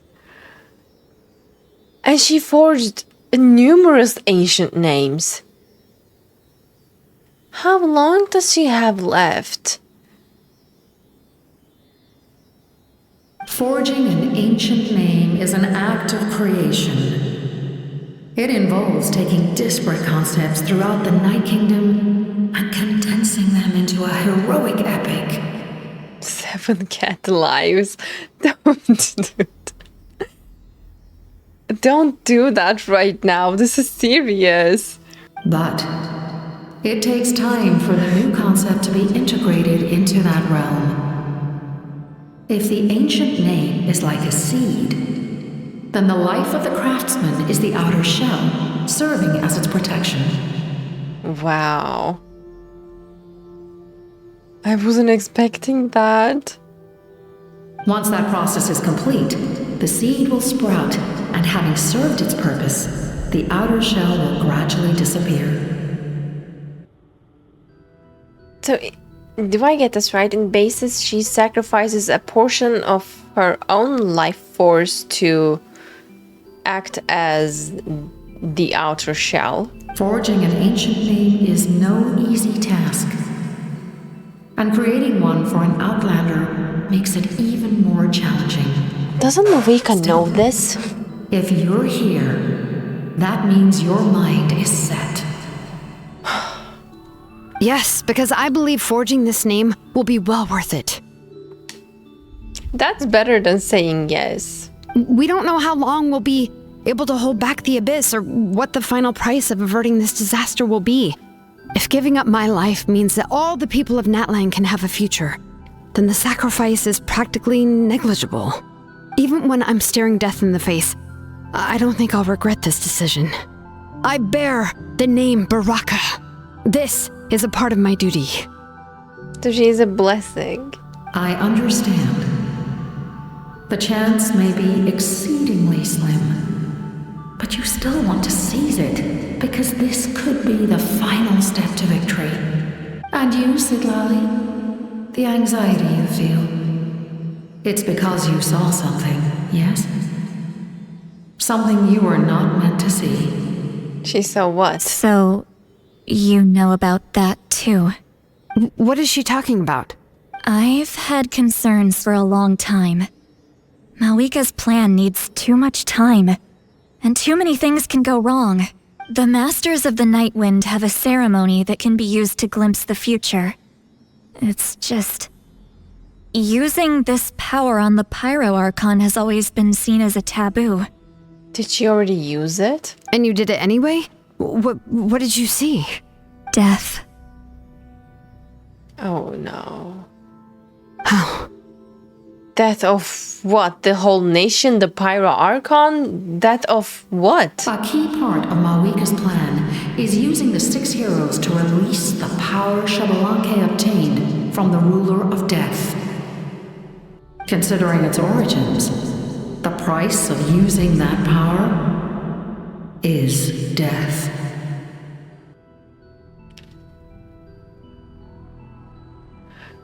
So does that mean the 6 heroes of Natlan and Malvika will die using that power?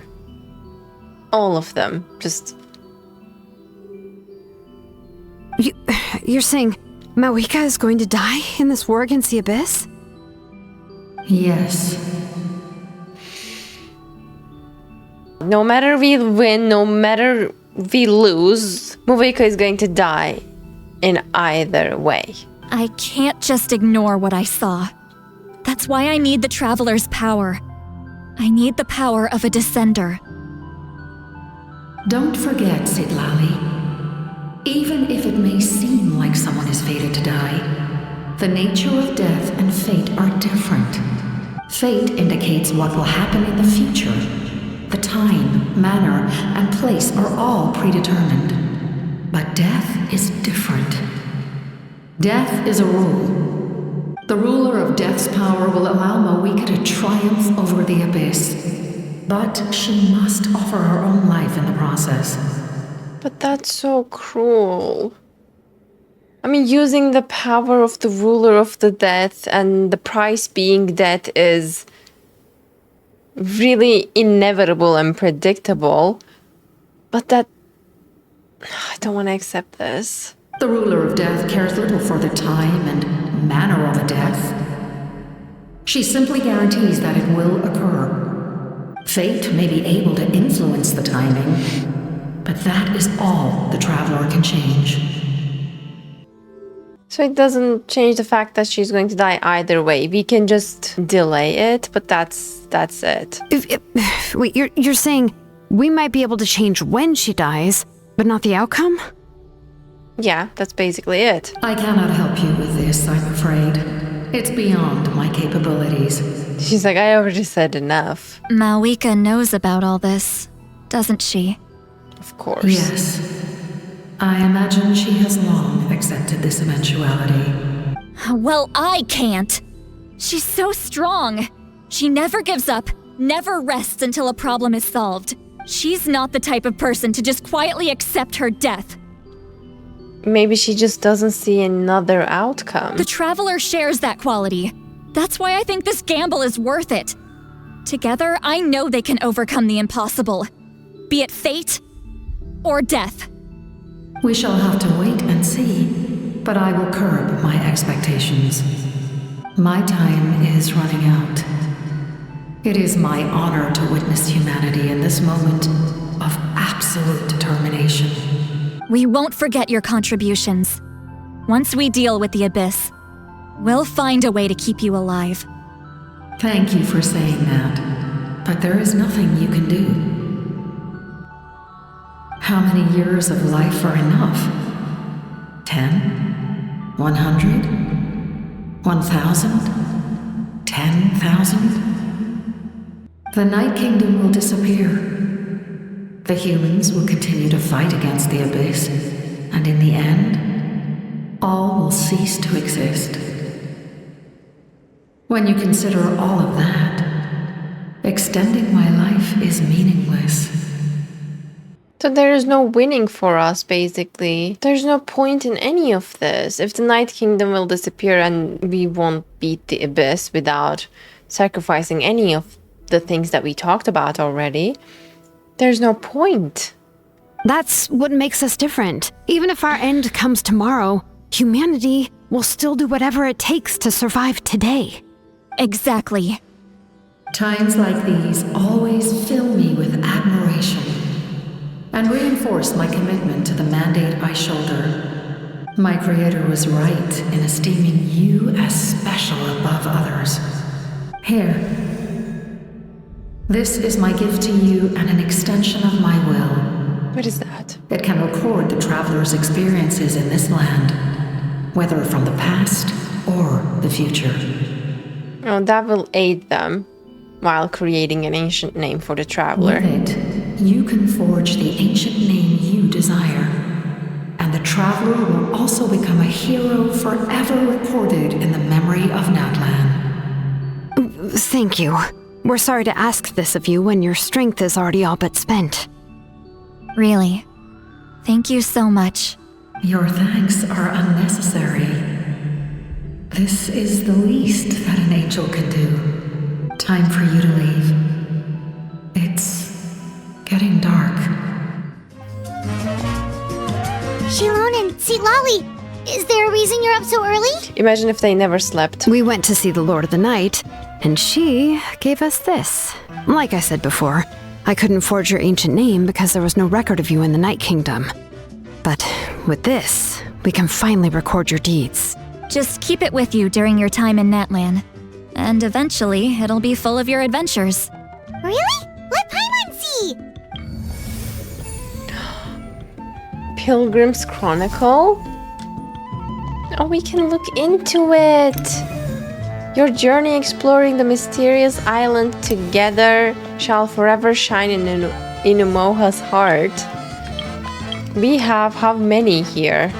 1, 2, 3, 4, 5, 6, 7, 8, 9, 10, 11, 12, 13. And I only did 4 of them? BD, all may be sacrificed for the beloved land. Okay, so this is Auroron, Kachina, Uthabiti, tasted victory for the first time. Umoha is Mualani. Whoa, it's the 2 of us! And a sun in the middle! Oh, and that must be... Kachina? It's not a concrete medium. It reflects the Lord of the Night's will, and shows what she wants you to see. Oh, in other words, don't worry about his form. When you want to check the contents, just take it out and have a look. Sounds convenient! It's also super light and doesn't take up too much space. This is a really awesome gift. It didn't come at a price, right? It didn't cost a ton of Mora, right? Oh, yeah. We'd feel bad accepting something like that. Oh, yeah. Don't worry, you two. It's, like you saw yesterday, aiding humanity is the Lord of the Night's mandate. She would have willingly reconstructed Natlan's ley lines at the cost of her own existence. She wouldn't ask anything in return for this. Exactly. Just take it. Well, if you say so. Oh, thank goodness you're here. The Abyss attacked again and it's really bad. The monsters are everywhere and we need help. So soon? We just fought them off. We can figure that out later. Let's go! We are getting into the fight. Quest goal is in Natlan. Leave the very ill. And join the battle. Alright, guys. Here we go. The battle begins and I'm so nervous. Like, literally my hands are ice cold. Talk to Mawika and learn more about the battle situation.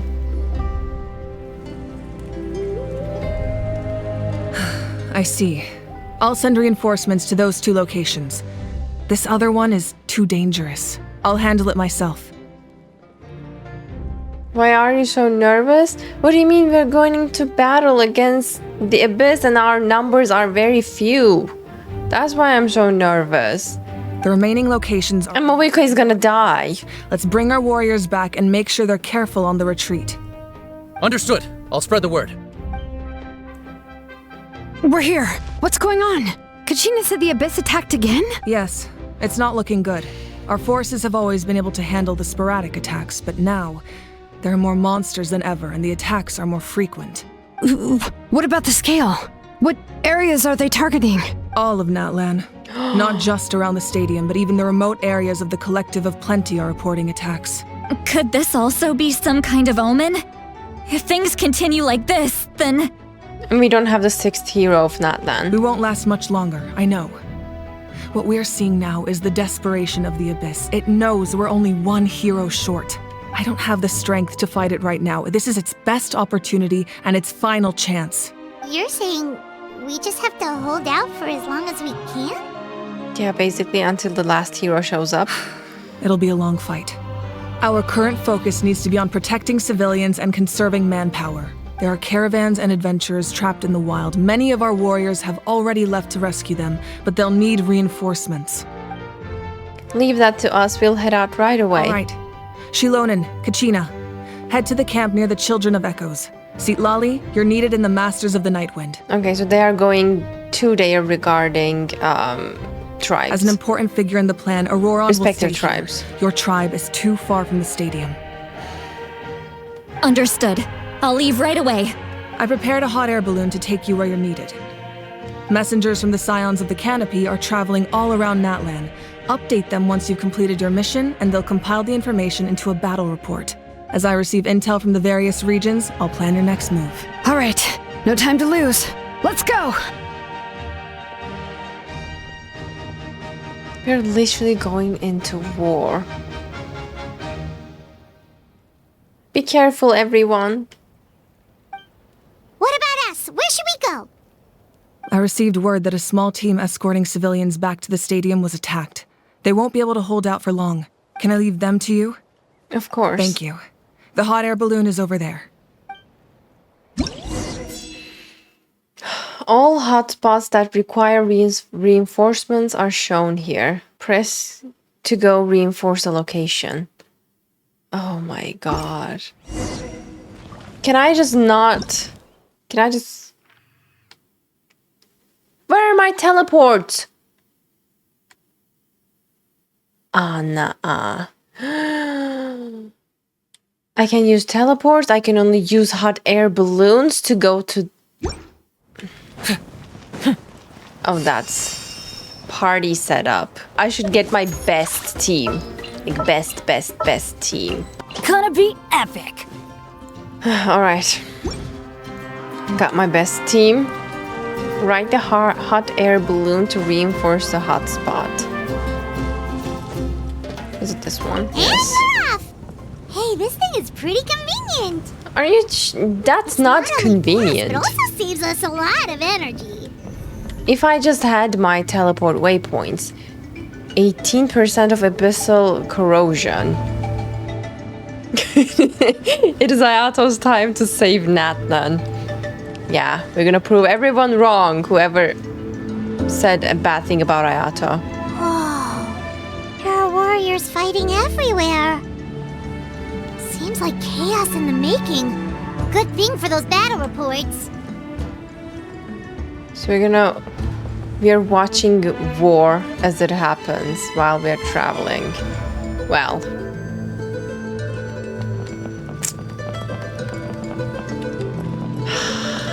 And I can't wait to get there. So this is why they just made the teleports disappear, because you feel this sense of urgency, that little scratching feel of desperation. I can just jump down. I could just jump down. Trapped! Let's go help! Can I jump down? Can I jump down? Reinforcements! Thank goodness! Yes, reinforcements. Don't you worry. Okay, I need to hop on to the next hotspot right now. Thank you for coming. We were almost at the breaking point. There were just too many monsters. They just kept coming, wave after wave. I've never seen it this bad. At least we got here in time. You all should get going. I know, but it's not that easy. A lot of people were hurt in the battle just now. Our cart was also attacked, and now our supplies are scattered everywhere. That's not important right now. We need to focus on getting out of here alive. I know, but these were medical supplies. What if they need them back at the stadium? It's them! Over here! More warriors? We came to help, but looks like you don't need it. Nice job making it through. Now we can head straight to the next location. What other areas need help? Here, take a look at the latest battle report. Messengers from the Scions of the Canopy are traveling all around Natlan to pass along the latest intel. If you see a messenger from the Scions of the Canopy, feel free to ask them about the latest battle situation. Does all of them look like him? Now where should we go next? Seems like you can hold your own in a fight, so let's split up. Choose where you want to go and we'll take the rest. Still looks like they could use some help here, though. These supplies are really important. What should we do? It's all right. Don't delay your rescue efforts on our account. But if we stay here too long, the monsters might come back. What do you think, Traveler? Should we stay and help? Paimon will do whatever you decide.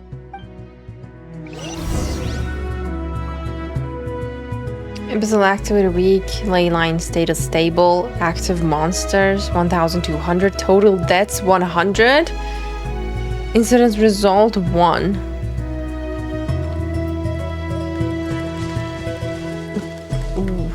Where are they, Uturunku and Tepos?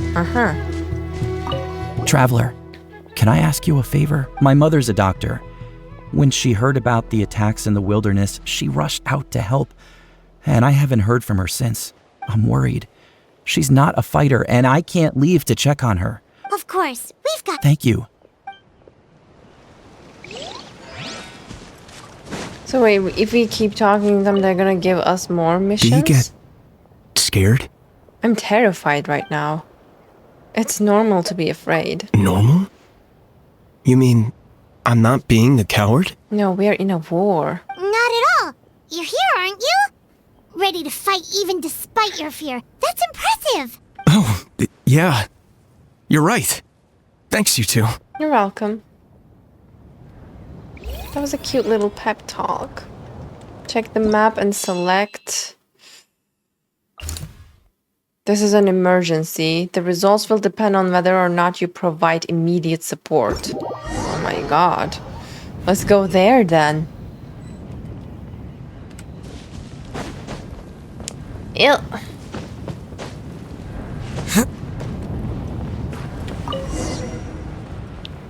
Reinforce the hotspot. Oh, this is gonna take a while. I actually want to go to all of these places, but I feel like that's not going to be possible, right? Oh, I see. This is time dependent. So I shouldn't be like, oh, it's not going to affect my progress if I take things slow.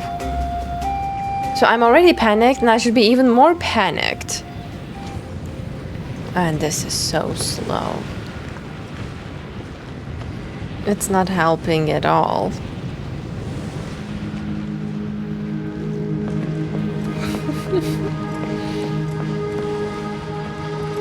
This is like a form of psychological torture. Like more like teachings of the war. Are we already... Hey, Kanish just ran past. He must be busy delivering Where is he going? messages. At least he didn't look hurt. Yeah, I'm relieved.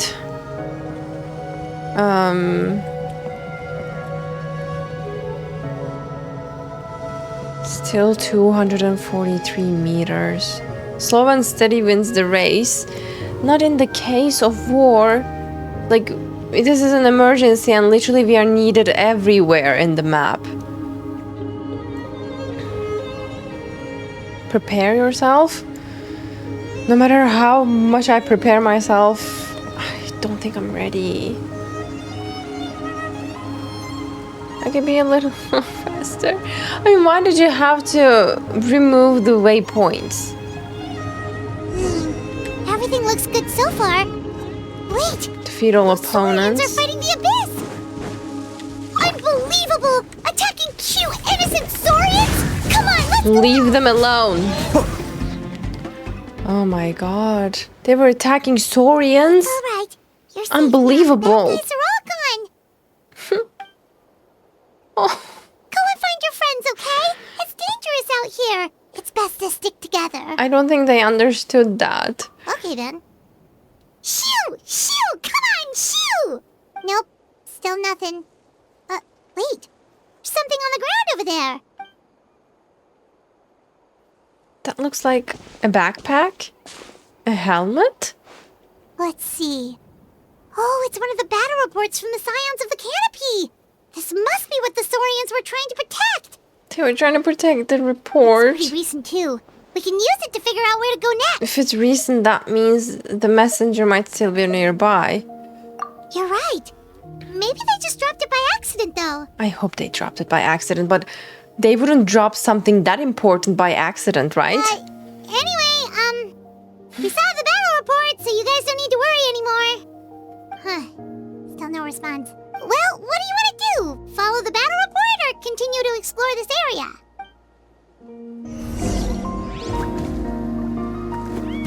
Check the map and select a hotspot for reinforce.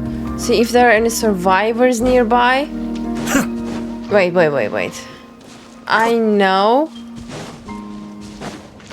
it's time sensitive, but maybe we can check really quickly. I found him! Someone's injured. He's hiding. Oh, that must be the messenger. Hey, are you alright? Can you still walk? The battle report! I have to find We already the battle found report. it. Yeah, we got you covered. Oh, thank you. I hope you're not too late. In times like these, every second counts. Even a short delay can put lives at risk. Don't worry Yeah, about true. that. We can take things from here. You just need to head back to the stadium and focus on getting better. Have faith in your people. You're right. I can't do much else in my current state anyway. How can we make sure he'll safely get back, though? We can't let him make the journey alone. It's too dangerous out there. No, the Yumkasar will take him. Huh? What the? Looks like this Yumkasar wants to give you a lift. Whoa, you guys sure about this? It's really dangerous out there. I'm gonna cry. They are so cute. All right, well, thanks. This is a huge help. Be careful on the road. Thank goodness for those Saurians. They really came to the rescue. Yeah, he stands much of a much better chance of survival now. Turns out they could understand what you were saying this whole time. Really? That's your takeaway from this? Unbelievable. Come on. This one's also time sensitive.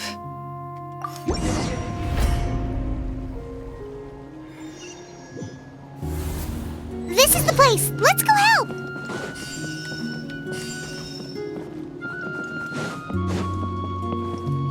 I can go with my current team.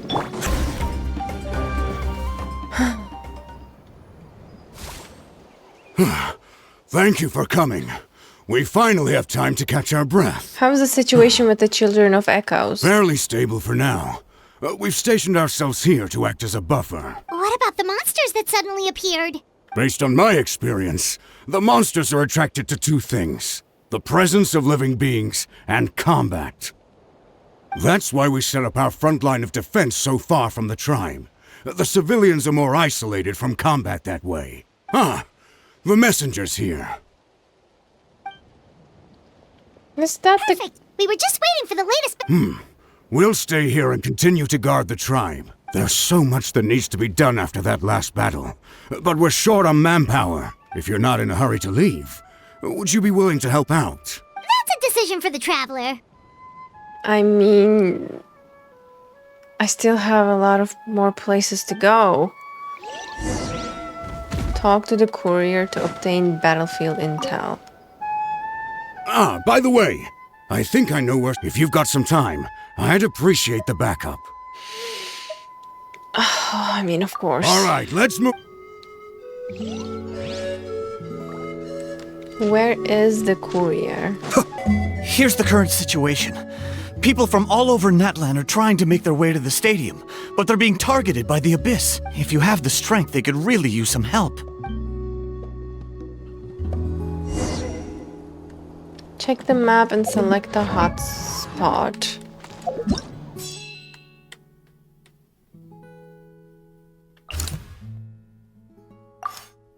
What about these? Wait, I can't go there now? I thought I was gonna be able to go here.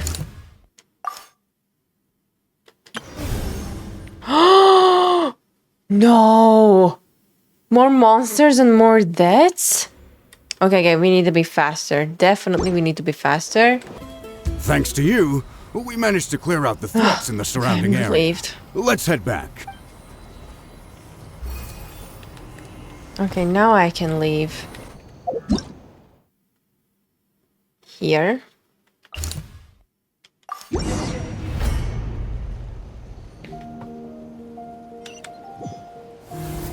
Wow, there are so many people here.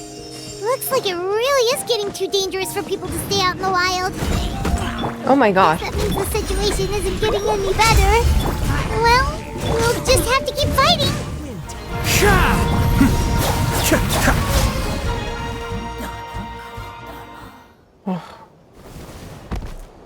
Oh, Kneech. Oh, Kneech, you're back! Yeah, thought I would check on the situation after finishing my delivery work. If you're here, though, I doubt I'm needed. Every person counts. We wanted a breather anyway. Yeah, it really feels like we're running short on people everywhere. It's so dangerous out there. Just when we think everything's under control, another thing goes off the deep end. And that's war for you. It's just... What if things get even worse? Paimon, we don't need pessimistic vibes right now. We are already stressful and nervous and we are literally in war. We have to be in our most, let's say, grounded and calm self as much as possible. What a stupid question. You know the answer, you're just too afraid to face it. Like a puny bug clinging to a pipe dream. Okay, that's enough out of you! This may be one of the few times Ahau has a point. On the bright side, we can pat ourselves on the back for saving all these civilians and bringing them here. My tribe is launching a second wave of patrols soon. We'll do a scan of the whole nation. As long as we don't scatter our forces, the Abyss is nothing to fear. Fear is useless anyway. Even if the endless surge of monsters scares you to death, you still have to fight. There is no other choice. Where is Mowika? She took a small team of warriors to the mines. A group of people from the Children of the Echoes were trapped there. I think she just got back. The lava alone makes that area dangerous, and now it's crawling with monsters. Without her power, she's just an ordinary vision bearer like the rest of us. I'd be lying if I said I wasn't worried. Spewing nonsense as always. Quit worrying and look at the outcome, genius. She's still obviously the strongest warrior you have. Yeah, she always seems so confident. Plus, she told us you can only become the Archon by proving your strength. It's true. She certainly helps us save manpower. She can handle the dangerous areas almost entirely on her own. Alright. I'm tired of this conversation. Either take a break or get moving already. A break sounds good. We won't be much of a help in the field if we are dead on our feet. Good idea! Maybe we can... No, I don't want to take a break! In the meantime... Even on our break, we can still be useful. I mean, helpful. We're on the same page. No, I don't want to take a break. We need to go. Could they all be refugees? Rest here for a while. Guys, optional objectives. For example, there's a lot of objectives. The commissions just keep coming one after another. Normally I'd be happy, but given the circumstances... It's only a commission if you get paid. This is something else entirely. Still, everyone's doing their part. There's more to adventuring than commission fees. Anyone can be an adventurer. Except those who like to play it safe.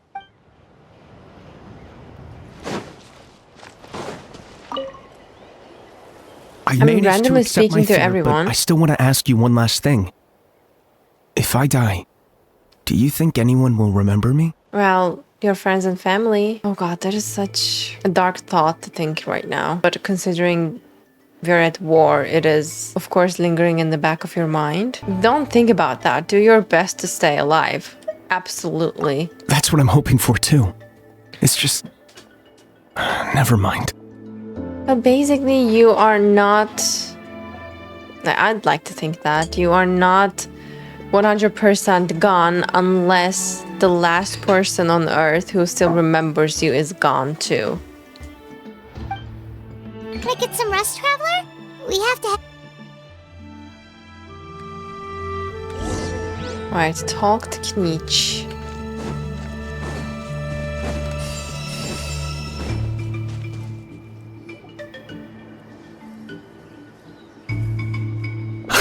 It's you two!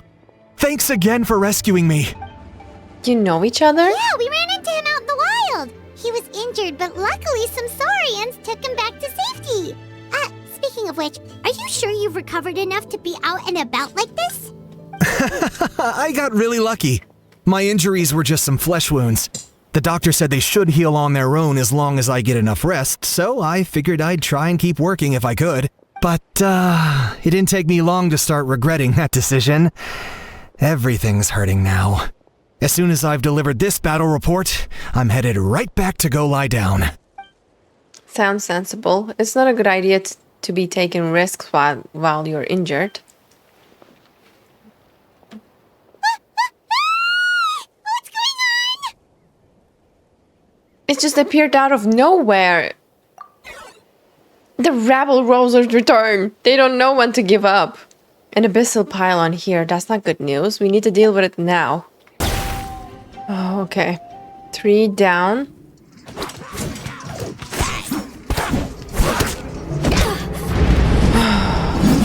Everyone everywhere is fighting. And now something bad is gonna happen.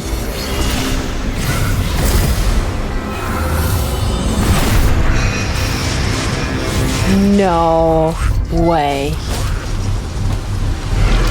No way. Countless of portals just appeared and...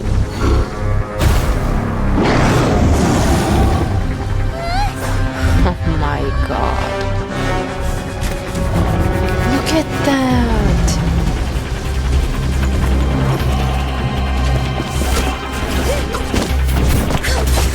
They're gonna eat the ordinary warriors alive.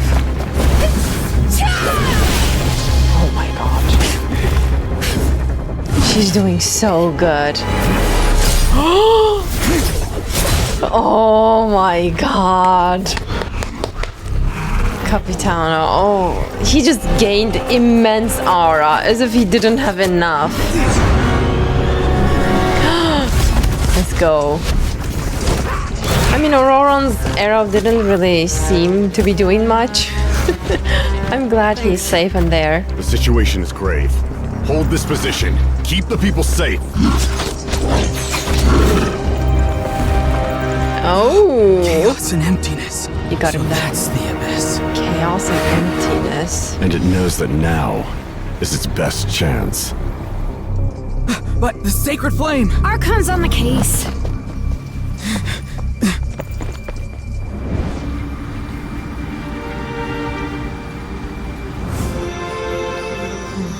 She has a note. Sis, is she gonna use it? It is trying to dim the sacred flame, isn't it?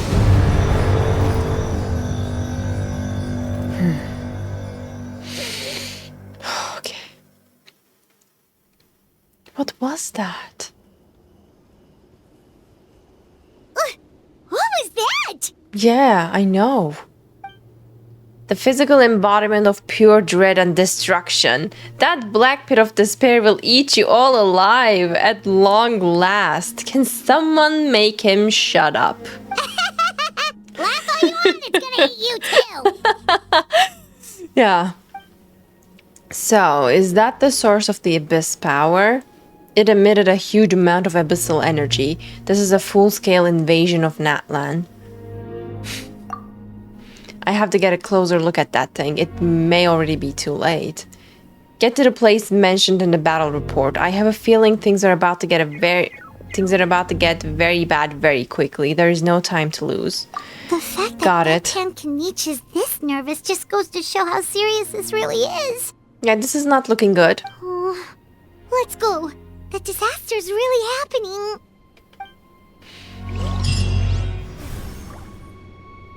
Oh god, 247 total deaths.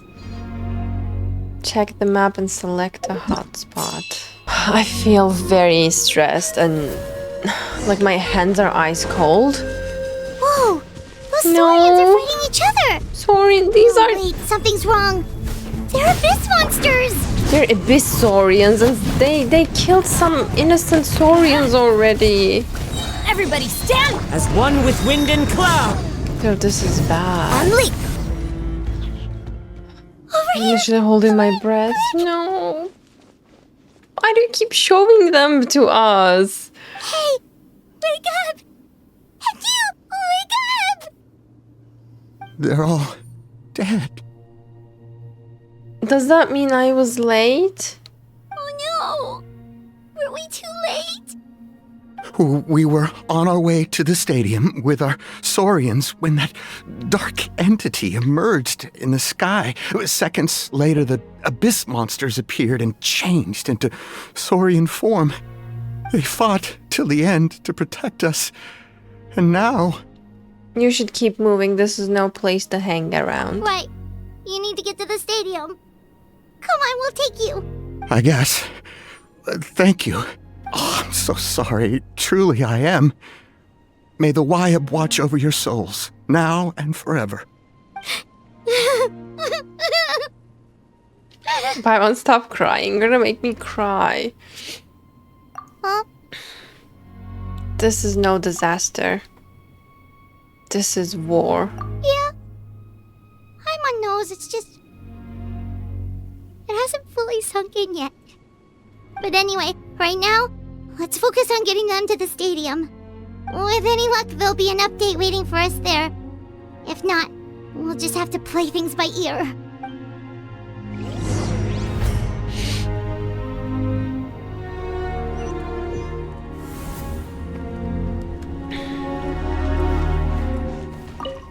I'm so hey, sad. it's I'm you so again. heartbroken after seeing that dead Saurians. It's a real shame I'm stuck here nursing my wounds. Otherwise, I'd be out there on the front line delivering the latest intel to you guys. What's the current situation out there? Fewer and fewer messengers are making it back, and each trip seems to be taking longer than the last. It gives me a really bad feeling. Where's that zzz in the corner of the screen? I'll update you on the No, latest it's the intel for now. Saurian. For next time, though, I'll see if I can find someone to bring the updates directly to you. I can't guarantee anything, though. As you know, we're seriously short on people. Don't worry about me, I'll manage. I don't know how you do it. You really are a true hero. 381 total deaths. Abyssal activity strong. Leyline state is dented. 1,900 active monsters. I literally feel so helpless. Like, I don't even know what to do. Everyone died? There is no one fighting here. Nature. Teamwork is Like when we usually came to the camps, there would be NPCs fighting. Suiyu, Cascade. You're the only ones who fight here. I don't think we have ever seen dead NPCs on the ground before. Look for survivors.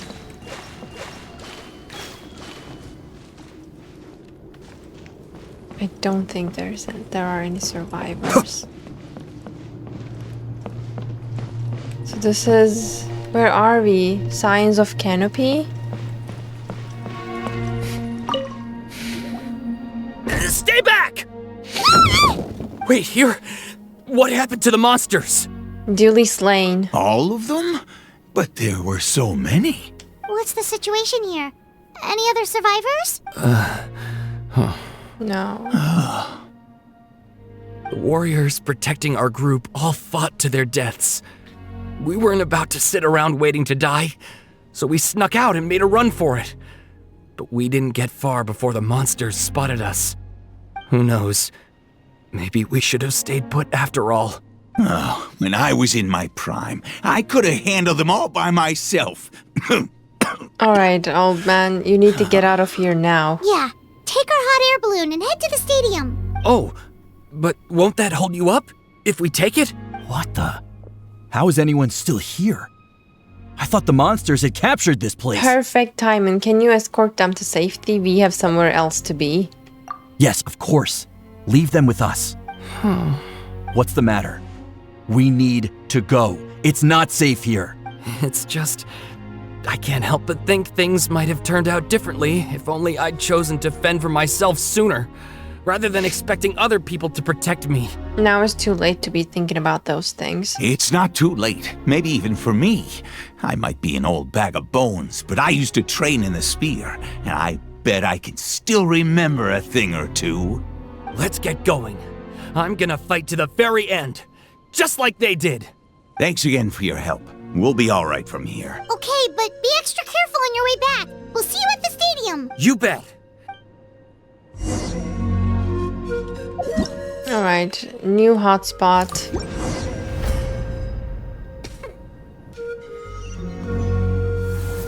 Doesn't look like we'll be able to find anyone here. The monsters are all that's left. Stop. There's no one left. Even there's a dead Fatui soldier on the ground. Nope. Nobody here. The latest intel said the Children of Echoes need support too. Let's head over.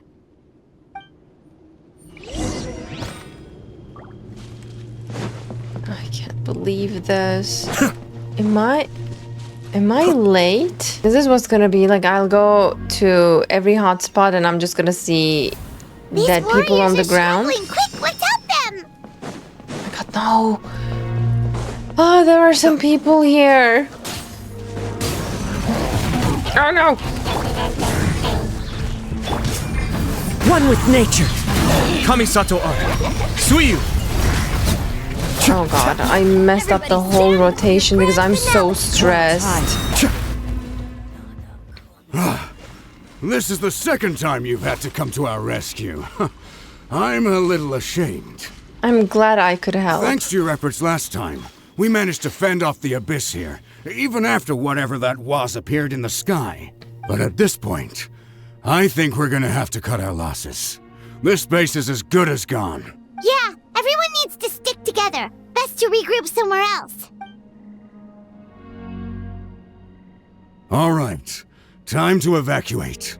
There's a volunteer unit here too, so first I need to ask them what they want to do next. For anyone who still wants to fight on the front lines, the Children of Echo's front is the closest to here.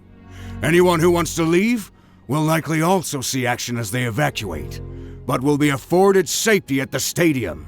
Those are the options. We're abandoning this base, and you're free to stay with the group or leave. As of this moment, the Children of Echoes are reasonably well defended, so please, weigh the risks and consider your family's safety before you make a decision. Now then, anyone who wishes to keep fighting, show me how serious you are.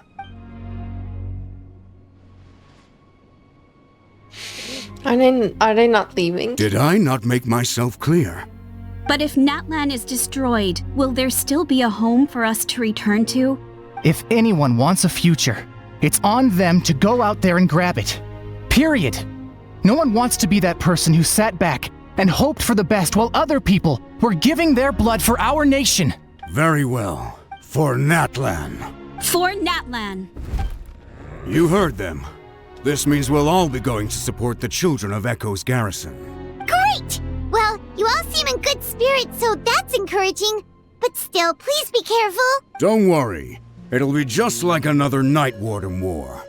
We'll force the Abyss back if it's the last thing we do. For Natlan. I'm gonna cry. Like, I'm on the verge of tears.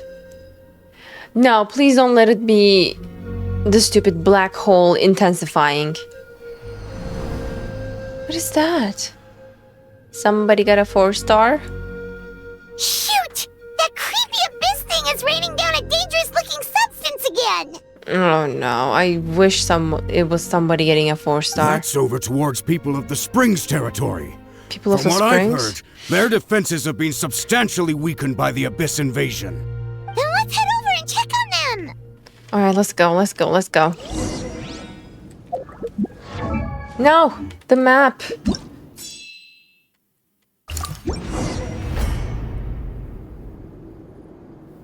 I didn't even check my team's health status. Okay, it's not bad. What the? Hyman can't believe it! Oh my god, everyone... No one survived again. Let's light it up! So legit, I'm gonna cry. Darn strong, our attacks are useless! Oh, why isn't anything working? At this rate, the abyss is just gonna keep sending more and more monsters. What are we gonna do? Here soon. We need to get out of here. Let's check the area for survivors and hurry! I'm on, there are no survivors. Don't you see? Into the wind. Let's light it up. Teamwork and... Mind the deluge. Cascade.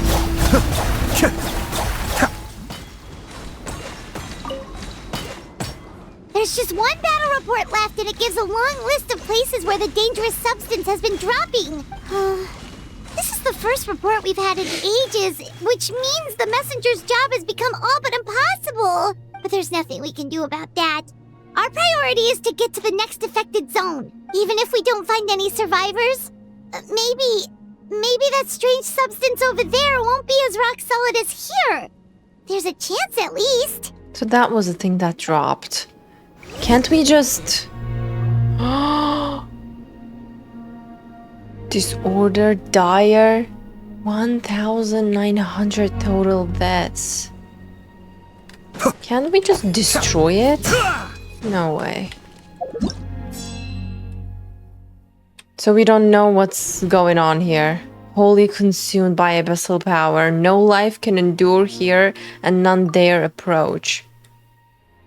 So that means Children of Echoes is gone. Same as People of Springs. What the hell?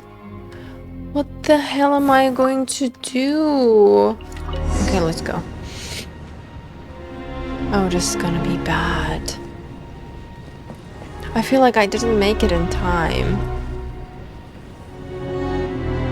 So just to see everywhere that has been invaded by the abyss.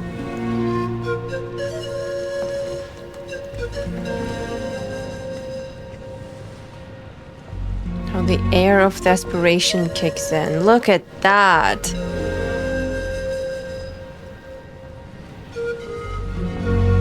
There are too many monsters. There are just too many. It's beyond anything we've seen before. No matter what we did, it literally wasn't enough to keep them under control. I feel like I'm crying. I'm gonna cry.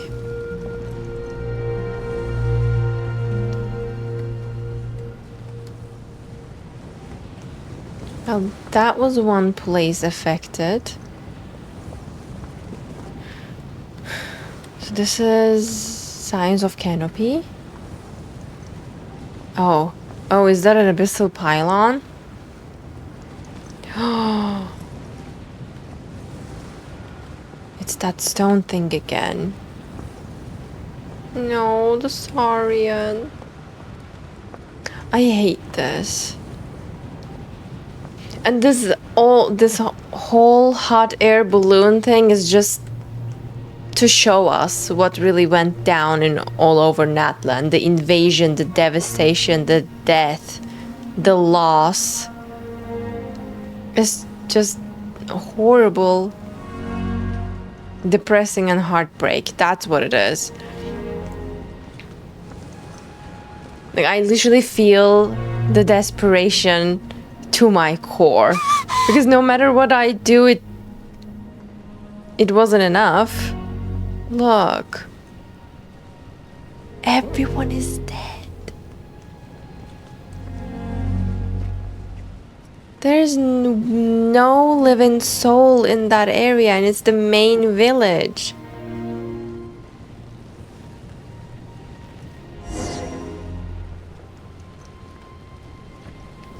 And I should feel horrible.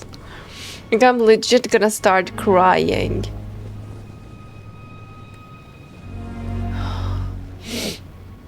Actually, everyone was dead. And we're talking about thousands here. Like, it was close to 2,000 the last time we checked the report. Like, it's beyond description. This war's getting too much for Paimon to take. That makes the two of us, Paimon. Don't be afraid, Paimon. I know we can win this. Okay. Let's do this! I'm gonna cry. Okay, wait. Before anything happens, I should dry the tears in my eyes. So I can fight.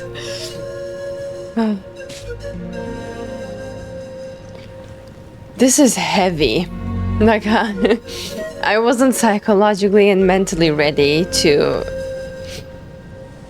see the devastation of a whole nation.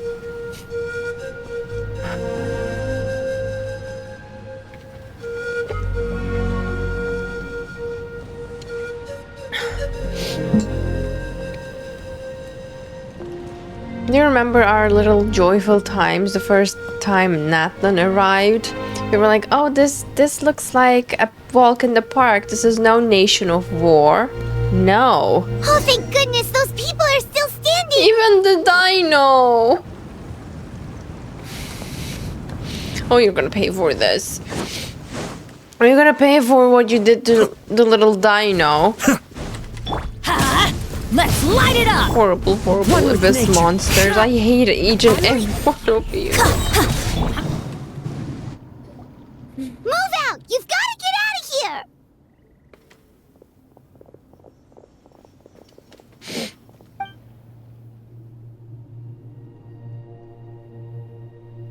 Still no luck, huh? What on earth are these things? How are they invulnerable to attack? It looks like claws holding a sphere. Yeah, at least with regular abyssal pylons, anyone with a vision can destroy them. But this thing, no one's seen anything like it before. It's like a part of that sky demon's body or something. Sky demon, I like that. So it's like a fragment from the abyss. Whatever it is, it seems like it can spawn abyssal pylons, and with them, a never-ending stream of abyss monsters. We're just no match for it.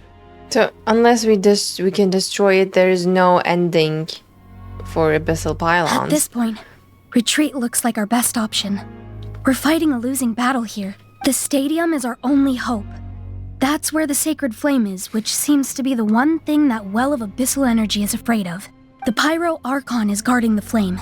As long as that continues, we still have hope. And knowing Mavika is destined to die in this war is just... yeah. What's this?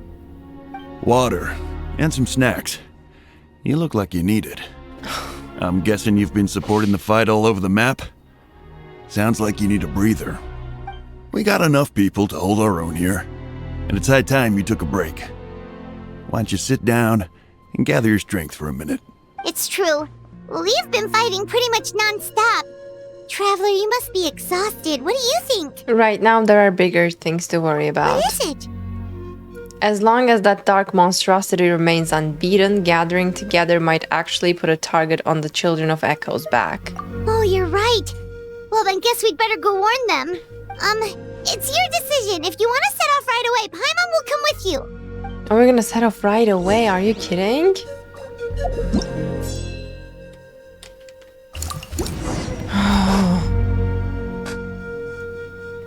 I feel like I am trying my best and still it's not going to be enough. Oh no, the monsters have already stormed in! Okay, Shilonen and Kachina is here.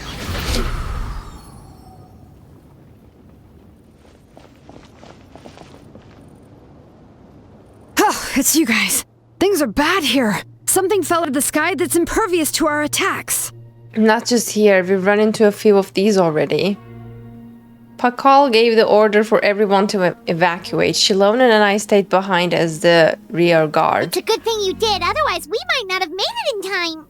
Kachina, she and I can deal with the remaining monsters and abyssal pylons. You should go catch up with the rest of the group before your parents start worrying about you. Got it. I'll leave right away. They need all the help they can get. Stay safe, Kachina. Now I feel bad that I didn't check with Toto. But I literally felt like I am late and I need to be... Like, I need to go as soon as possible. Like, not even a... I feel like a second could change everything. And I am already late. If we look at the outcome. No! Leave him alone. Okay, another pylon.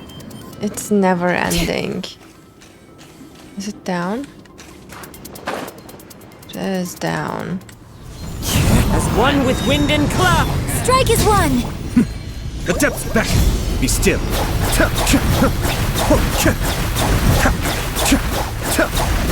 You mailed? Not now. Where are the rest of them? Evacuation complete. Prepares to fall back. How do I get up there? How do I get up there? Why did Shilonen leave now? I could use her, you know, skating abilities. Yep, that's everyone. And no more casualties by the look of things.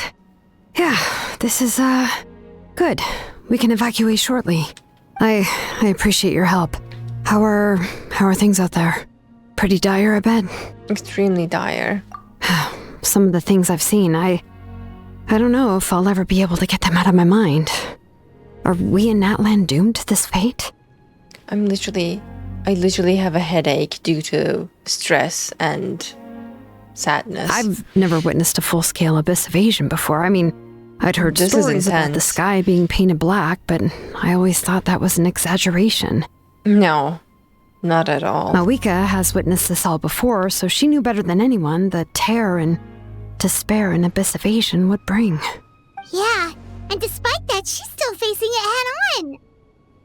We've had to abandon our homes and chase the dying light of day. And maybe the only time we'll see the dawn again is in our dreams. But as long as there's even a sliver of hope, I am not gonna give up. Me neither. We should catch up with the group. Let's go! Rendezvous with the team that evacuated first, so we're gonna run all the way back.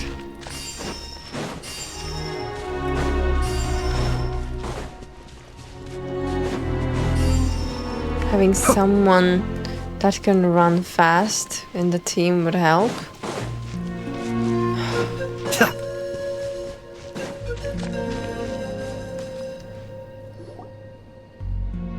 Great, you made it here unscathed. Kniech came by just now with some really bad news. Those indestructible abyss things have been dropped by all of the tribal territories. So it wasn't just children of Echoes, even the collective of Plenty was affected, and they're the furthest away. But the worst affected region was the Flower Feather clans. He said it's a complete disaster over there.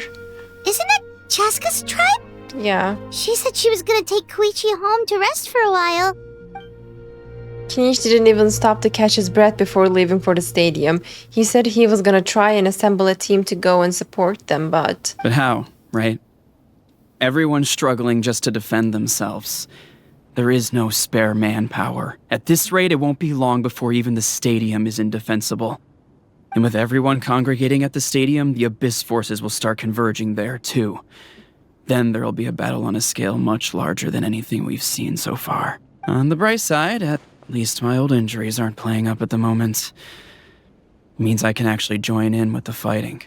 The crux of the issue is that the heart of the Abyss itself has joined the invasion. That's a power we just can't match. I have every faith in the courage of our people. The Natlanese will never give in to despair. But still, the fact is, our lives are more fragile than our spirits. Traveler Paimon knows what you're about to say. We have to go to Flower Feather Clan. Yeah. Paimon sure is getting tired from all this flying, but it doesn't matter. Wherever you go, Paimon's going too. Until the Pyro Archon succeeds in her plan, every life we save is worth it. Yep. We'll leave the Children of Echoes to you guys. Flower Feather Clan, hang in there. We're coming. Really? But you guys must be nearing your limits, surely. If there was ever a time to push ourselves to the limit, that time is now. Correct.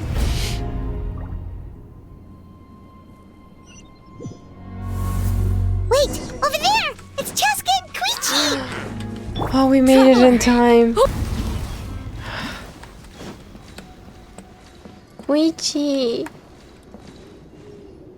Don't tell me she's dead. No, she's corrupted by the Abyss. What happened to her? She's covered in abyssal energy! We could heal her. We could heal her. I'll help her.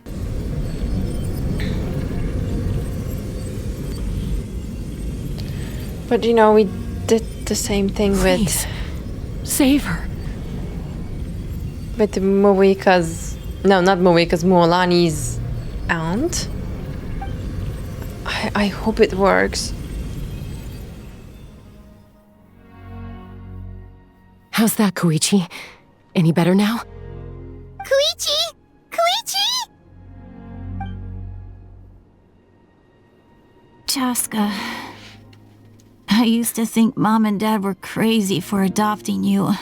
I was the younger sibling, but I always felt like it was my job to help Mom and Dad take care of you. I thought I could set you free from the abyssal energy you struggled with. I guess I was pretty full of myself, huh? Thinking I could fix you when... Well, we were always the same. Hush, Koichi. Put those thoughts right out of your mind. We'll be at the stadium in no time, okay? I'll carry you there. The abyssal contamination is gone now. Just rest, and you'll get better. I was always nagging you to slow down.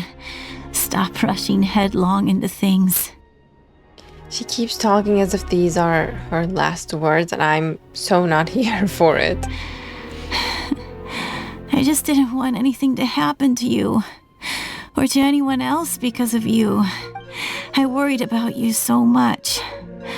But now, I realize I never really understood what it's like for you. The fact that you survived an abyssal contamination was a miracle.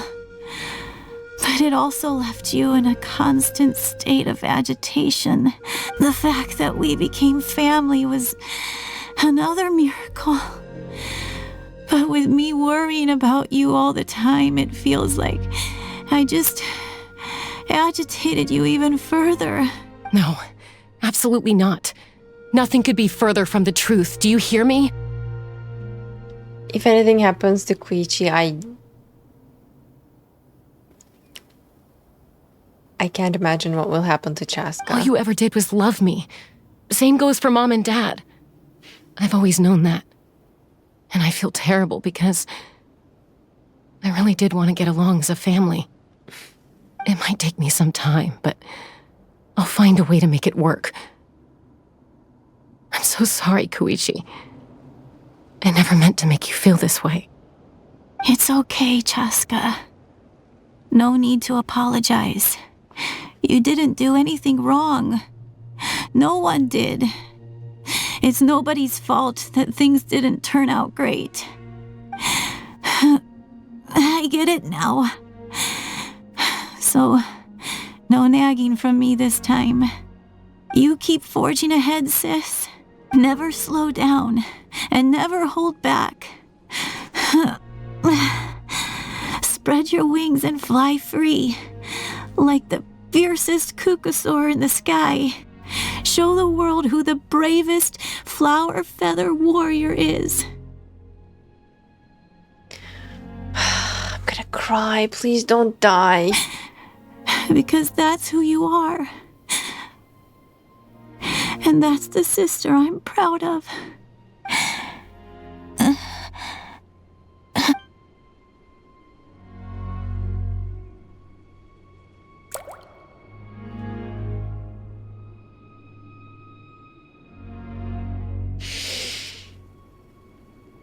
Koichi! Koichi! No. Koichi?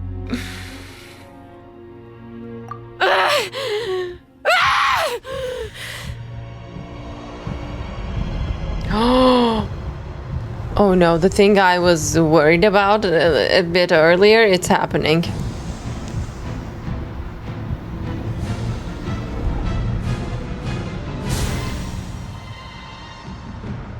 What am I gonna do? Chaska!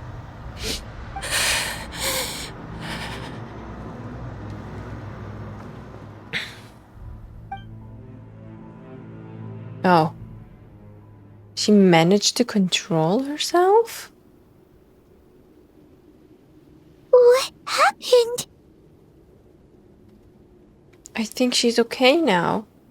Let's give her some space while she cools down.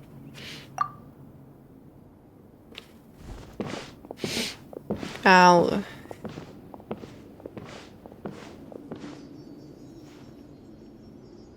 What was that just now? It looked like abyssal energy was flowing out of her, but then a split second later, it disappeared. I legit thought she was going to attack us, and I was ready to defend myself.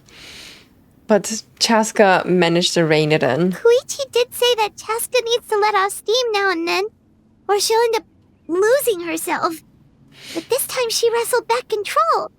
Just like Koichi always hoped. If only we were faster! Dealing with abyssal contamination is a piece of cake for you!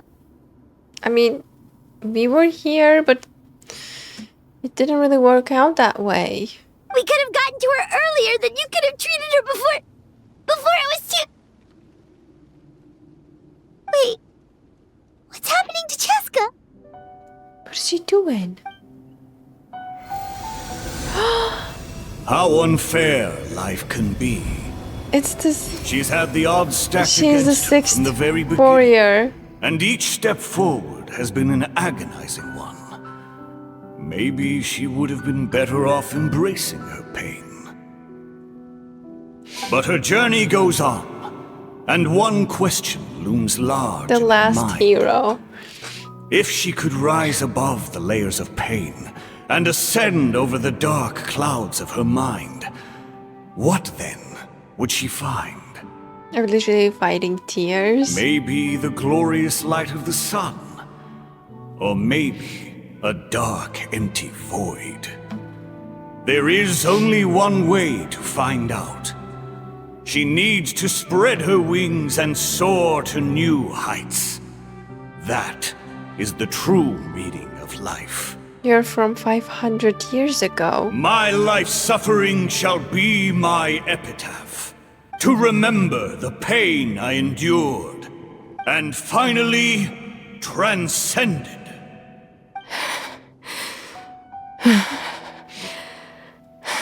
I can't imagine what she is going through right now. What is her ancient name? Let's take Koichi somewhere safer.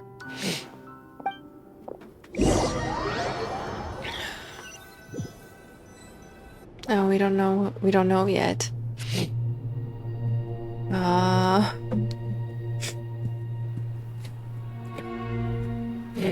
stop.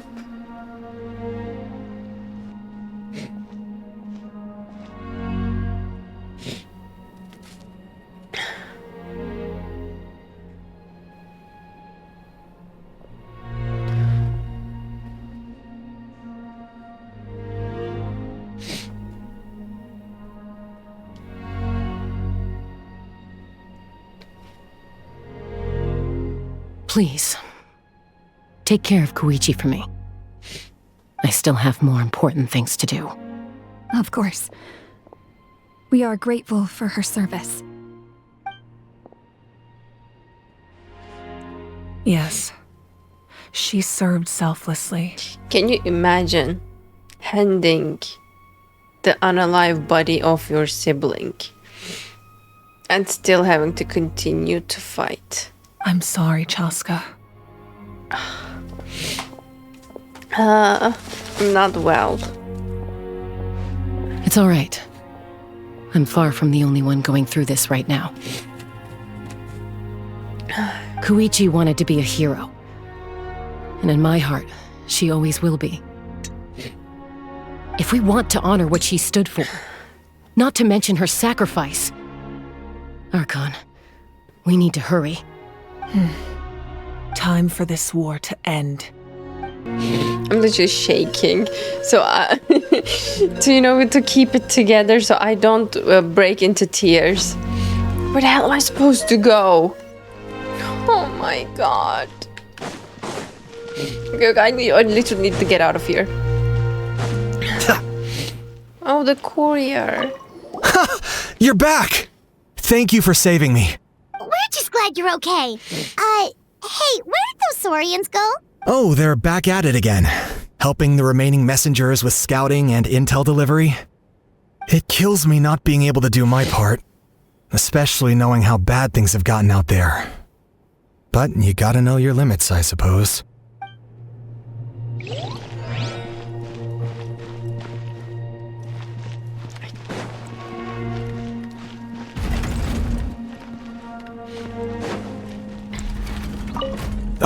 Oh, he's it's you here. two. I thought we'd never see each other again. We put up a good fight, and we won. Even though it cost us dearly. Are you gonna keep fighting? Yes. If so, please be careful. Fighting the Abyss is a great honor. But the path to victory lies not in honor and glory, but in surviving until the next morning.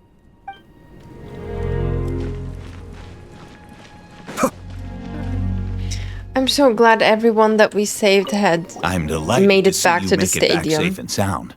Just keeping our word. We said we'd see you at the stadium.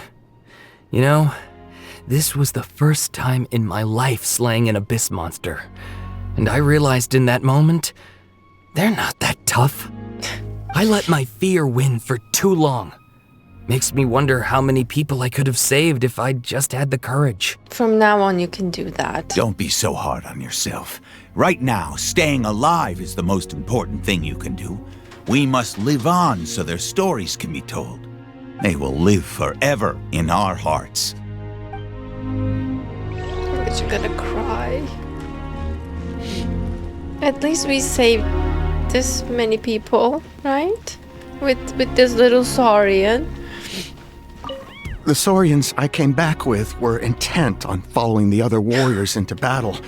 There was just nothing I could do to stop them. The Saurians went That into officially battle. makes me the most useless member of the unit. But at least I know enough about Saurian medicine to help treat their injuries. Alright, time to head to the center. The gathering of 6 heroes. I doubt we endured the most painful part. Everyone, are you ready? I'm not. Give me a second. Alright. Bitter war lies ahead. Our victory begins in each of your minds. So ignite the spirit of victory for me. May no further lives be lost, and no one else may to suffer the loss of their loved ones. As long as blood still runs through your veins, even the tiniest spark of steel against stone can ignite a flame. 1. Its blaze will become one with the gaze of all Natlan. Even amid everlasting darkness, our bonds remain eternal.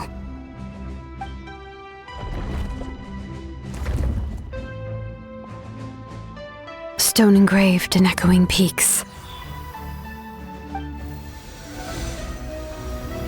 Converge, disperse, and ashes be reborn. For flames born anew, and the blazing dawn. A hero scaled the volcano to seize the sun. Oh, her aura's color is so pretty. Anointed with flames, she shone with the light of 1,000 stars. Now, guide me in my first step. Having foretold his own death, the omniscient man holds a feast in celebration. Let us raise our cups in honor of his heroism and send him off with this final tribute. Aurora's aura is For really at pretty last, too. his wish is now fulfilled. By past fuel and present flame, life marches ever on. We will answer to the fire for all our deeds. My life's suffering shall be my epitaph. I love how they all To remember the pain I shine. endured, and finally, transcend it. Heroes of the ages! Our moment has finally come! I don't know if I'm ready for this.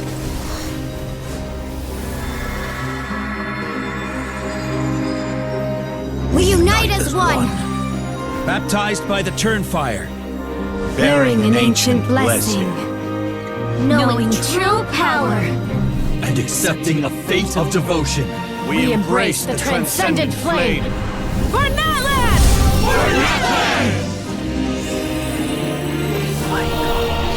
I'm just having the worst goosebumps ever, and it's bringing tears to my eyes. Beautiful.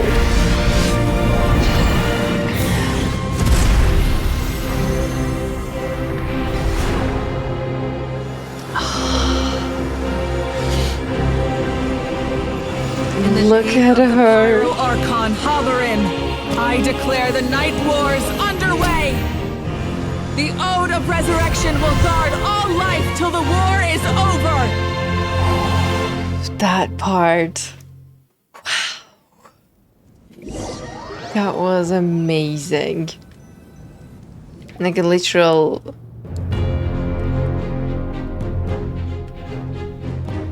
Heroes of Natlan. Like, for Natlan. I literally felt it in my core.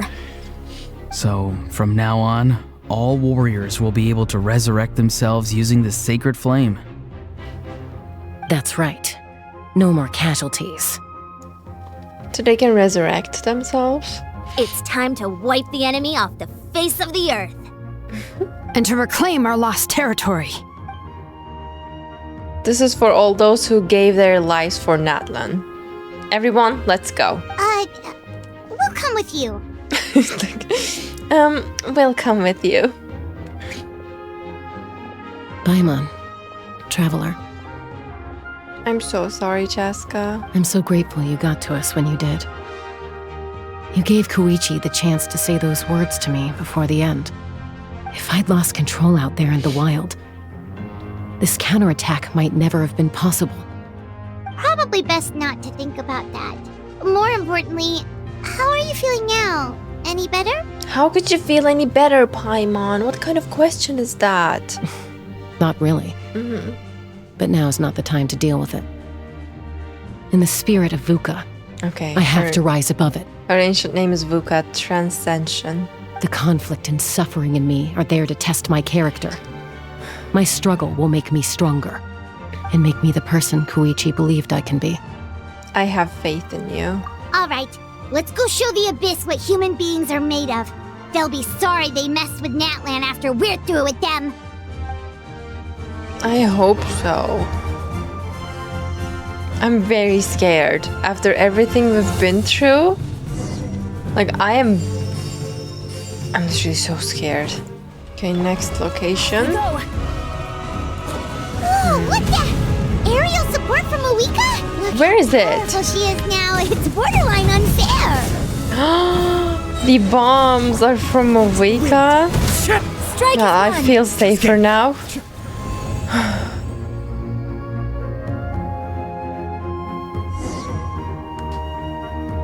Board the Spirit Way. Where are we going? Oh, did you guys see that huge fireball? It exploded right above my head. Sorry, Mulani. I'll adjust my aim. No, you're good, Archon. It didn't hurt at all. Plus, it was freaking cool. I wish I could have Not seen great for that. your eyesight, Check though. map. Oh yeah, fair point.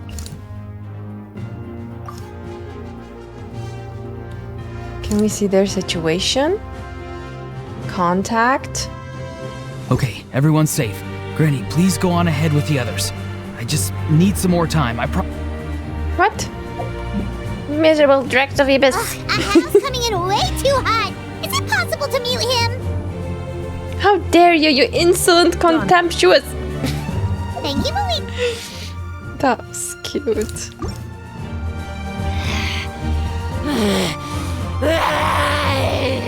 Traska's unleashed her Traska, are suppressed you beast. okay? She's even scarier than the monsters we're fighting. She's even scarier than the monsters we're fighting. Do we have any others? Great work! Don't worry, we're unstoppable. We have Capitano. Where is it? Where is he? Area secure. What's your status? Commander, we're facing a huge wave of monsters. Requesting urgent backup. Oh my god, wait. I'm 200 meters out. I'll fight my way to you. Backup has arrived. All right, give him hell. Vengeance for Koichi. Commander, vengeance will be mine. Oh, looks like they can hold their own just fine. Oh Be still. Okay. Faster. Everyone's safe. Granny, please go on ahead with the others. I just need some more time, I promise. I won't hold things up. Oh, Roron! Leave the vegetables and aphids behind, you dimwit! It's too dangerous! How could he? Those are his babies. Oh, we made it.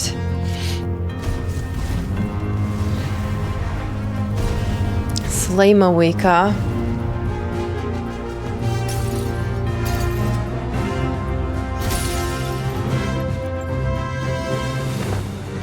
Hey, you're back! That sacred flame has got me pretty fired up. I'm ready to butcher a whole army of monsters. Everyone, just I like now up seeing the their table. spirits so high up. Let's give them everything we've got. Share battlefield intel with your companions. How do I do that? Oh no, 4,000? What? How did it drop to 1,000? The Children of Echo's territory is secure. All monsters down. I'll go deal with the Abyss 2 more. Here at the People of the Springs too. We crushed it! Masters of the Night Wind are also safe. Should I go support the Flower Feather clan? Resurrected? Things are I'm pretty so rough over there. relieved. I'm already en route. No need. I just dealt with it. Already? But you were just at the stadium. Yeah, well, you have no idea how long I've been itching to bash some heads. Slay, Chaska. Fair enough. Ian-san, what should we do about the Collective of Plenty? Your home's a long ways away from the stadium. Oh, no need to worry. I just heard from Verisa. She says they're safe now. Sounds like all regions are secured. The Abyss forces are weakening. Yeah, their only game plan was to outnumber us, and that ain't gonna work now that we have the Ode of Resurrection on our side. Hold up, the Abyss is sending a sizable unit towards the stadium.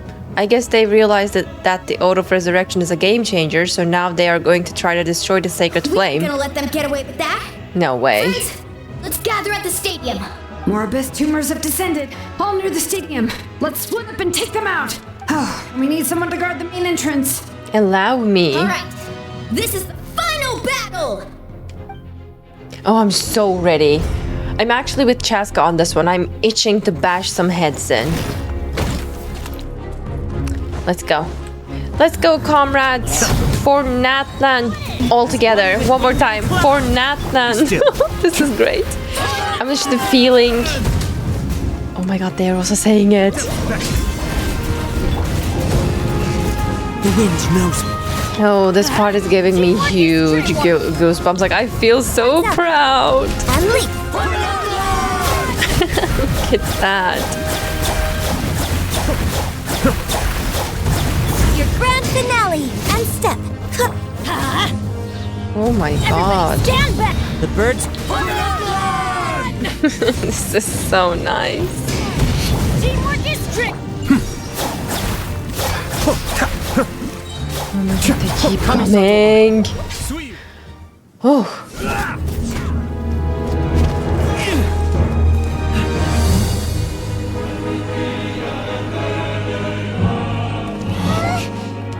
It's so good to see everyone safe and fighting. Now what? Oh, is that one chance we are taking? Smash that thing into pieces, Moeka.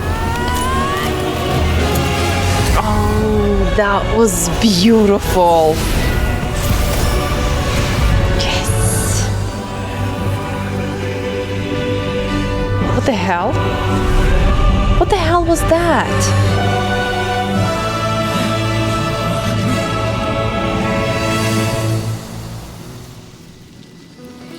Oh, she looks absolutely terrifying, but in a beautiful way.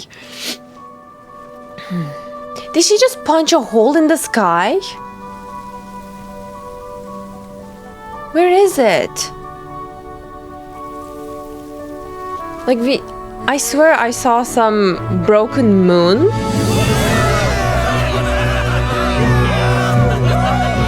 I'm so confused. Like, I should be happy right now. But I'm literally so confused. We won! We won!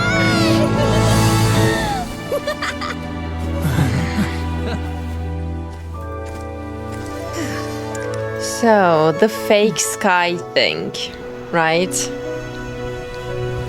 I mean, Moeka saw it. I need answers. Scaramouche was right, guys. But it was for a split second. Everyone.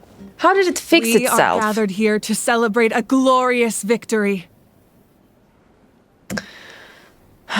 So many unanswered questions, but all right, let's go ahead with the celebration for now because we literally deserved it, and I'm so happy to see Capitano is also there with the celebration. It is a victory forged by each and every one of us, and we should all be proud of what we have accomplished. We emerge victorious from another crisis to declare, our beloved Natlan is saved!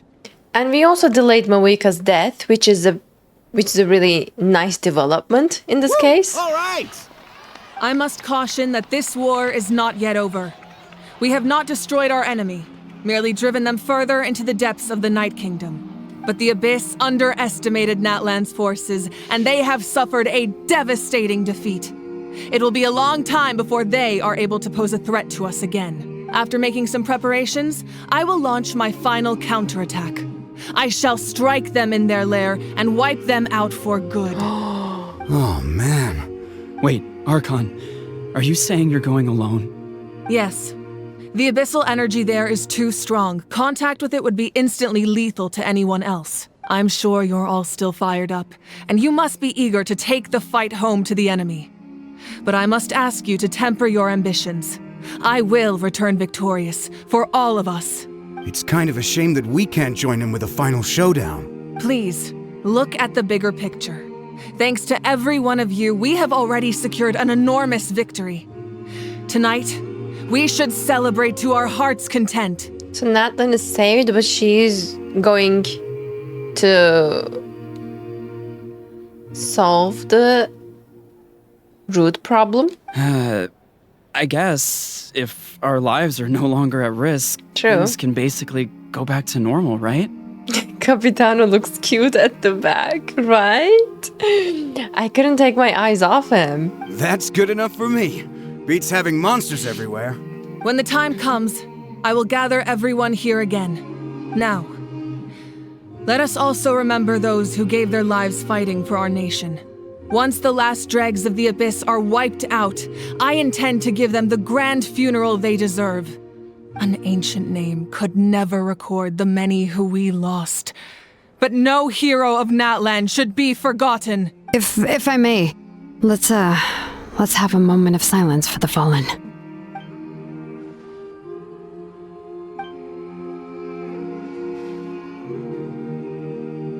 Lastly, there is one more person I must thank for his extraordinary support in our time of need, and that is the captain. Speaking in a personal capacity, I should like to offer my sincere congratulations on your victory.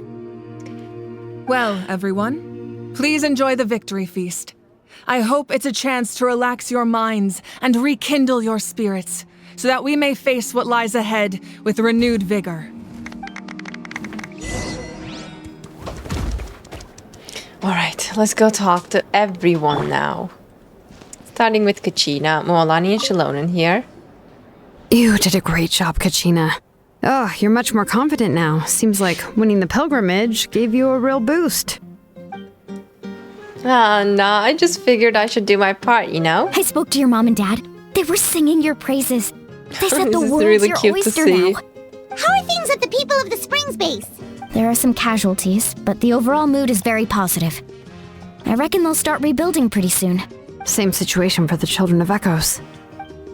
Still, it is so sad that some people couldn't be saved by the Oath of Resurrection. I think I want to hold a candlelight vigil for them when I get home. Oh, that's a great idea. Let's do it together.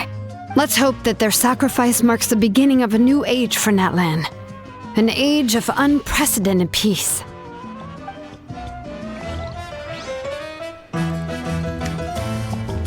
I'm gonna talk to Mawika last. Ian-san and Knich. Knich, you're one lucky devil. I don't know how the heck you're still alive. I'm in a zero tolerance mood right now. Stop being so flippant. Unless you want to get punched in the face. What is it with you, Ahau? Why are you so incapable of being nice? Oh, this is rich. One measly victory and it's all gone to your head. You would all be mincemeat by now if not for the heroic deeds of the almighty Dragon Lord Kuhuleha. Shut up. Alright, credit where credit's due. Here's a bunch of grapes for your trouble. Don't treat me like I'm your pet parrot! How are the signs of the canopy and collective of plenty? The messengers are the worst affected. I expect there'll be delays on all deliveries in Natlan for some time. Although fortunately, a lot of people have said they're willing to help out part-time. That should elevate the situation. The Collective of Plenty was the furthest from the Abyss's entry point, so they didn't have as many monsters to deal with. From what I hear, they got off relatively unscathed. But it might have been a different story if Chaska hadn't gotten there when she did. That's good to hear. All's well that ends well.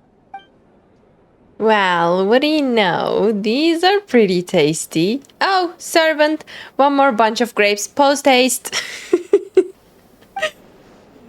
Okay, Polly. What do you mean, Polly? Alright, before Mawika... We can talk to Capitano. I mean, we can I witness. must congratulate you on your efforts during this war. I'm told you have proven yourself to be an outstanding adventurer and warrior. Oh, stop. I'm blushing. You remind me of the prince. I mean... The similarities in your approach are striking, especially when you told me you wanted to win. I mean, that's my sibling. Natural. I hope you will see him soon. Thank you. I would like to see you soon, too. Hey, Auroran! How are the Masters of the Nightwind doing? Granny Sealolly's been there the whole time, and she's a tough one. I think we should be fine. I'm sure there'll be some patching up to do, though. That's a job for the young folks. I should probably head back so I can pitch in. And check on your vegetables. Do you need support from the Fatui? He is so considerate of his comrade. Yeah, he's growing on me. I definitely one of my favorite harbingers. Probably not. There are a lot of older folks in our tribe, and I suspect they would find your comrade's presence a little distressing. If they could dress up as Natlan... people, maybe? Right, because often they look like a bunch of intimidating thugs. They look like intimidating warriors. Well, also in my tribe, excessive use of elemental energy is bad for your eyesight. Oh, that's a new information. Oh, right. Okay. Alright, now we can talk to Maweka. I'm still somewhat in disbelief that a united people prevailed against the Abyss. With the power of friendship and power of companionship and, yeah. Do I sense some regret in your words? Maybe you underestimated them a little bit. A degree of regret is inevitable. But above all, I feel profound admiration. I found some admiration for you too, Captain. Anyways, let's go talk to Maweka now. Welcome. You seem a little out of sorts. Are you just tired? Of course she's tired. I guess I am. You know, when I was up there in the sky, I could see all of Natlan stretching out below me. People everywhere, giving everything they had for a chance at victory.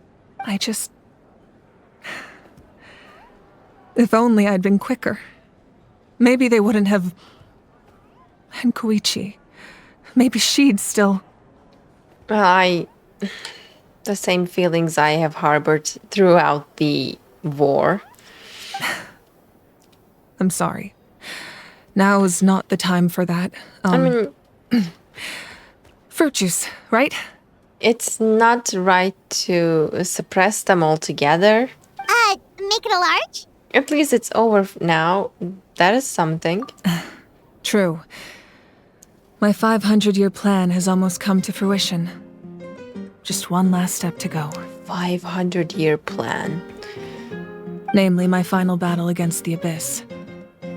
But battle is second nature to me, so I'm not feeling a huge amount of pressure.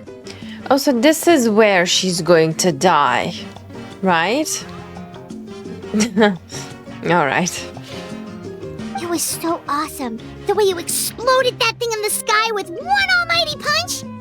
Are you always gonna have that kind of power? Yeah, can we circle back to the punch the sky exploding punch she did? Because we saw something behind the sky. Black, intimidating, kind of red. It looked like broken pieces of the moon. And with that support, Scaramouche saying the sky and the stars are fake. So, what about that, Maweka? I'm pretty sure you saw that.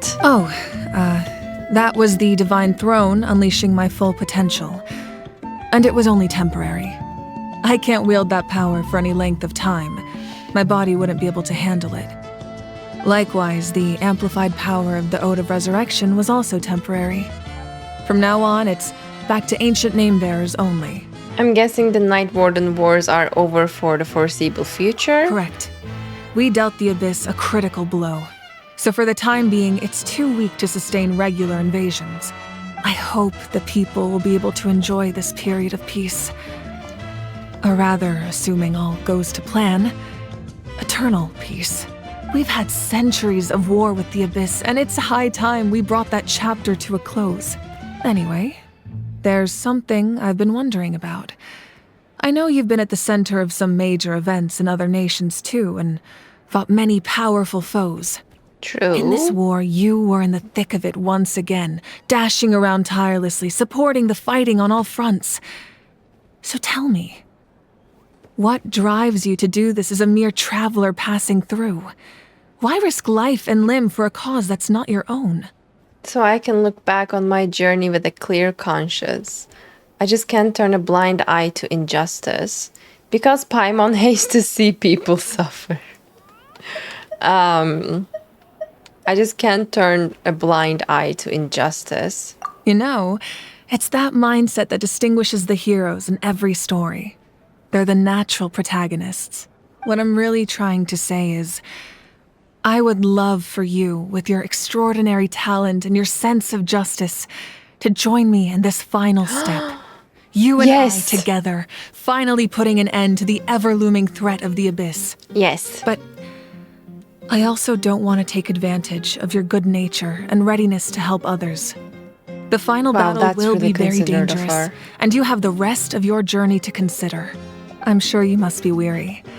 Sleep Say well yes. tonight. Let's talk again tomorrow in the speaker's chamber. I'll give you more details on the final battle, and then I hope to hear your verdict. Can we please talk about the hole in the sky?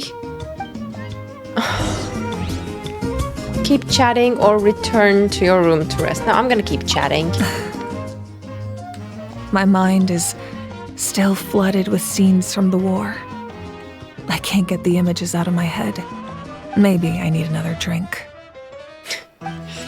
Help yourself.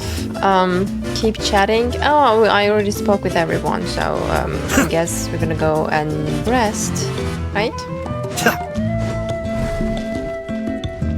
Now, isn't this my room?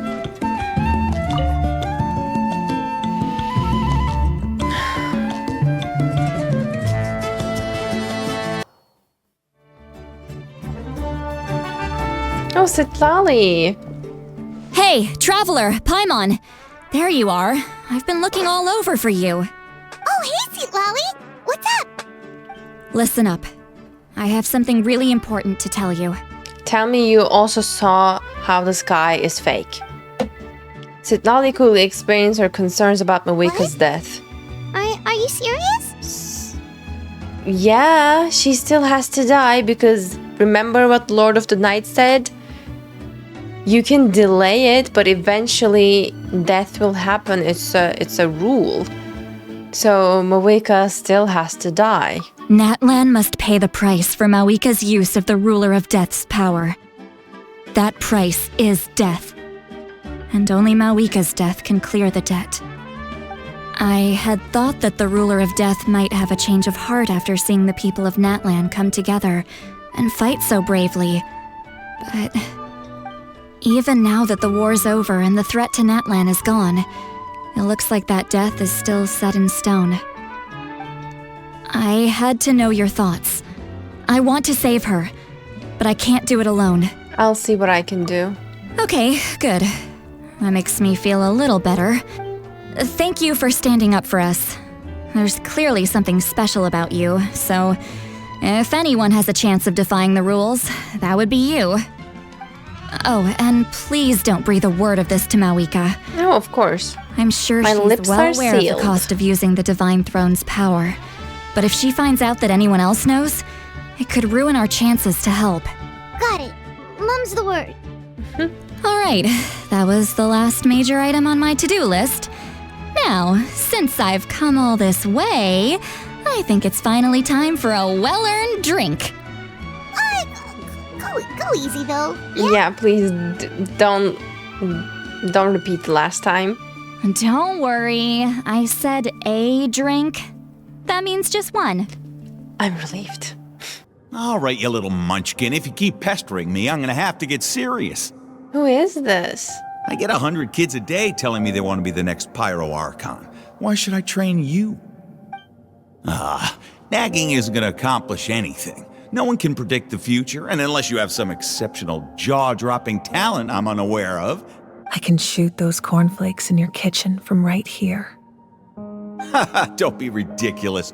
You couldn't make that shot from all the way over here. Wait, hold on. You could hurt someone with that. Well, I'll be. You made the shot. The science of the canopy rays him tough. That's some real skill you got there, little lady. Maybe you really will be Pyro Archon one day.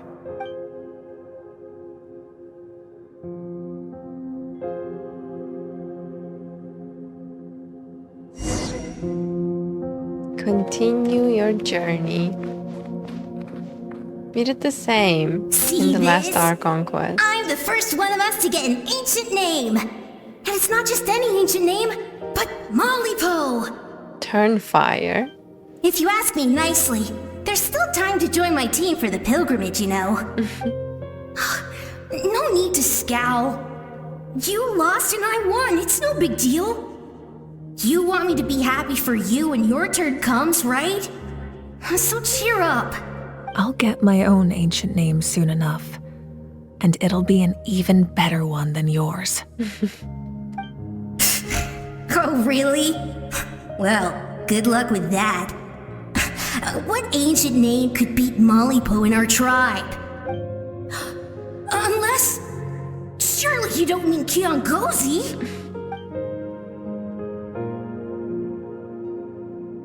That was cute. One of our childhood rivals.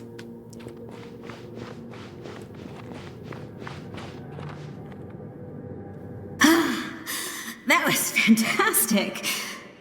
Can't believe I beat you in a wrestling match for once.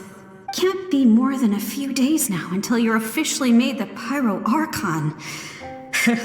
Imagine me trying to schedule a wrestling session with you after that. Excuse me, Pyro Archon, but would you be able to take a day off from running the nation to wrestle with me? I heard that the Pyro Archon inherits the knowledge stored in the sacred flame. And apparently it can change your personality. I can't help but feel a little worried. Worried that you won't be able to beat me in a wrestling match anymore? Why would I be worried about that? Never mind. Clearly I'm just overthinking things. Why would you forget about me just because of some new job? Even if that job happens to be Archon. Come on. One more round. I'm glad she hasn't forgotten. She went from no ancient name to being the Pyro Archon. Yeah, it's really impressive. After the darkness will come the dawn. And seeing her like this is just... She is gorgeous. I mean, look at her hair. It's really No one beautiful. fights alone. If someone says for Natlan, I'm gonna cry. I mean, haven't I cried a river already? For Natlan!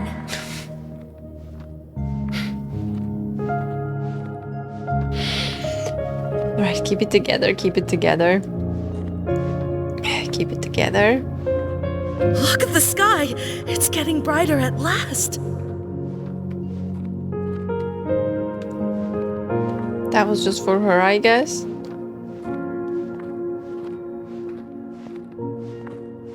We walk the righteous path, and the Pyro Archon will guide us.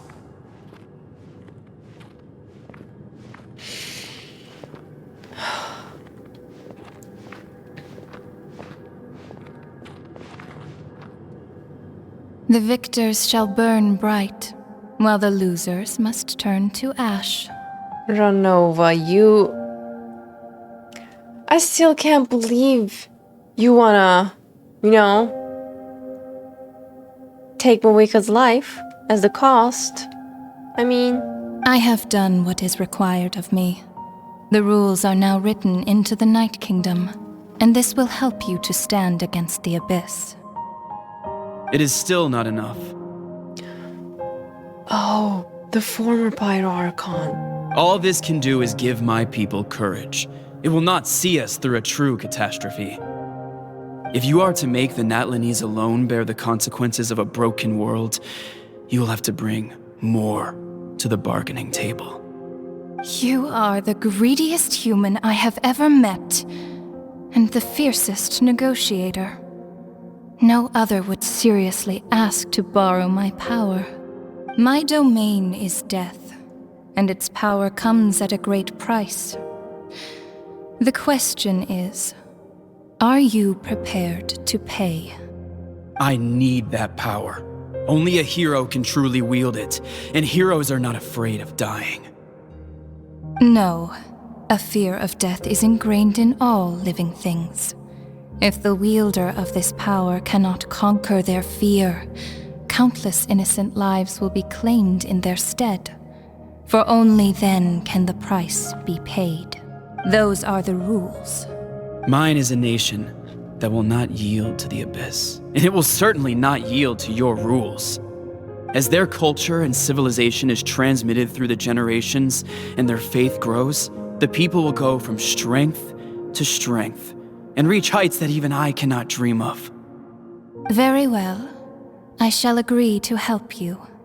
But I am merely a shade, and I do not have as much freedom to do as I please as you might think.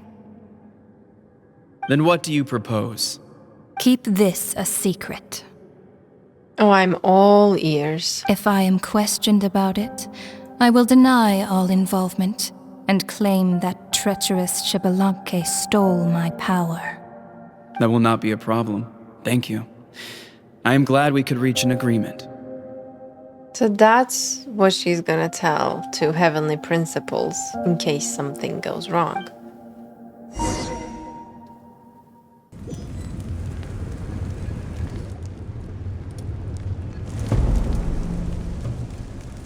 Come in. As you know, I've asked you to come here to discuss the task of wiping out the Abyss. Oh, but first, any progress on the ancient name? I received a gift from the Lord of the Night. I'm surprised she was willing to help you, and by extension, me. I'm very grateful to her. Wait, hold on. Wasn't the whole point of the ancient names for winning that huge battle? Why would the Traveler still need one by this point? Because she wants me to join her in the final battle. That's right. The Abyss has retreated to the depths of the Night Kingdom, a place that has long since been corrupted by abyssal energy. If we don't finish them off and restore the ley lines, the threat they pose to Natlan will remain. The battle we fought yesterday, we may one day have to fight again. This is the fate Natlan has always been resigned to. For thousands of years, we have struggled on the brink of a looming darkness and never known true peace. But this time, I want to break the cycle and free us from this fate for good. With the sacred flame, I can protect myself from the abyssal corruption, but beyond that, you are the only other person who can resist it. If your ancient name can't be forged, I will go alone. But if it can, I'd really love your help. Is the Ode of Resurrection working again? Not completely. After all, the Night Kingdom is still plagued by abyssal corruption. But when I used the power of the Divine Throne, it dispelled a lot of that corruption. Plus, your ancient name is a special case, so the Lord of the Night will take special care of you. In short, the Ode of Resurrection still has a number of limitations, but I can promise that it will work reliably on you. Good, then I will join you in battle. Sounds like I'm your only option anyway. That's... that's too arrogant. Let's not do that. Not in this time. Whoa! Are we forgetting something here? What about Paimon? What's her place in all this? Obviously, you'll need to stay behind. What? You mean we'll be separated? I mean, it's too dangerous. The Abyss is extremely devious. If you two go there together, you can bet they'll make Paimon their primary target just to put us in an impossible position. I agree. Paimon wasn't that worried, but now she's petrified. I kind of find it cute that Paimon has separation anxiety from the Traveler. I wonder though, is it because Paimon deeply cares about the Traveler, or is it because it's her duty to keep her eye on the Traveler 100% of the time because somebody really powerful told her to. Like Heavenly Principles, perhaps, I don't know. What will you do without me? I'll be a complete mess, I'm sure, but only for a short time. Okay, well, Paimon needs to think about this because you're really asking a lot of her, but we'll give Paimon some time and she'll do her best to rise to the challenge. Paimon, there is no other choice. I greatly appreciate it. Everyone in Natlan knows how important this final battle is. You will be remembered and revered long into the future, until the end of time. If you have any other questions, please ask away.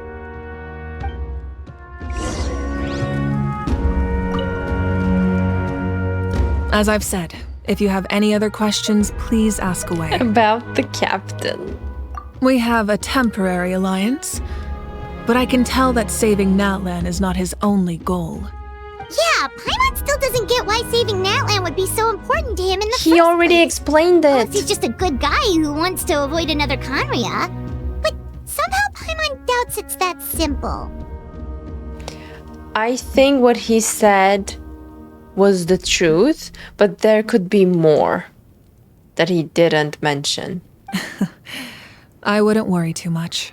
Based on all the interactions we've had with him and knowing more about his background, I have a lot of respect for him. Same. I don't think he has any ill intentions. Same, double. Now, we should focus on the final battle. As I've said, if you have any other questions, please ask away. About the aftermath of the war. The work of rebuilding is underway, and people are flocking to join the effort.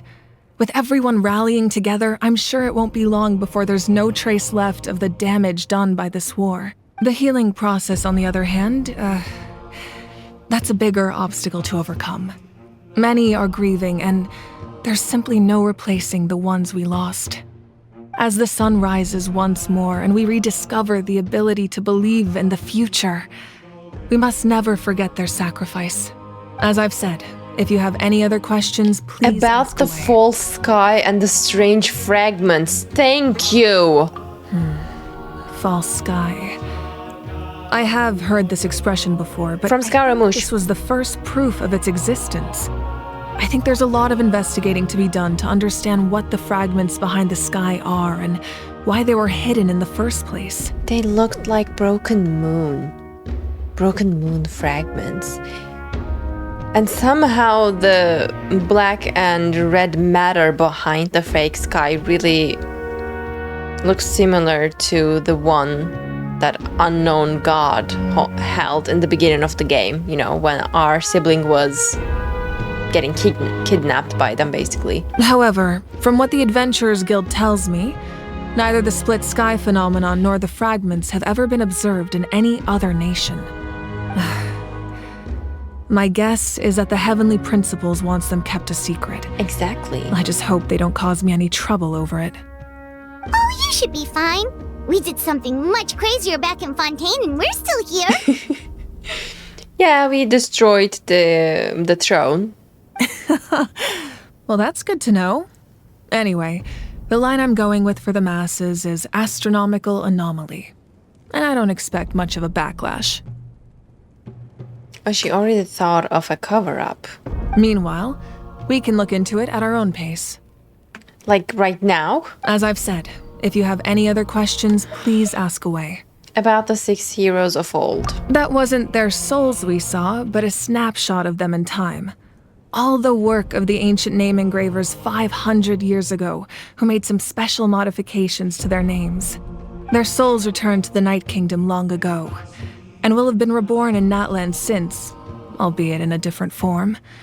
For all we know, they may have already lived many new lives by now.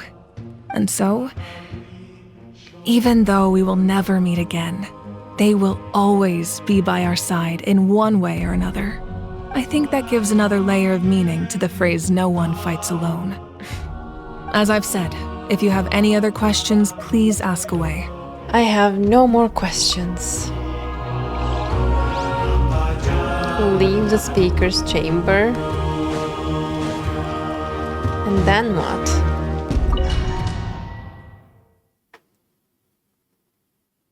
The Outlander with deep ties to this land returns. And this time, he is alone.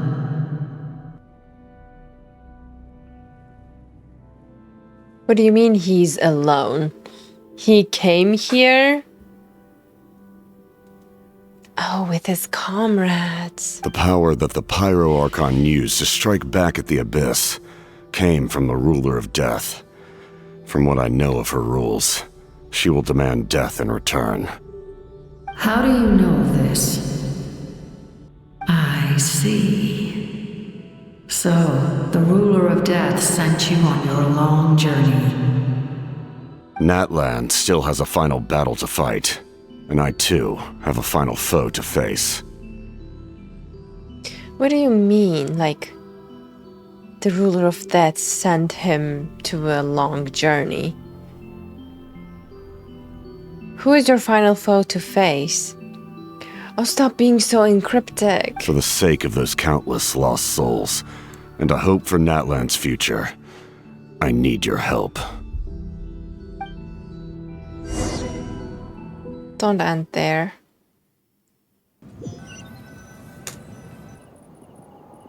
I needed to hear more of that conversation.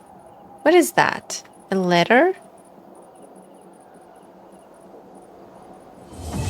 No, it ended there.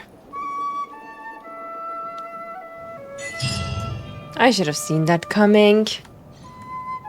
Well, I still have a lingering headache from the sorrow this Archon quest has caused me. The sorrow and the heartbreak.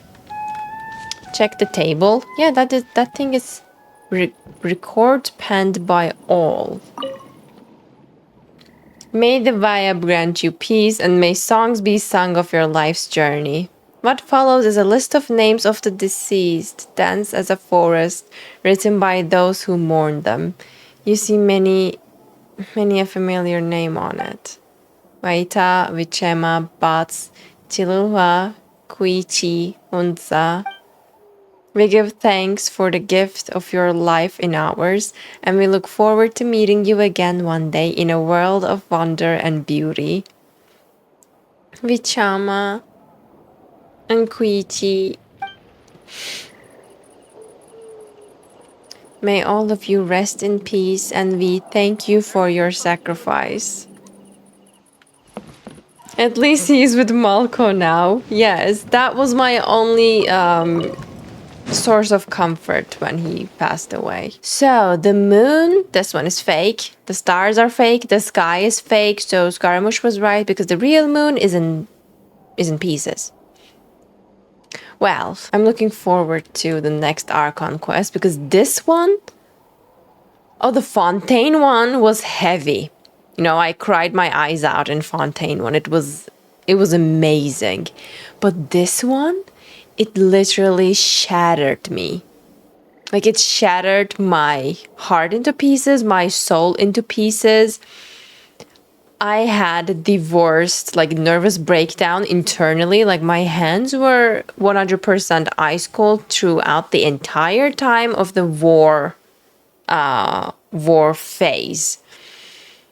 And I swear, my heart was pounding, and I just felt that horrible sense of desperation and all of the destruction and the heartbreak, the sorrow, the war brought. It was just very intense and impactful. It was great. But again, I would say to anyone and everyone who is, who will play the quest, they should be ready mentally. The next one is going to be even more intense. Oh my god, that's me. Because we are gonna go into war with Muweka. Also, 500 primos. Let's not forget about that. This was truly a wild, emotional roller coaster, and I'm so grateful that you were all here to experience it with me. Thank you so much for joining. Now I'm gonna retire for the night. I will see you all tomorrow. Take care until next time. Bye bye.